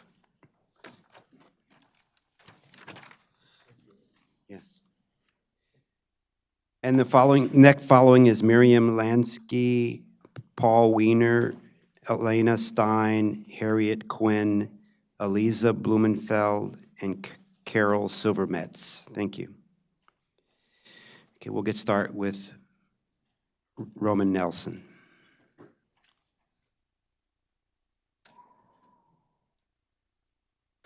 I urge the board to reject the proposed high-density zoning changes and work toward a more balanced plan that respects existing communities. Right now, our neighbors, Woodmore, Four Corners, and the surrounding areas are places where families put down roots, where schools are the heart of the community, and where green spaces give us room to breathe. But this plan threatens to change all of that. Increased density will bring more congestion to the already clogged roads, stretching our infrastructure to the breaking point. Montgomery Blair High School, already over capacity, will struggle under even more pressure. And once single-family zoning protections are gone, they're gone for good, replaced by buildings that don't match the character of our neighborhoods. Today, our zoning laws exist for a reason, to protect the single-family character of our neighborhoods as reaffirmed in the 1989 and 1996 master plans. But tomorrow, those commitments will be discarded in favor of development that serves outside interests, not the people who live here. But there's a better way. Instead of forcing high-density development into established communities, we can prioritize infrastructure first. We can ensure that new growth is thoughtful, gradual, and aligned with the needs of existing residents. We can preserve what makes our neighborhoods special while still planning for the future. Right now, we stand at a crossroads. This plan could push our community toward overcrowding, congestion, and a loss of identity.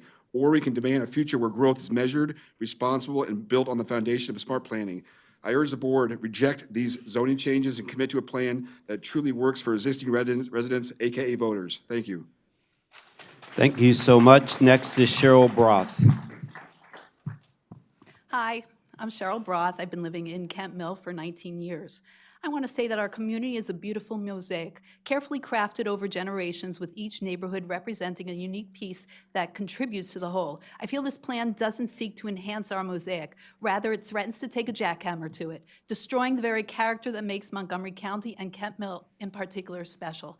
I will give credit where it's due. The plan would be wonderful if you were starting on a blank slate, but that is not here. That's not our reality. What troubles me most is the apparent lack of genuine community engagement and money poorly spent.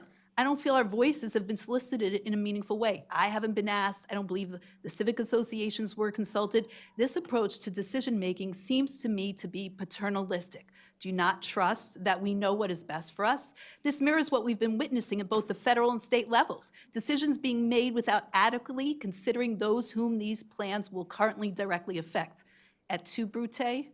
Instead of dismantling and rezoning what we have built, as the plans seem to suggest, why aren't we using this opportunity to fix the cracks in the grout of our mosaic? Let's spend the money to strengthen our schools, add social worker support, grow our police department. I'm tired of hearing about people walking out of CVS with armloads of products they have not been paid for, and nothing is done. We need to solidify our infrastructure and not recreate it. You are to represent our interests, to be our voice, yet this plan feels like a betrayal of that trust. We understand the need for progress, but progress should come not at the expense of our community identity and resident input. Our suburban neighborhoods offer something special in American life. They give us space to breathe while keeping city benefits nearby, a balance between urban opportunity and natural tranquility. As Raymond Chandler wrote, I like suburban life. I like cool cars. I like air conditioning. I like good plumbing. I'm not ashamed of it. This plan seems to want to change the driving dynamic we already have, but that won't work as we like our cars. I urge the plan to be rejected, and I thank you for your time. Thank you so much. Next is Nelson Moskowitz. Honorable Chairman, members of the board, my name is Nelson Moskowitz. I've been a resident in Kent Mill for 51 years. I've seen a lot. Starting off with looking at Arcola Avenue and looking at the dense development that's now being pushed for that area. Arcola Avenue used to be a 4-lane highway. Traffic flowed beautifully all the way across. There was no traffic jams running from University Boulevard all the way to Kent Mill Road and past it like there was today. I pick up my grandchildren from school, I bring them home, we feed them, I take them back home. It's something I would like to do in safety, something I need to do with a car. It's not something I can do by bus. And as one of the testifiers from before here mentioned, going to Costco and helping feed the grandkids is something that's important to us grandparents who live in this area. We need our cars, we need to be able to do the transportation. Making University Boulevard 2 lanes, putting in sections where we cannot make right turns on red, narrowing the lanes, et cetera, is going to create more backup traffic, more pollution, we'll spend more on gasoline, spend more time, which we have less of when we turn 75. And eventually, hopefully, you'll all get there. So, one aspect of it. The other aspect would be the local shopping. By further adding density to Arcola, you're going to be adding in more cars, more traffic, there'll be more children, there will be the growth there, but it'll be at the cost of a street that's already gone from 4 lanes to 2 lanes, the backups that are there daily that are almost a mile long. Yeah. It's frustrating for the residents. It's frustrating to those who live on the side streets where all the traffic goes off to. Nobody has mentioned that so far. Yeah, thank you. Thank you. I appreciate your time. Thank you. Pauline Muntz. Thank you for the opportunity to speak. My name is Pauline Toby Munns, and as a resident of Kent Mill, I oppose the University Boulevard Corridor Plan. The plan recommends supporting community well-being and resilience, yet its approach to development in Kent Mill presents significant traffic concerns and safety risks. The proposed vehicular restrictions would increase congestion, which poses a safety risk to pedestrians, particularly along Arcola, a road that has limited capacity and already experiences extensive traffic. The proposed lane and speed restrictions also create barriers to access for emergency response teams serving Kent Mill. Additionally, more high-density development in the Kent Mill area with no plans for updating local infrastructure will put significant strain on existing infrastructure and exacerbate traffic and mobility problems. The plan assumes that these problems will be remedied by public transport and biking. This erroneous conclusion completely ignores the economic and practical needs of Kent Mill's diverse community. A sizable portion of our community includes working families with multiple children attending different schools, some of which are not served by county school buses. Many work in areas not served by public transport. We live in a region where the climate can get too hot or icy for safe foot travel. Our reality is that time is a luxury, and the time sink needed to meet our everyday needs using the plan's assumed transport modes is not a luxury that we can afford. Finally, the plan's approach contradicts its stated goal of sensitivity to cultural diversity. The plan acknowledges little is known about the needs of Kent Mill's unique Jewish community, yet the proposal would rezone an area containing significant Jewish cultural resources, opening up the possibility of erasing these vital features without appropriate outreach. Rather than adopt a one-size-fits-all approach, I urge the council to reject the plan and engage in meaningful outreach to all community stakeholders and develop a plan that supports the existing corridor residents. Thank you. Thank you so much. Elena Fine. Committee, thank you for your time. My name is Dr. Alana Fine, and I'm a psychologist practicing in Montgomery County. I'm speaking on behalf of myself tonight and also for feedback that I've heard from my patients the last few weeks who live in this largely suburban county.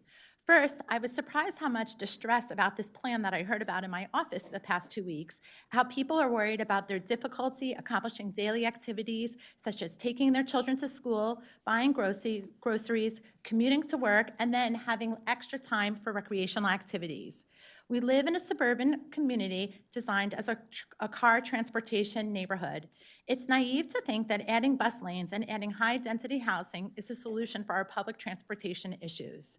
Bus stops are unfortunately not efficient. My drive today to work took 22 minutes. I looked it up to take public transportation, and on the bus, it would have taken me 74 minutes to get home. Unlike the town I grew up in, New Jersey, which was a town, the resources of this area are based on county and spread all over large distances that were designed to be reached by car.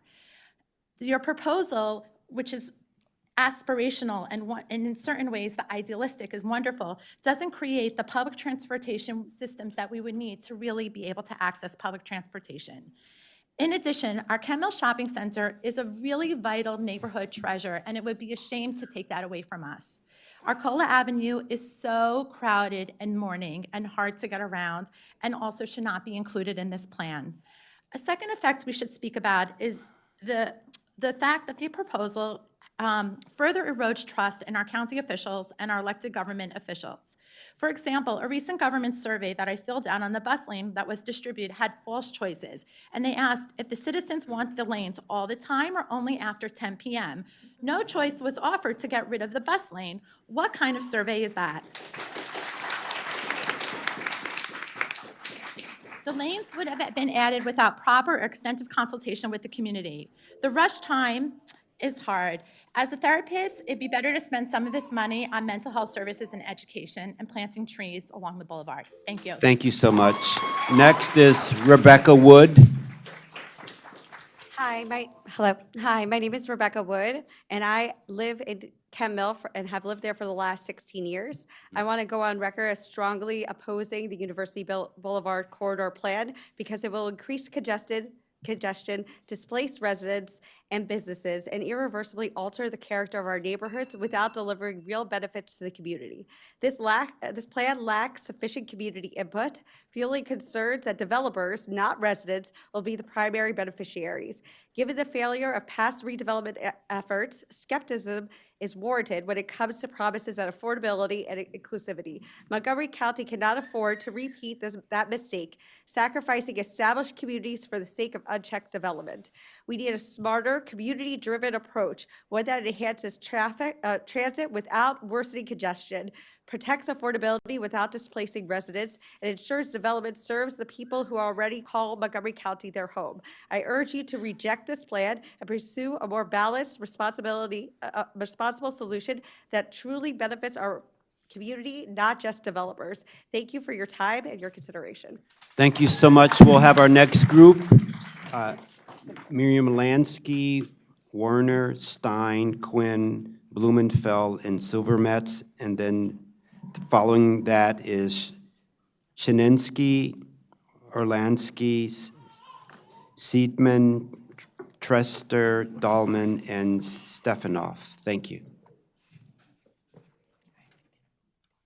Please begin. Miriam Lansky. My name is Miriam Lansky. My name is Miriam. For well over a decade, I've lived in one or another of the high-rise buildings on University and Arcola. This already residentially dense area, along with Cornerstone Montgomery at 1398 Lamberton Drive, is an indispensable oasis that houses and serves a significant number of vulnerable, elderly, and neurodivergent individuals like myself. This specific location is not a random coincidence. Local vulnerable residents rely on this unique neighborhood's existing setting and specific surroundings for our ability to cope. We rely, for our well-being, on the proportions of density, natural surroundings, small businesses, and visual and auditory sensory load exactly as they are now, and not altered in any way. Vulnerable populations are disproportionately impacted and harmed by cumulative disruptions like the ones being proposed. We are county residents. We count now, and we will count in the future as the rates of neurodivergence in the county and nationwide are increasing. No community engagement was experienced by our community about this matter, regardless of whatever protocols may have been followed officially. Our voices need to be heard, and the well-being of existing residents must be prioritized over hypothetical ones. Implementation of any part of this particular plan in this particular area is not safe, not just, and not kind. Thank you so much. Thank you. Yeah, Paul Warner. Thank you very much, members of the committee. My name is Paul Werner. I've lived in Montgomery County the majority of my life. In fact, I'm a proud graduate of Montgomery County Public Schools, K through 12. I love this county, and I decided to come back here and live in Kent Mill. I've lived here for over 20 years in the Kent Mill neighborhood. I have serious concerns about this plan, and I oppose it, and there are three aspects I'd like to focus on. First is personal. Second is communal, part of my religious Jewish community, and the third is for all the residents who live in this area. So on a personal level, I use University Boulevard every single day, multiple times. I use it to get my kids to school. I use it to get myself to the metro to get to work, and time is very short. I cannot forget in 2022, when you had the pilot program, which is still in the pandemic when there was a lot of telework still going on, how much traffic that caused for Arcola Avenue, and getting out of the Kent Mill neighborhood was just, it was a nightmare. You had one car break down in a lane and the entire area shut down. And so now I shudder to think what it would be when now the federal government is requiring workers to come back 5 days a week. And there's gonna be a lot more traffic to have only 2 lanes on University Boulevard. Now, on a communal level, I have serious concerns about what this plan will mean for the unique Jewish community that exists in Kent Mill. Many people have mentioned how you have these critical infrastructure in the Kent Mill shopping center, and there's a real risk of what will happen for those businesses. And without those businesses, Kent Mill will have a real trouble continuing as a unique Jewish community. I just want to make clear that this community is unique not just for Montgomery County, it's also unique for the greater Washington area, and really in the United States. You have very high, internationally sought after rabbinic authorities who live in Kent Mill, and so it's very difficult for me to consider that this plan may take away from that. Now, on the level of all the residents who live here, we're living in very, I would say, unsettling times. I work for the federal government. Many people who live in this area work for the federal government. There's a lot of instability and unpredictability. What people need from their local government is stability, not a plan that threatens to cause their lives and their community upheaval. Thank you. Thank you so much. Elena Stein.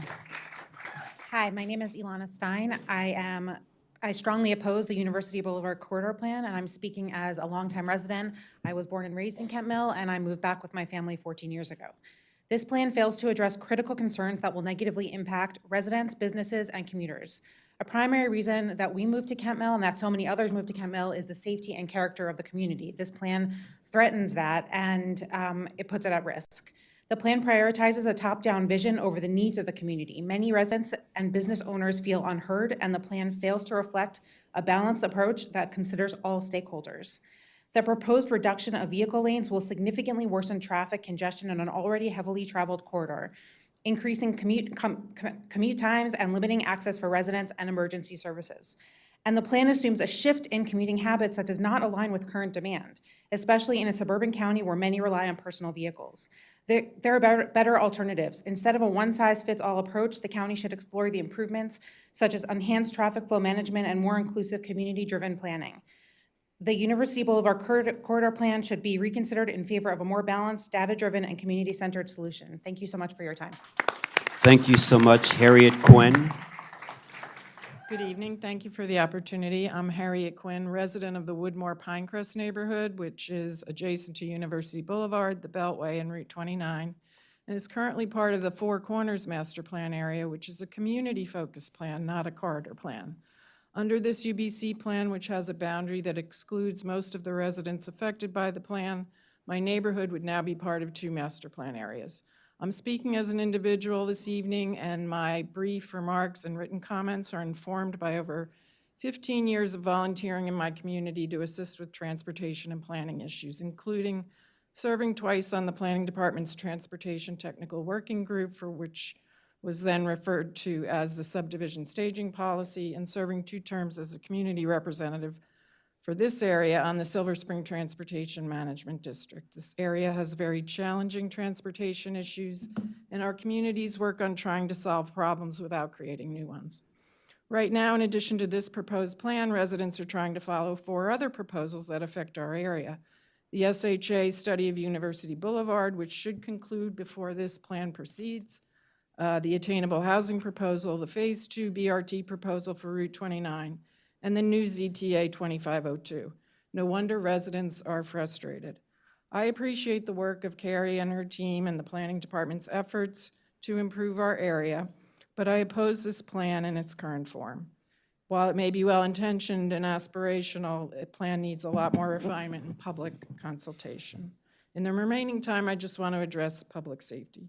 It's difficult to reconcile the language in the plan emphasizing safety when the plan proposes to remove 1 to 2 general travel lanes in our communities adjacent to the Beltway in one of the most congested areas of the state, while proposing to add up to 4,000 residential units based on BRT station locations that exist only on paper and, according to the BRT webpage, are not scheduled to be in place during the life of this plan.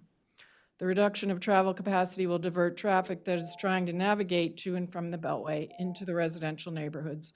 We can do so much better, so let's take the time to work together to make a better plan by going back to the area master plan process. Thank you so much. There's no reason to fast Thank track you this. so much for your comments. Next, Eliza Blumenfeld. No, you got it right the first time. Pardon me? You had it right the first Okay, time. okay. Good evening, members of the Planning Board. My name is Eliza Blumenfeld, and I have lived with my husband and 3 children in the Kent Mill community of Silver Spring for 10 years. Thank you for allowing me to speak today. I support the KMCA letter and strongly oppose the current University Boulevard Corridor Plan. While well-intended, this plan will increase congestion, harm local businesses, and lower quality of life. During COVID, a similar lane reduction to University Boulevard eliminated right merge lanes and converted right lanes to bike and pedestrian use. The result? Traffic jams, risky driving, and almost no increase in bike or pedestrian traffic. I experienced this firsthand, getting stuck in traffic for multiple lights, watching drivers take dangerous turns onto backed up roads, and drivers cutting through parking lots to reach University Boulevard, all while the bike and pedestrian lanes remained nearly empty on a daily basis. Now, with return to office mandates, even more commuters depend on University Boulevard than ever. Reducing lanes, lowering the speed limit, and restricting turns will result in unnecessary gridlock and an increase in pollution from idling cars. Adding high-density housing will also worsen congestion on Arcola Avenue, which has only one lane in each direction. With no plans to expand road access, drivers will be forced again to experience risky maneuvering, increasing the chances of accidents and causing high-density traffic. Kent Mill is a family-oriented community where cars are essential and some people have the nearest bus stop more than a mile away. Public transit is impractical for families who need to take kids to and from school, commute efficiently, and run errands. Making driving more inconvenient won't force people onto buses. It will only hurt their quality of life and push families to leave for communities that respect their needs. This plan also threatens key businesses in the proposed areas, such as the Kent Mill Shopping Center. Higher property costs from development will drive up rent, forcing businesses to either raise prices or close, making life more difficult for residents. Instead of creating a walkable community, this plan will push necessities further out of reach. Good urban planning requires community buy-in, not top-down enforcement. I urge you to reconsider this plan before it permanently harms our community and quality of life. We, the taxpayers, are the true stakeholders, and we must have a say in changes that deeply impact our daily lives. Our voices matter. Please listen. Thank you. Thank you. Next in this group is Carol Silvermitz. Hi, I've lived in Kent Mill for about 30 years, and Forest Knolls for 2 years before, and I strongly oppose the plan. I'm not going to repeat what everybody said about the traffic, but I will bring up a couple of other things. Last year, when I went to a meeting on the university development and on the bike lanes, I brought up the fact that our community was not given any information. I was told, oh, we put it on the bus stops. I said, you told us about a meeting on bus stops and we don't ride buses? I said, I think you could do better. So we get postcards from Montgomery County on the clinics, on get your HIV vaccines. We got 2 this past week. We got things for recycling, but nothing from this committee on this meeting and these proposals. We had to find out from others. So I urge the council to send out black and white, doesn't have to be shiny postcards like these that you send out, but notify our communities. Let us know what you're planning on imposing. The next thing is that there has to be more cultural sensitivity to our community. Scheduling meetings at 6 o'clock doesn't work well for parents who have to get their kids home, for people who have to leave their jobs early. We are a residential community. We left the urban areas when we had to meet our family needs. The two are very different populations. So I have to look and say, what is this doing for our voting block? Well, if you're going to put in 4,000 new residential homes, and they are single families or not singles or different kinds of units, but not with large families, they have more voting power than we will have because our kids don't vote. Yeah, thank you so much. I appreciate it. So the next group is Jeff Shininski, Bracha Orlansky, Joshua Seidman, Alan Treister, Sarah Dolman, and Jonathan Stefanoff. And to get ready are Richard Weinstein, Bella Contsevaya, Elliot Reingold, Samuel Wolf, Sylvia Fine, and Brett Fine. Thank you. Jeff, you can start if. Oh, thank you. Good evening. My name is Jeff Yehuda Shininski. I've lived in Kent Mill for 20 years, and I really feel terrible opposing this plan because so many hours have gone into it, but I must speak up. This plan may look promising on paper, but it disregards a fundamental reality. Kent Mill is an established suburban neighborhood. Residents have chosen to live here precisely because of its suburban character. Yet this plan forces a city-like lifestyle upon us, contradicting the preferences of those who have built their lives here. The plan claims to address cultural needs, but in reality, it disrupts the long-standing cultural fabric of our diverse community. There are several key concerns that I'd like to highlight. First of all, lack of adequate public review. Just in this room tonight alone, I wish that I've rewritten my speech a few times because so many good points have been made, and if we had a bit longer process, all of us could be thinking about this in a more constructive manner. Secondly, as points have been made about the traffic, BRT lanes in cities like New York, Seattle, San Jose, they're all taking them back. We need to learn from mistakes and not repeat them. Third, there really is a threat to local business. As has been mentioned before, the Kent Mill Shopping Center is the only retail hub in the neighborhood. Its small businesses serve cultural and daily needs of our community, and redevelopment really threatens their survival. Why is it acceptable to threaten the viability of local small business? There's no plan for employment, which is a big problem, but I want to talk about the BRT. This whole plan is dependent on a successful BRT, and if there's no funding for it, this whole plan is not feasible. Please take that into account. The plan is not just about infrastructure, it's about the future of our community. The idea of a self-sustained, walkable urban community may look good on paper and could even work in a newly developed area where people who prefer that lifestyle can choose to live there. However, just because a plan's goals may be valid in theory does not mean they work in an already established suburban community. We urge the Planning Board to respect and prioritize the needs, culture, and preferences of longstanding residents who have built their lives here. Thank you very much. Thank you so much. Mr. Orlansky. I'm sorry if I mispronounced your name. No. My name is Bracha Orlansky, and I have lived in Kent Mill for 13 years. I just want to state that I oppose the plan for all the reasons previously stated. Thank you. Thank you so much. Next is Joshua Siedemann. Good evening. I'm Joshua Siedemann, representing Young Israel Shomer Emunah of Greater Washington, a synagogue in Silver Spring. Our congregation has been part of the Silver Spring community since the early 1960s when we constructed our first buildings on University Boulevard between Four Corners and Wheaton. Several years later, we consecrated a large worship, social, and educational facility at Arcola Avenue and Lamberton Drive at the heart of Kent Mill. These facilities serve hundreds of members in the broader community daily through multiple worship services, youth programming, senior activities, educational classes, and community meetings. Kent Mill and our congregation have grown up together, exemplifying what makes a neighborhood thrive. Our community offers diverse housing options, including high-rise apartments, condominiums, townhomes, and single-family houses, all within walking distance of the essential Kent Mill Shopping Center.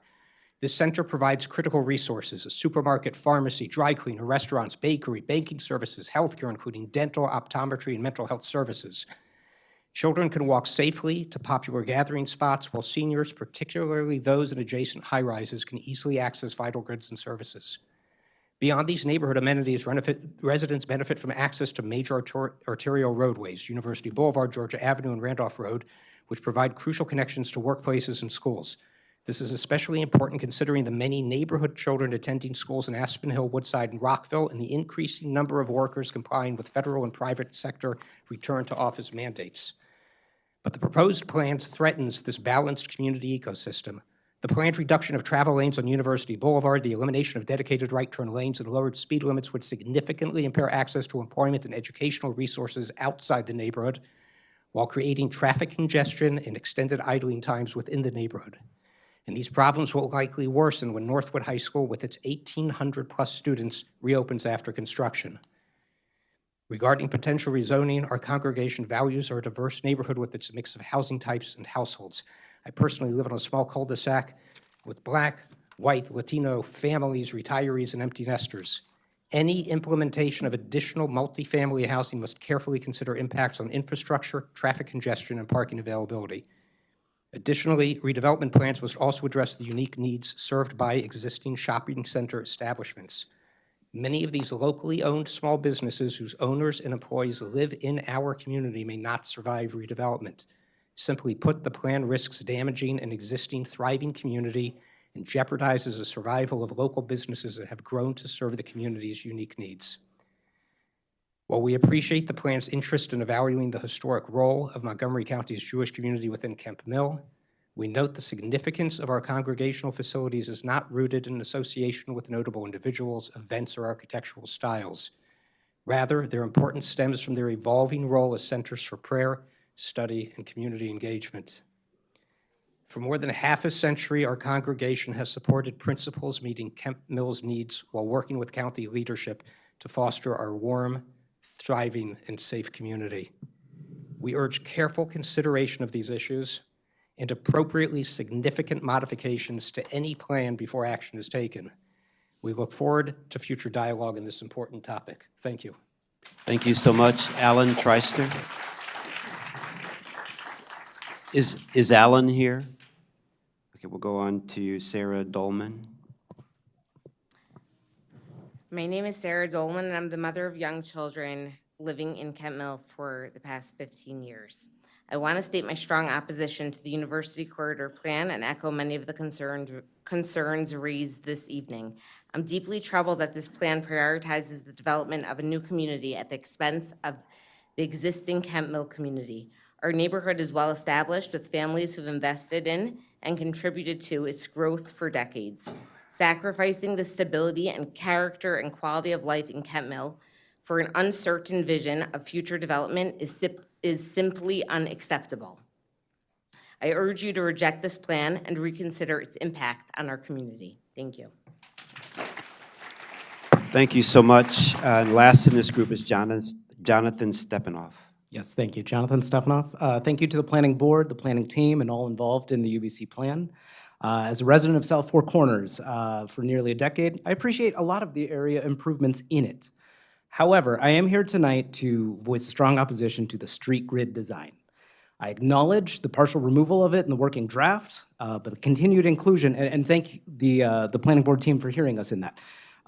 But the continued inclusion of connected network of streets in the long term is concerning, as are some public comments by some commissioners pushing for the street grid to be in place. Under this design, Sutherland Road, my house, is a quiet, narrow, dead-end street with no sidewalks right next to the Four Corners intersection. We would be connected to University Boulevard for vehicle traffic. This contradicts the plan's prioritization of Vision Zero and the walkability, bikeability, accessibility goals. The plan's own analysis, Appendix F Transportation section, tables 3 and 4, show the street grid design significantly increases traffic in South Four Corners and North Four Corners and Woodmore, which is already really bad. The closest modeled streets in South Four Corners of Lorraine, Lanark would see traffic double or more. And at peak times, the per lane traffic in South Four Corners is projected to be higher than some of the areas on University Boulevard by itself in the street grid design. These are the very streets that you want us walking, biking, and accessing the corridor through, and they will be flooded with cut-through traffic. As a father of a little one, I hope one day to feel comfortable walking along University Boulevard or over to Woodmore, because I don't today.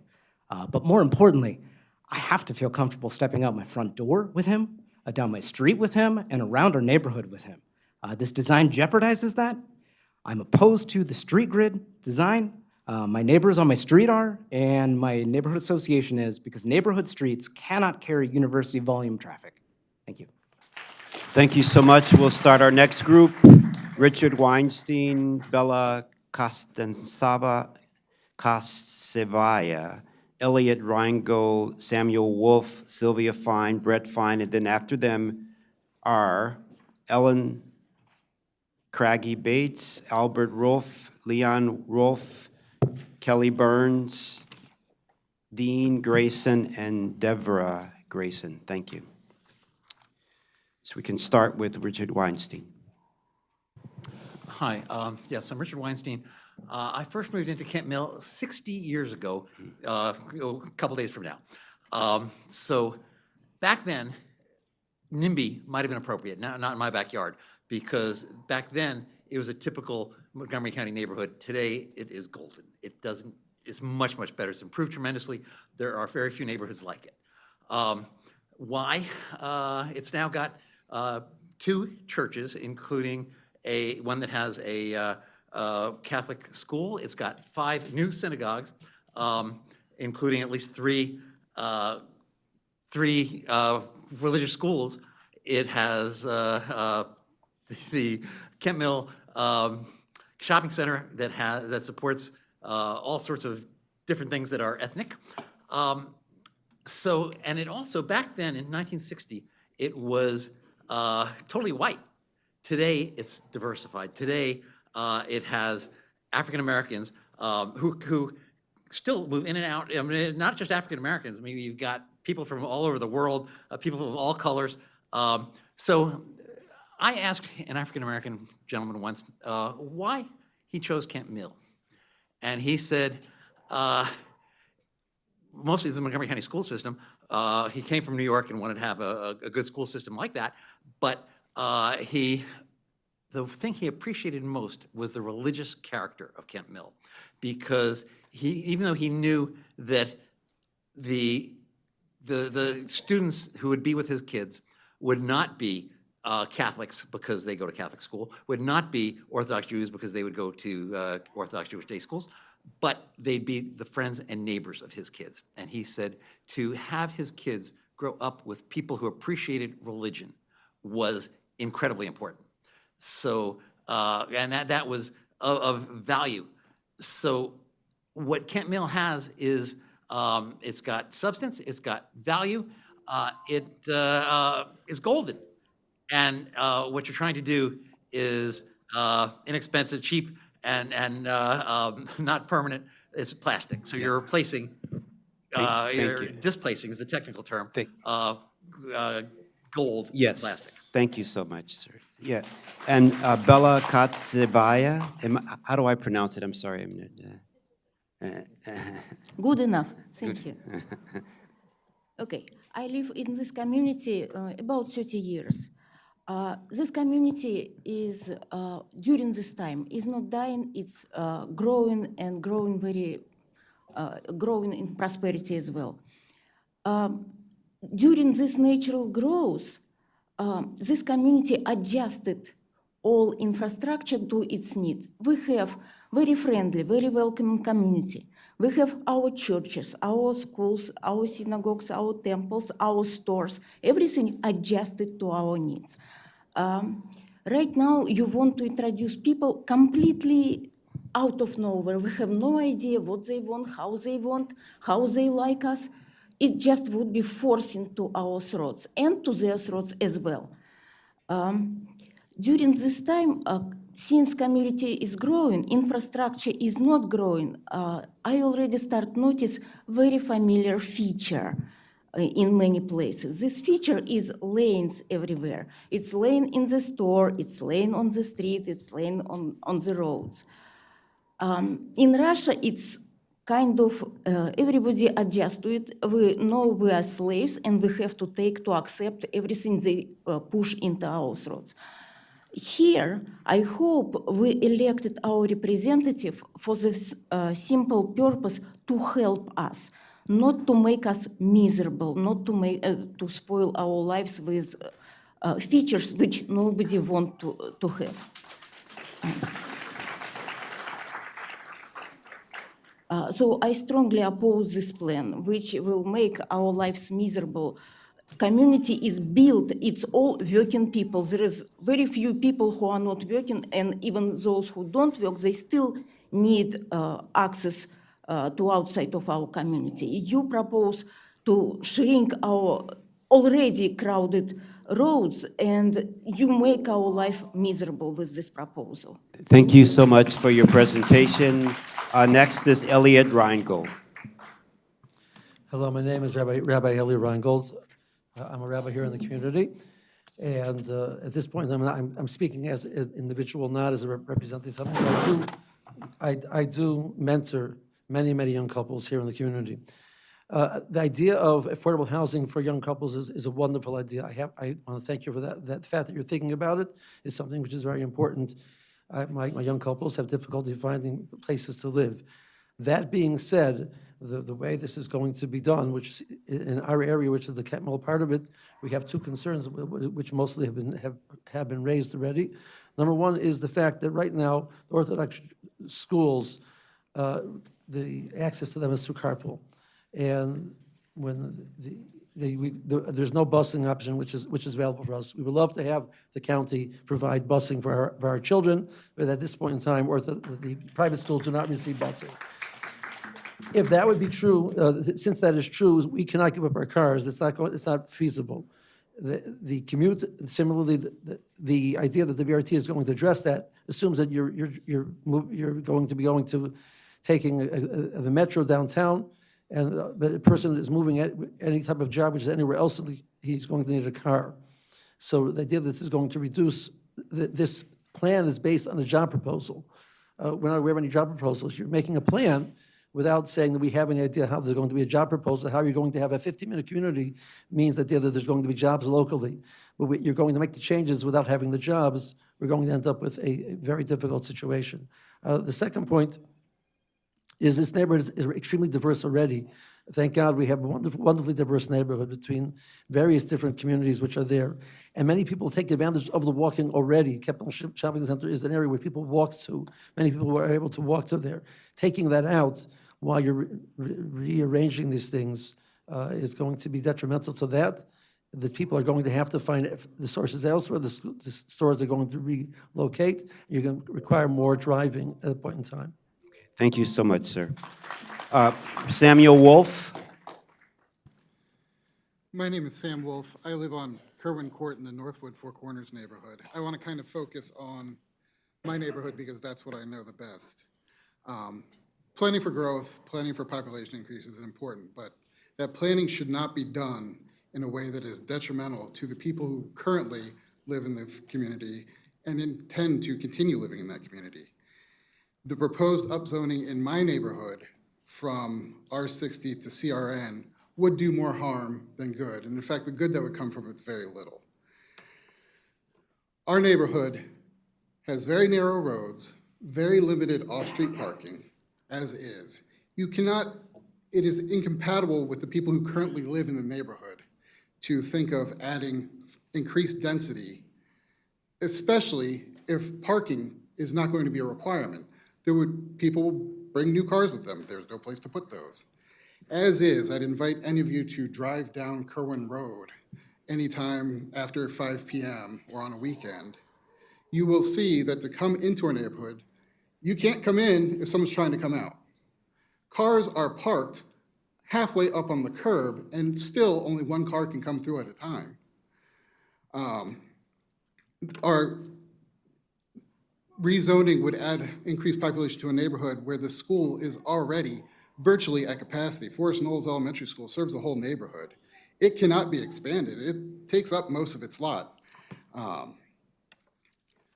The benefits, this would not result in an increased amount of attainable or affordable housing. Adding duplexes or triplexes, simply no one's going to tear down, buy a lot with a home on it, tear it down, build a duplex or triplex, and not sell each unit for more than the original property cost. It's not economically feasible. Thank you. Thank you so much. Next is Sylvia Fine, followed by Brett Fine. Montgomery County Planning Board, thank you for the time this evening. My name is Sylvia Fine, and I am the president of the Springbrook Forest Citizens Association. The residents of Springbrook Forest have multiple concerns regarding the University Boulevard Corridor Plan. While we understand the goal of this plan is to positively impact the community, we believe it will do the opposite. The SFCA opposes the bus lanes on University Boulevard becoming permanent. Very few people ride the buses on University Boulevard. Recently, I was on the bus and there were only 4 other riders. Creating permanent bus lanes would permanently disrupt the lives of hundreds of thousands of car drivers who benefit from the few bus users in the area of University Boulevard. Currently, the bus lanes cause frequent congestion on University Boulevard that wasn't there before. This leads to cars idling, leaking fumes into the atmosphere that negatively affect our planet. These toxic fumes from idling cars are also unsafe for walkers and people living alongside University. The congestion on University Boulevard causes drivers to then take neighborhood roads to get to where they need to go. This practice can be unsafe for young children biking or playing in or alongside the road, unused to heavy traffic in their play areas. The SFCA understands the importance of having buses, but simply put, we feel having bus lanes that cars cannot drive in would not sufficiently improve the bus times compared to the negative effect it would have on drivers. The way to improve public transportation in MoCo is to create more bus routes and put more buses on the roads, not create permanent bus lanes. The SFCA opposes rezoning the areas of the UBC plan to host high-density housing. We especially oppose high-density housing on Arcola, the areas of University Boulevard by Arcola, and the Campbell Shopping Center. We are concerned about the new roads that would be added near the Campbell Shopping Center, which would disrupt the forest areas surrounding it. This specific part of Montgomery County has one of the last surviving oak savannas in the country. The rest have been demolished to make way for new cars and houses. The county has stated multiple times in multiple ways that they are concerned about the environment. If the county was truly concerned about the environment, it would be more worried about the number of trees that would be cut down to implement components of the plan. It is essential that our old growth forests remain intact. University Boulevard is already frequently congested. We understand that the county's plan is for everyone moving in to ride the buses. Unfortunately, the public transportation system in Montgomery County has multiple issues which are not being solved by this proposal. Therefore, we can assume that more families on University would cause more congestion in the roadways as they would need to drive cars. If no one ever needed to get anywhere, this plan would be perfect, but that is not the case. If the county chooses not to listen to us about the housing alongside University Boulevard, we ask that third spaces like bars, restaurants, and supermarkets are also added. The SFCA opposes the lowering of speed limits on University Boulevard and the surrounding roads that would be affected by the University Boulevard corridor plan. We believe that the speed the roads are currently at is a safe speed with the infrastructure provided. We also believe that there are better ways to prevent pedestrian-related accidents within the corridor, for example, coming up with solutions to discourage the very dangerous act of jaywalking. Studies have shown that playgrounds with more dangerous equipment have a lower injury rate compared to playgrounds with safer equipment. This is because children playing in the supposedly more dangerous playgrounds become more cautious not to get hurt. The same could be true in regard to streets. A slow-moving street is more inviting to jaywalking, while jaywalkers may have higher levels of concern about being hit on a faster road, causing them not to jaywalk. The SFCA opposes the placement of no right turns on red signs throughout the University Boulevard corridor. We believe the decision about whether or not right turns are safe should be made on a case-by-case basis. The SFCA opposes the removal of merge lanes as proposed in the UBC plan. We believe this will cause more congestion and backup in our neighborhood, which already faces daily congestion for issues the county has refused to fix. We also see the concern for pedestrians regarding merge lanes. Thank you for listening to our comments. We hope you consider them. Thank you so much. Brett Fine. Committee, thank you for your time. I'm not sure how the objectives of this committee were set, but it appears that you have pursued the opposite of what benefits residents. Your proposals make car transportation significantly more difficult. You should have been trying to make car transportation much easier. The vast majority of Montgomery County was designed and developed as suburban neighborhoods. Core to that design is the central use of cars as the primary mode of transportation. Everyone who moved here understands that. It is an implicit social contract that the 1.1 million residents of the county agree to.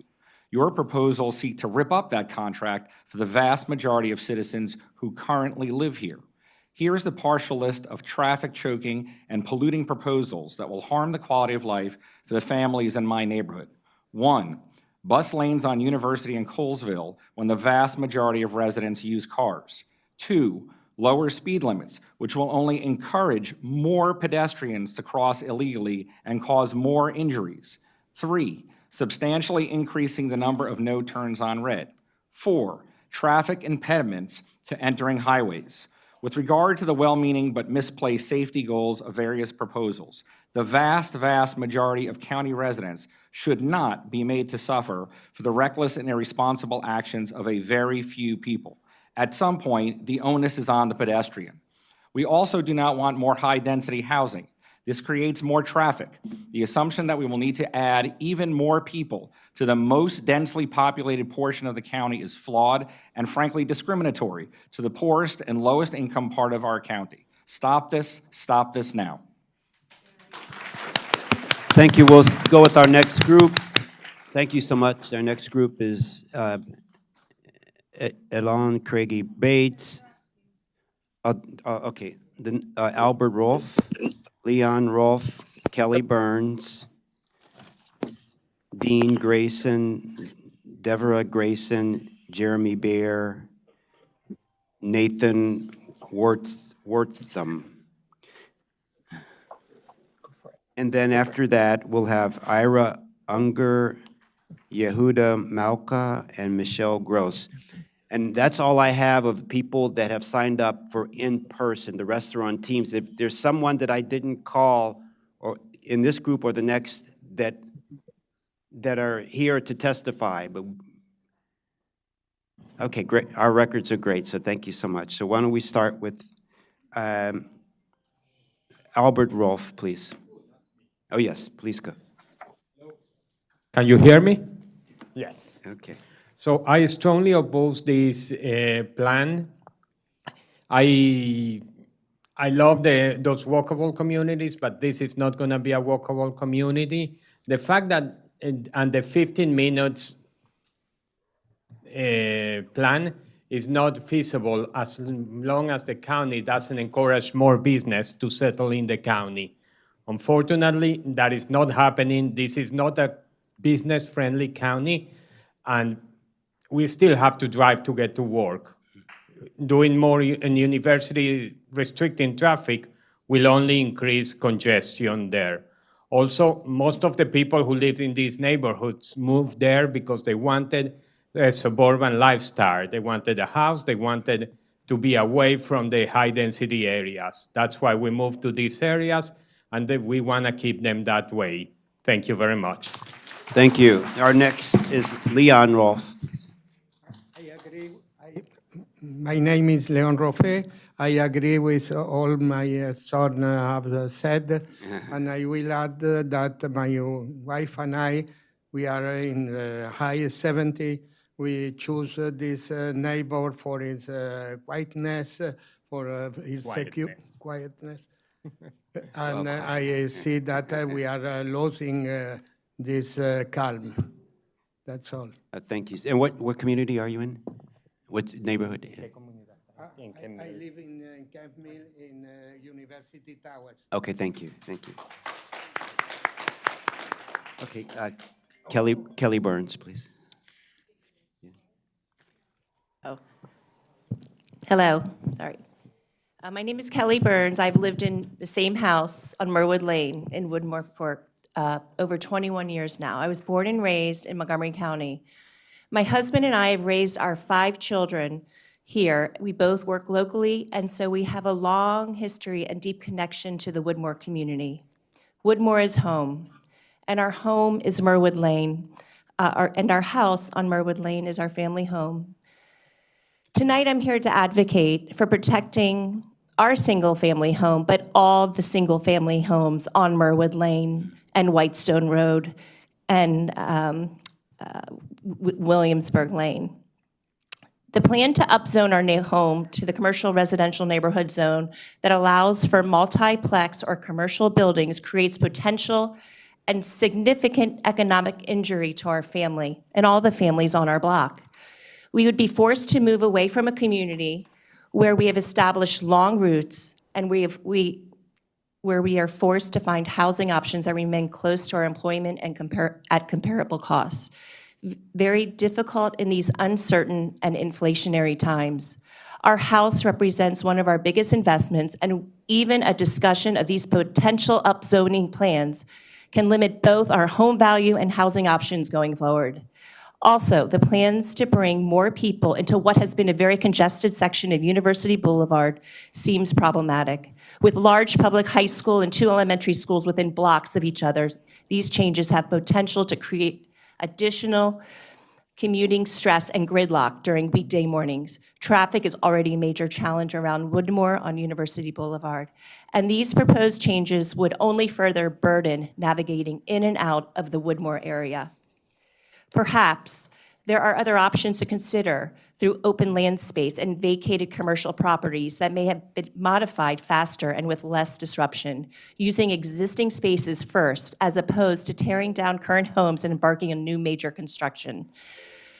We are sensitive and supportive to the needs of others in the community. As long-term residents, we would expect same sensitivity and respect from our government leaders when it comes to protecting our homes and our neighborhoods. Thank you. Thank you. Dean Grayson, please. Thank you, Chairman Harris, members of the Montgomery County Planning Board. My name is Dean Grayson, and I live in the Kemp Mill community. I've lived there for 18 years, and I wish to express my strong opposition to the University Boulevard corridor planning draft. I live on a side street from which I try to turn onto Arcola and then University Boulevard each morning during my commute to Linthicum, Maryland. I cannot telecommute, and I cannot take a bus to my work location. As a result, I have to suffer through the gridlock that already exists from the large number of cars coming from Randolph Road and other roadways already transiting through our neighborhood and already narrow lanes on Arcola and University. Plans to eliminate car lanes and replace them with bus lanes, reducing speed limits, and other measures will cause commuters to increase their cut-through behaviors on streets where children are present without implementing safety measures adequate to protect pedestrians and create further gridlock for existing residents. Please do not reduce or obstruct the traffic lanes, add additional speed cameras, or lower speed limits beyond what has already been done. We do not drive because we wish to pollute the air, and we do not avoid the buses just to shun public transportation. We commute because we live in a suburban neighborhood that we love and we want to preserve. But the further increase in traffic, not a decrease, will result from the University Boulevard Corridor Planning draft. I ask you to please reject the draft, and thank you for your time. Thank you. So I have Deborah Grayson. She is not here this evening. Okay, great. Not great, but thank you for letting me know. Jeremy Bear. Hi, good evening. My name is Jeremy Bear. I'm the resident of the Woodmore community across from Blair High School. I'm here to express my strong opposition to the proposed university plan, the corridor plan, particularly the zoning changes that will directly impact my home and our Woodmore neighborhood. As a resident who chose this area to escape the city congestion and embrace a suburban lifestyle, I'm deeply concerned about the following issues. The proposed development threatens to erode this lifestyle. There are 77,000 households within 3 miles of my property, population of 210,000 people. The planned 4,000 units you're proposing will disturb the more than 200,000 people in the area. I understand you're worried about the lack of new development, but I'm afraid that growth will only benefit the home builders. In one of your documents, you said that you wanted to preserve the residential character, but myself and the 2,400 people who signed the change.org petition are concerned this is contrary to your promise. Our home served as a model for the neighborhood in 1940. If I'm not mistaken, it was one of the first homes in the Woodmore neighborhood. It was called the Wishmaker home. The house itself preserved its charm after all these years. The zoning change threatens to disrupt the character, not only for my house, but many others, by replacing or destroying almost 100 single-family homes with high-density housing that is inconsistent with the existing community. The traffic along University Boulevard is already dense, and the addition of numerous new homes will make this issue worse. The increased volume of vehicles will lead to longer commutes, heightened pollution, and diminished quality of life. Right now, I sit in traffic coming off of University to get to Colesville for about 15 to 20 minutes just to make the right turn, to make the left turn. The proposed plan will significantly alter the neighborhood's dynamics and increase noise. The increase in new residents will place additional strain on our local schools, parks, and other public services. This overpopulation could result in overcrowded classrooms, reduced access to recreational areas, and a decline in the quality of services.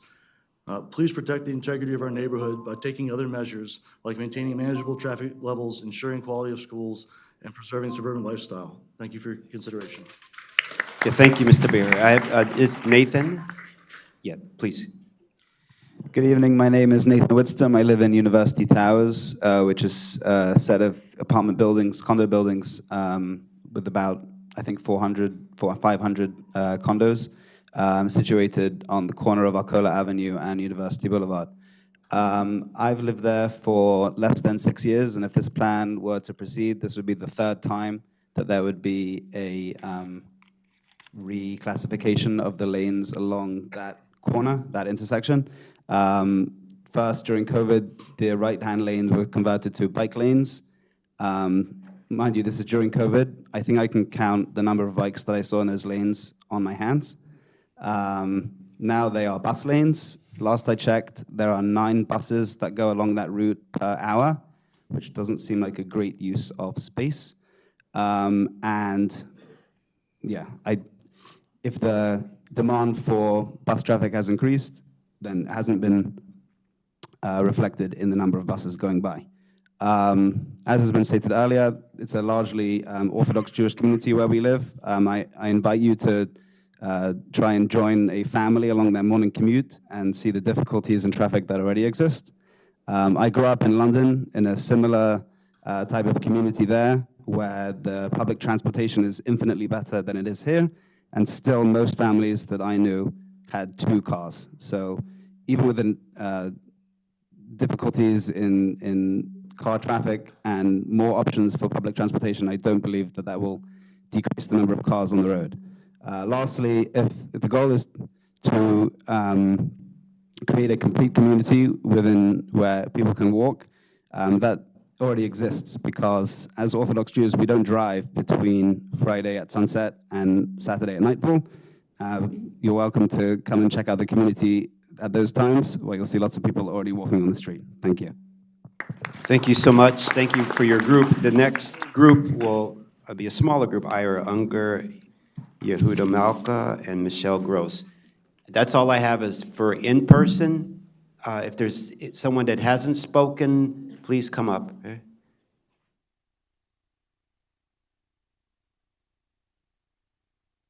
So Ira Unger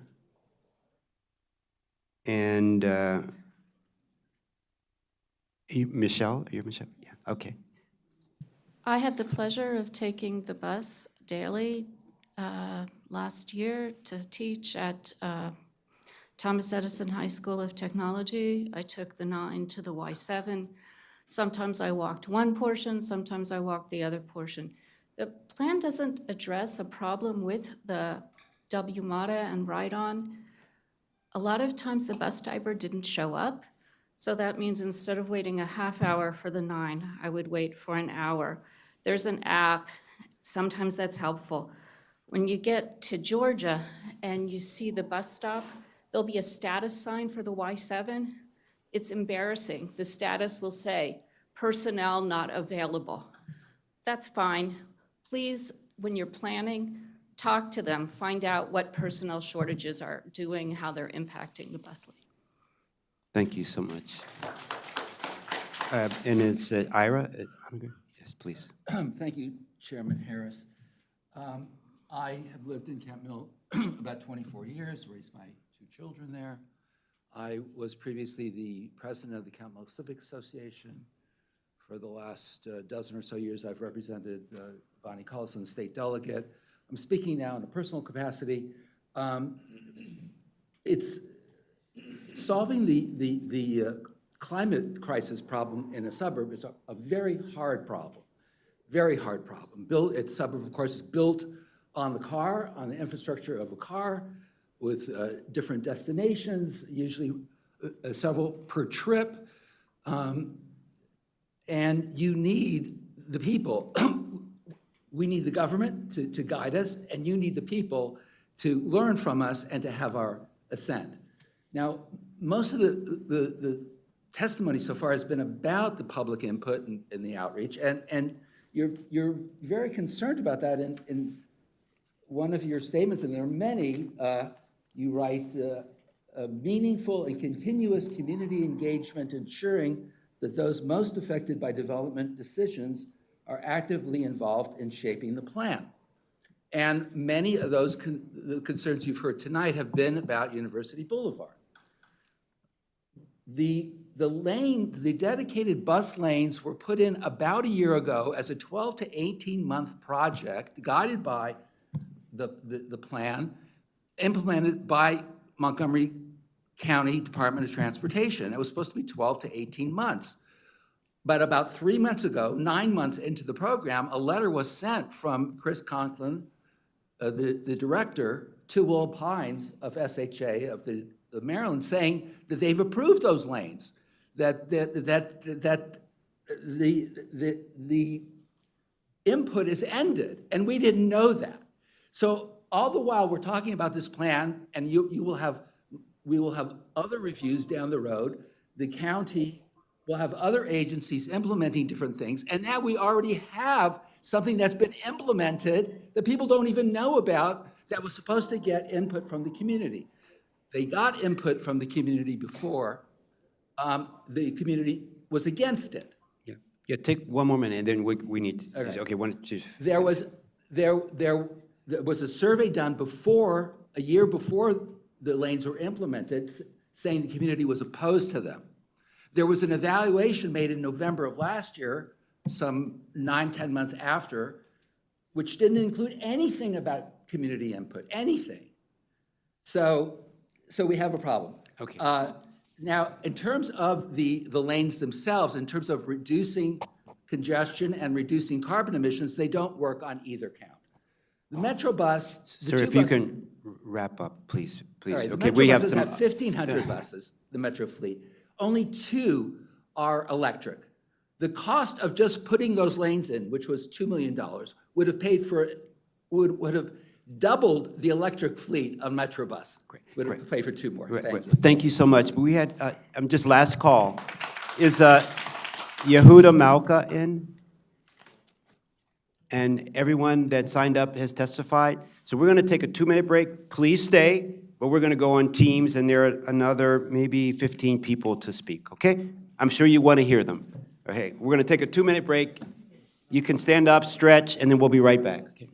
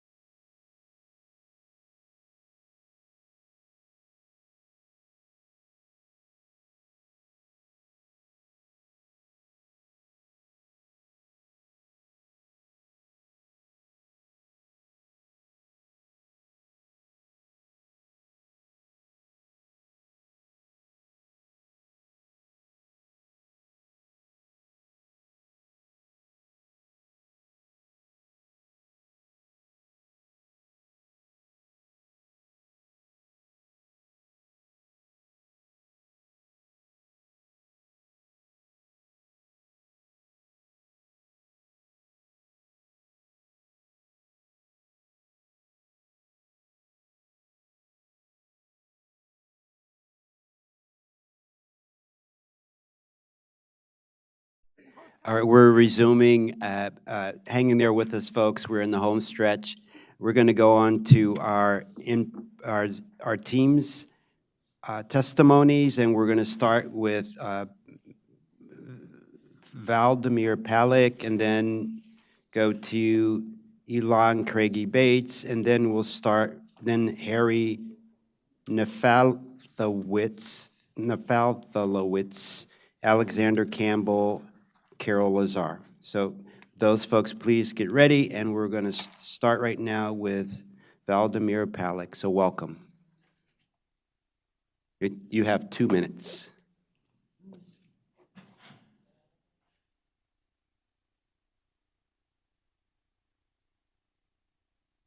So while we're waiting for, why don't we go to, and we can come back. Elon Craigie Bates, please. Go for it. Alrighty. My name is Elon. I am 10 years old, and I live in the North Four Corners neighborhood. My best friend lives across the university, and it is too dangerous for me to go on my own. Elon, can you speak up a little louder, please? Oh, sorry. No, thank you. Please start again. My name is Elon. I am 10 years old, and I live in the North Four Corners neighborhood. My best friend lives across university, and it is too dangerous for me to go on my own. I would like to make it safe enough for me to do that, and this seems like the perfect way. I also want to have some new neighbors. I am completely on board with this plan, but I would like for you to add shops and restaurants to the plan. If I am a Northwood student, I would like to get boba tea after school, and so that is why I would like this plan to take effect. Well, thank you so much for testifying. I really appreciate that. Okay, is Valdemir Palik? Okay. So we'll go on to Harry Neftalowitz.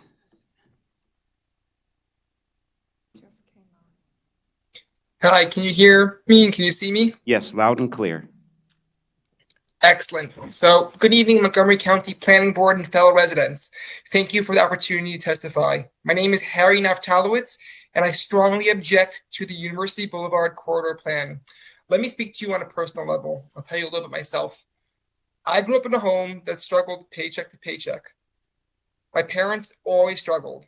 I continued those struggles once I began my own life on my own 2 feet. After 12 years of hard work, my wife and I, with our 4 children, finally achieved the dream of home ownership. I wasn't born in Kent Mill. I moved here just 2 years ago from the great state of Missouri, over 800 miles away. I chose to move here. I wanted to be here for the promise of a warm, diverse community and unique educational opportunities for my family, including the Yeshiva of Greater Washington. My wife and I made our most important purchase ever, a house on Monticello Avenue. This home is directly across the street from the proposed zoning of the University Towers area in the Arcola Avenue district. The proposed rezoning plan stands to threaten the dream that my wife and I, after 12 years, have finally built for our family. The proposed CRT zone in the Kent Mill Shopping Center would permit corporate developers to build buildings up to a towering 70 feet in height. My tranquil view from my bedroom window will no longer be, and all to pad the pockets of real estate developers. What about families, people like me, my kids? Furthermore, the CRT zone in the Kent Mill Shopping Center will consume all open space, permitting extremely high density housing. That peace that my family longed for will no longer be. The proposed changes to University Boulevard threaten to jeopardize our daily commute to work, school, and shopping. Our carpools will be a disaster. The end of federal telework will only make this even worse. Let me be clear, I ride the bus to and from Wheaton Metro Station, and I nevertheless strongly oppose the proposed changes to University Boulevard corridor. We live in a time that is unprecedented. Give us the stability we crave. Respect our reliance interests in our properties. Let us continue to raise our families in the environment we dream of. Don't change Kent Mill. Yes, thank you so much. And next is Alexander Campbell. Hello, my name is Alex Campbell. I'm a student at the University of Maryland, but my brother, Ian Campbell, is in high school at Montgomery Blair High School. As many of you know, University Boulevard is an incredibly wide, incredibly fast, and incredibly unsafe road. Because of that, I strongly support this plan to both narrow the lanes, remove some lanes, and increase transportation options. Some previous speakers have mentioned the fears that traffic will get worse and have cited a similar project on Old Georgetown, which also removed 2 lanes. However, according to Maryland SHA data, there has been virtually no change in drive time, but there has been a plunge in fatalities and a tripling of bicycle traffic. On top of that, this plan would bring new housing options to the area. And academic literature almost unanimously shows new development leads to lower costs. Essentially, areas that build housing thrive, and areas that don't see costs skyrocket. This meeting has seen almost entirely multi-decade homeowners testify. The lack of a younger generation shows that essentially homeowners here are holding everyone else hostage and screwing over our futures. They are stopping solutions to climate change. They are stopping solutions to safer transportation, and they are stopping to lowering housing costs. I urge you to move this plan forward. Thank you. Thank you so much. The next person is Carol Lazar. Hi there, can you hear me? Yes, yes, we can. Thank you. Okay, thank you. My name is Carol Lazar, and I've lived in Kent Mill with my family since 2007. I'm an active member of Young Israel Shomer Emunah, a synagogue located in the Kent Mill Shopping Center. I was extremely concerned when I reviewed the plan for the University Boulevard corridor, particularly as I was unable to locate records of outreach to the Kent Mill community, including local synagogues and YGW, Yeshiva of Greater Washington. This marginalization is disappointing. Existing community members are major stakeholders in any project that will impact the University Boulevard corridor and the surrounding area. I question the 2023 reference traffic data presented in Appendix F of this plan, for example, in Tables 1 and 2. During 2023, there was a significant amount of telework for many.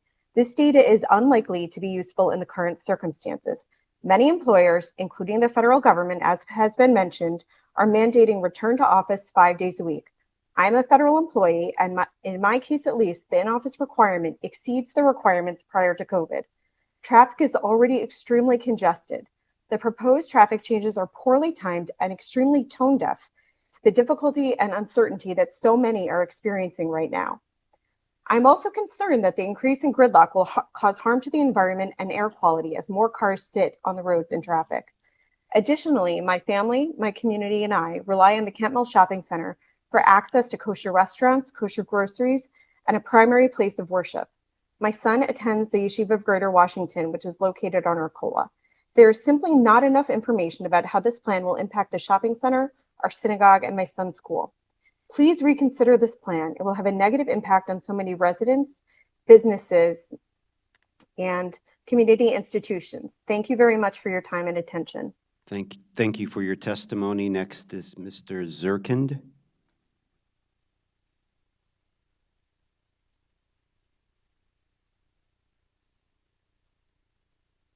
Mr. Zirkind, we'll skip to Stephen Blank and come back if Mr. Zirkind is available.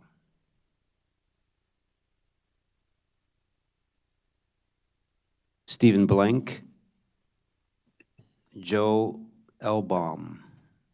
Oh, Stephen Blank. Yeah, thank you. We see you now. Thank you.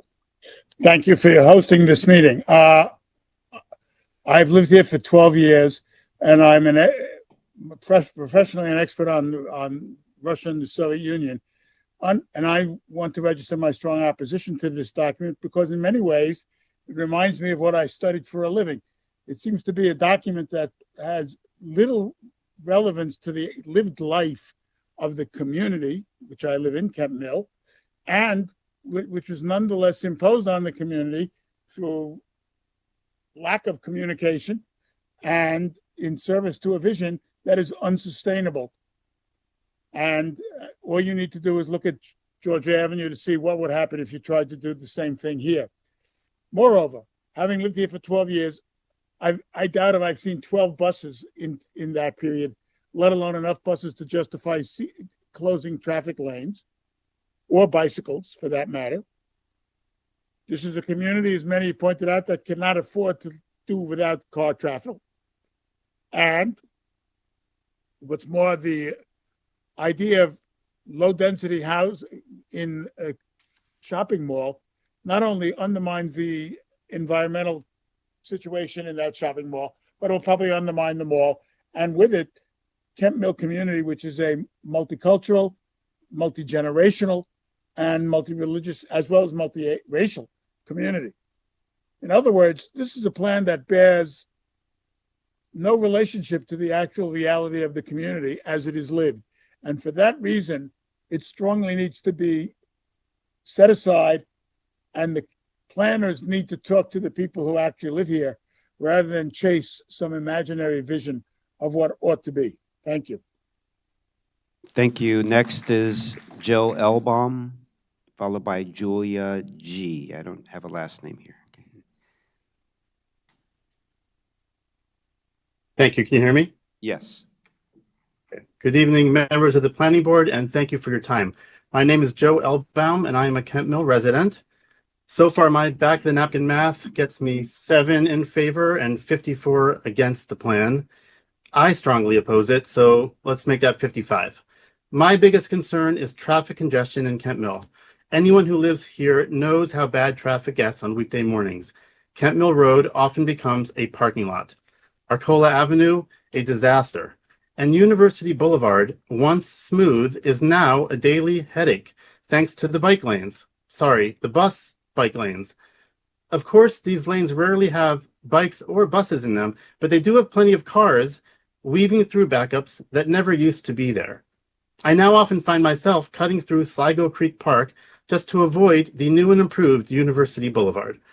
Many of the proposed changes are meant to improve safety, but will instead create bottlenecks, frustration, and unintended consequences. Lowering already lowered speed limits, eliminating right turns on red, removing channelized right turn lanes, these will just choke traffic further. And in general, the concept of right-sizing roadways, an idea surely paved with good intentions, too often makes roads less functional. The result is more drivers like me forced onto neighborhood side streets and longer, more frustrated commutes. I support practical improvements, like the proposed widening and separating of sidewalks from the road. That's simple, effective, and it'll make University Boulevard safer. We should do that. But transforming University Boulevard into something for which it was never meant is not the answer. I walk, bike, and drive in the community, so I care about the quality and safety of our roads. And I urge you, do not fix things in ways that will make them worse. We all want safer roads. We all want fewer accidents and fatalities. But a street that's impossible to drive on isn't safer. It's just broken. Thank you again for your time. Yes, thank you so much.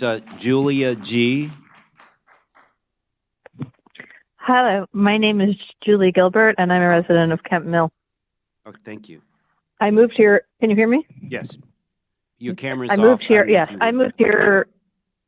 Yes, I wasn't able to log into the Teams link, which is why I'm calling in. But in any case, I moved here from Georgia only 2 years ago in order to live closer to my husband's family.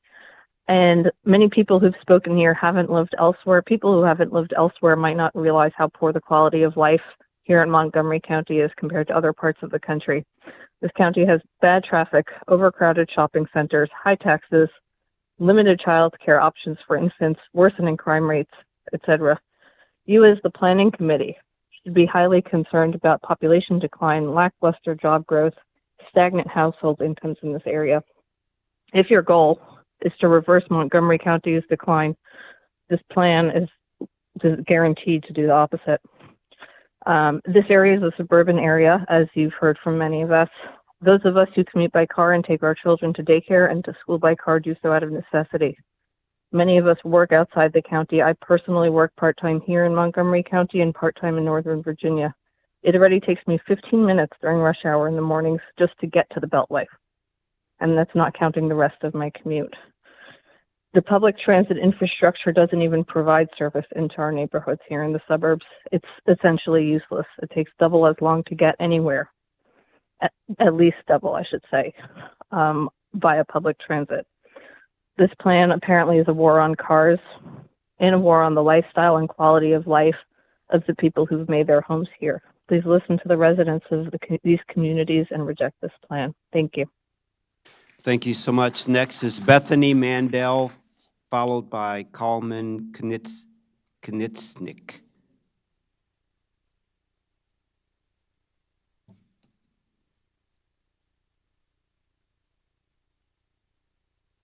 Ms. Mandel.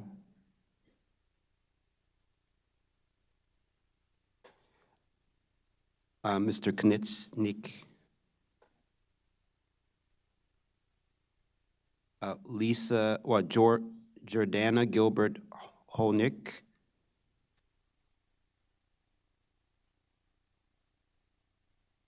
Yeah, are you on mute? Oh, can you speak up, Sue? Are you talking now? We can't hear you. Maybe, is there a call-in number she can use? Or?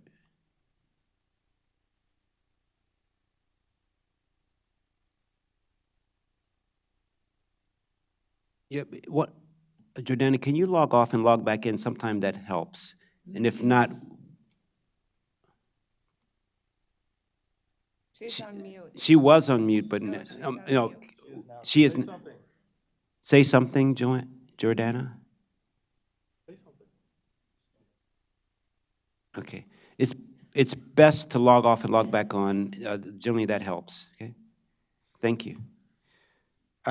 Lisa Letterman. Yeah, I'm here. Okay, great. Thank you.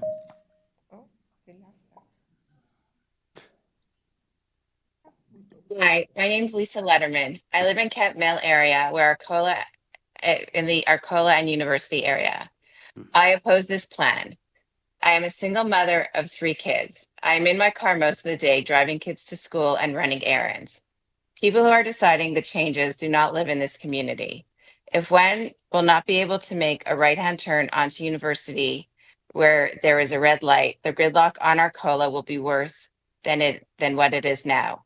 In addition, it has to absorb the traffic from the Kent Mill Shopping Center as well. If these changes take place, getting our kids to school and then driving ourselves to work will be a nightmare. We need Arcola to function, and we need to be able to move easily onto University Boulevard and make that street flow. There is no need to slow down the speed limit on University Boulevard. Pedestrians should follow the crossing signs or have bridges across so that they can cross safer. Since the bike lanes have been created a few years ago, I think I've seen maybe 5 bikers every year use those lanes. And in the meantime, traffic is just getting worse and worse on University. Please refuse this proposal. It wasn't done with much thoughtfulness behind it. Thank you. Thank you so much. Jordana, if you can get off of mute, see if it works now. Hi, are you able to hear me? Perfect. Oh, great. Thank you. Good evening. Thank you for the opportunity to speak today. I live in Kent Mill, and my neighborhood and daily commute will be heavily impacted by the traffic this plan will cause. Kent Mill is walled in on 3 sides by wooded areas, so our only roads to enter and exit are Arcola Avenue leading to University Boulevard and Kent Mill Road. This means that the increased traffic congestion that will be caused by the University Boulevard plan will significantly impact the ability of everyone in my neighborhood to enter and exit, especially at peak rush hour times. I work full-time and have 4 children, ages 7, 5, 2, and 6 months. Transporting my family via bike or bus is not realistic. This plan sounds like it's trying to improve the lives of people in surrounding communities, but in reality, it will be disastrous for young families like mine who rely on high-throughput, functional roads to get in and out of our neighborhood and access work, get to doctor appointments on time, and get home from work in time to meet our kids at the bus stop. This plan will also slow emergency response times for ambulances traveling from Kent Mill to Holy Cross Hospital. This is a serious public safety issue. In addition, thousands of federal employees are about to return to the office in the coming months, and this plan will create a disaster from traffic congestion as these roads are flooded with drivers. It is important to note that any driving pattern data from the past 5 years is irrelevant because so many people who have been teleworking are about to return to office commuting on these exact roads. The changes proposed in this plan are not victimless. Lowering the speeding limit, removing driving lanes, removing right turn lanes, and all the other changes that have been mentioned tonight will have a direct negative impact on my family and thousands of other local residents who rely on these roads and depend on ambulances to have quick access to and from our communities. Please reject this plan. Thank you. Thank you so much. Next is Jonathan Katz. Are you there, Jonathan? Yes, I am. My name is Jonathan Katz, and I've lived in the Kent Mill neighborhood for over 20 years. I moved here from New York City since I wanted to live in a suburb, not a city. While I support some of the goals of the plan, I am strongly opposed to the UBC plan in its current form, and I urge you to reject it. I've already submitted written testimony describing several problems with the plan, some of which have been mentioned by others tonight, so I won't reiterate those here. I think even supporters of the plan should agree that the current draft is unacceptable for the simple reasons that the drafters of the plan have apparently not taken the time to fully understand the communities and neighborhoods that would be most affected by their plan, nor have they adequately consulted with all the Montgomery County residents, taxpayers, and voters who would be negatively impacted by their proposal. When a crosswalk and pedestrian island was placed in Kent Mill a few years ago, there was an open neighborhood meeting to discuss the plan, solicit feedback, and make changes accordingly. I don't understand why this much more disruptive plan had much less community involvement. Many tonight have spoken out against the aggressive timeline for this plan, and I agree with those concerns. Instead of rushing to implement a severely flawed plan, I encourage the planning board to take the time to properly engage with the communities that will be affected by any changes to University Boulevard, to hear their concerns as well as their actual rather than hypothetical needs, and to implement a workable version of the plan that actually has broad public support. Thank you. Thank you so much. Next is Miriam Zaghi.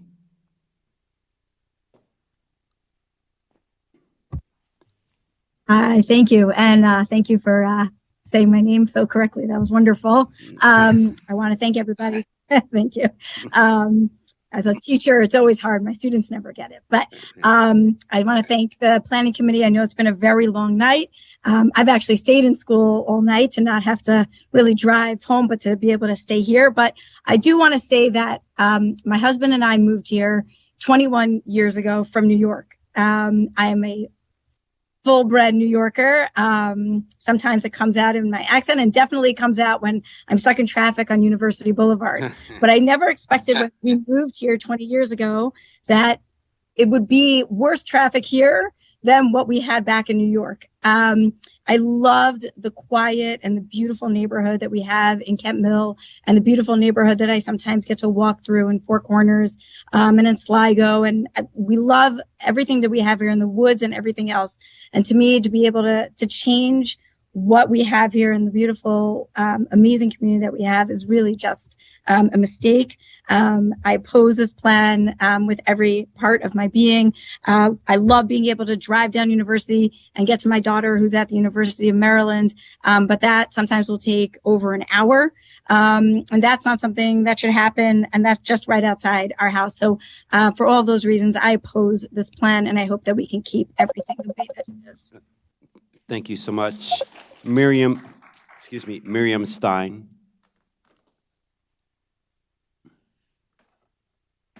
Hi, can you hear me? Yes. Hi. Hi, thanks so much.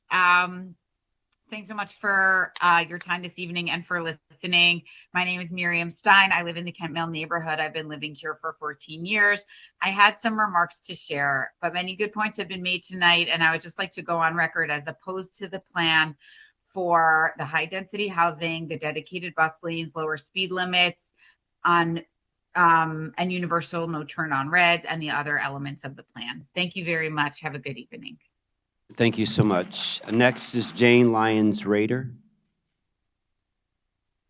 Hi, good evening. My name is Jane Lyons-Rader, and I'm excited to say that this is the first time I'm testifying in a public hearing as a homeowner. I recently bought a townhouse very close to the planned area near downtown Wheaton, and that means that this is also my first opportunity to say that as a homeowner, my voice should not be heard at the expense of considering the many more people who could call this area home if our land use policies were more inclusive. Townhouses and multifamily housing does not destroy communities. It allows them to be even more welcoming. And at a time when the world is filled with more hate and exclusion, I feel that it's extremely important to embrace the idea that more neighbors are not a burden. I feel extremely grateful that my new neighborhood is walkable, but one of the things I'm not looking forward to as much is crossing University Boulevard. This corridor is one of the most dangerous places to be a pedestrian in Montgomery County. Over 4 years, there were over 500 crashes, 25 of those being serious or fatal. So something must be done.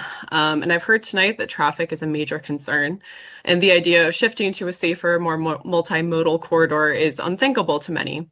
However, there are mounds and mounds of evidence showing that multimodal transportation infrastructure does not have to result in increased traffic. There are proven ways to grow population without growing traffic.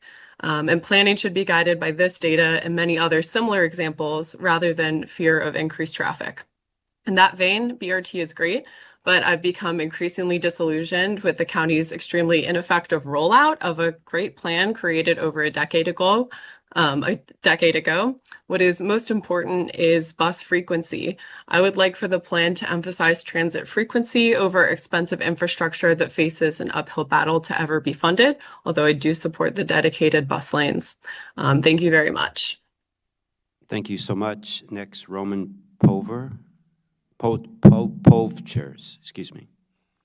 Hi, thank you very much. Can you hear me? Yes. Okay. Oh, so my camera. Okay, yep. Thank you very much for your time. I live in the Camp Mill community. As a community member who lives close to Sligo Creek Path, I am strongly opposed to the construction of high-density housing at the shopping center. As part of this project, a portion of Sligo Creek Path will be converted into a road. The Sligo Creek walkway is heavily utilized for walking and bike riding by adults and children, myself and my family included. Creating a road there would be detrimental to our quality of life. The entire building project would introduce additional traffic and worsening air quality into our neighborhood.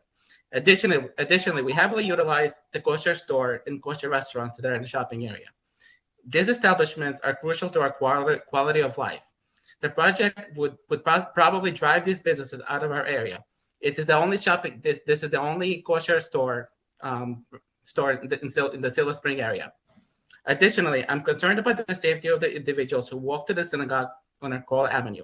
Large number of children run around between the Arcola Park and the synagogue building. Building a road would introduce more vehicle traffic there, and it is a major safety concern.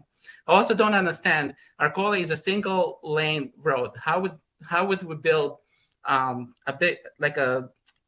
big building there, and the traffic would be horrendous. Thank you very much for your time. Thank you so much. Larry Jaffe. Good evening, Chair, board members. Thank you for your service.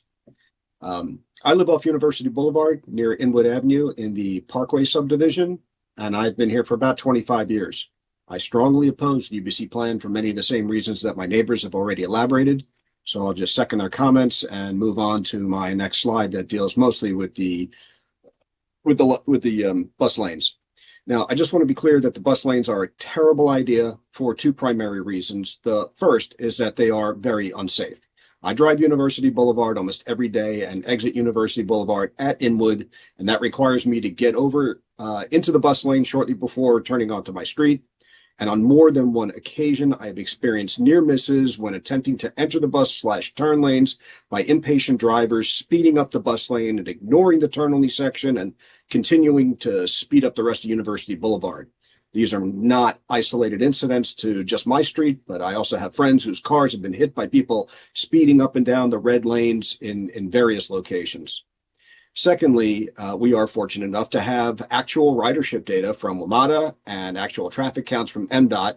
And these data sources show us that on a typical weekday, at least in my stretch of University Boulevard, over 27,000 cars and trucks pass along it on the Arcola to Veers Mill segment, while bus ridership combined on the C2 and C4 buses along that same corridor at the peak for the last 7 years, which was in May of 2024, the daily ridership was only 530 people. So what you're suggesting and what this plan is suggesting, that inconveniencing tens of thousands of daily drivers to benefit only a few hundred daily bus riders, I find this to be really inappropriate, and I urge all of you to reject the plan, and I thank you for your time. Thank you so much. Nick Brady, and then we'll go back, I think, if Bethany Mandel and Kalman Knitsnik are on, we'll go back there. But so let's go with Nick Brady. I saw him on. Great. Yes, I'm here with the WPCA. So good evening, Chair Harris and Planning Board Commissioners.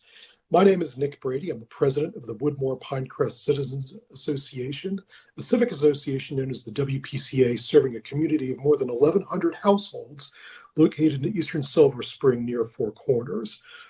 Our borders consist of 495, the northwest branch of the Anacostia River, Colesville Road, and University Boulevard.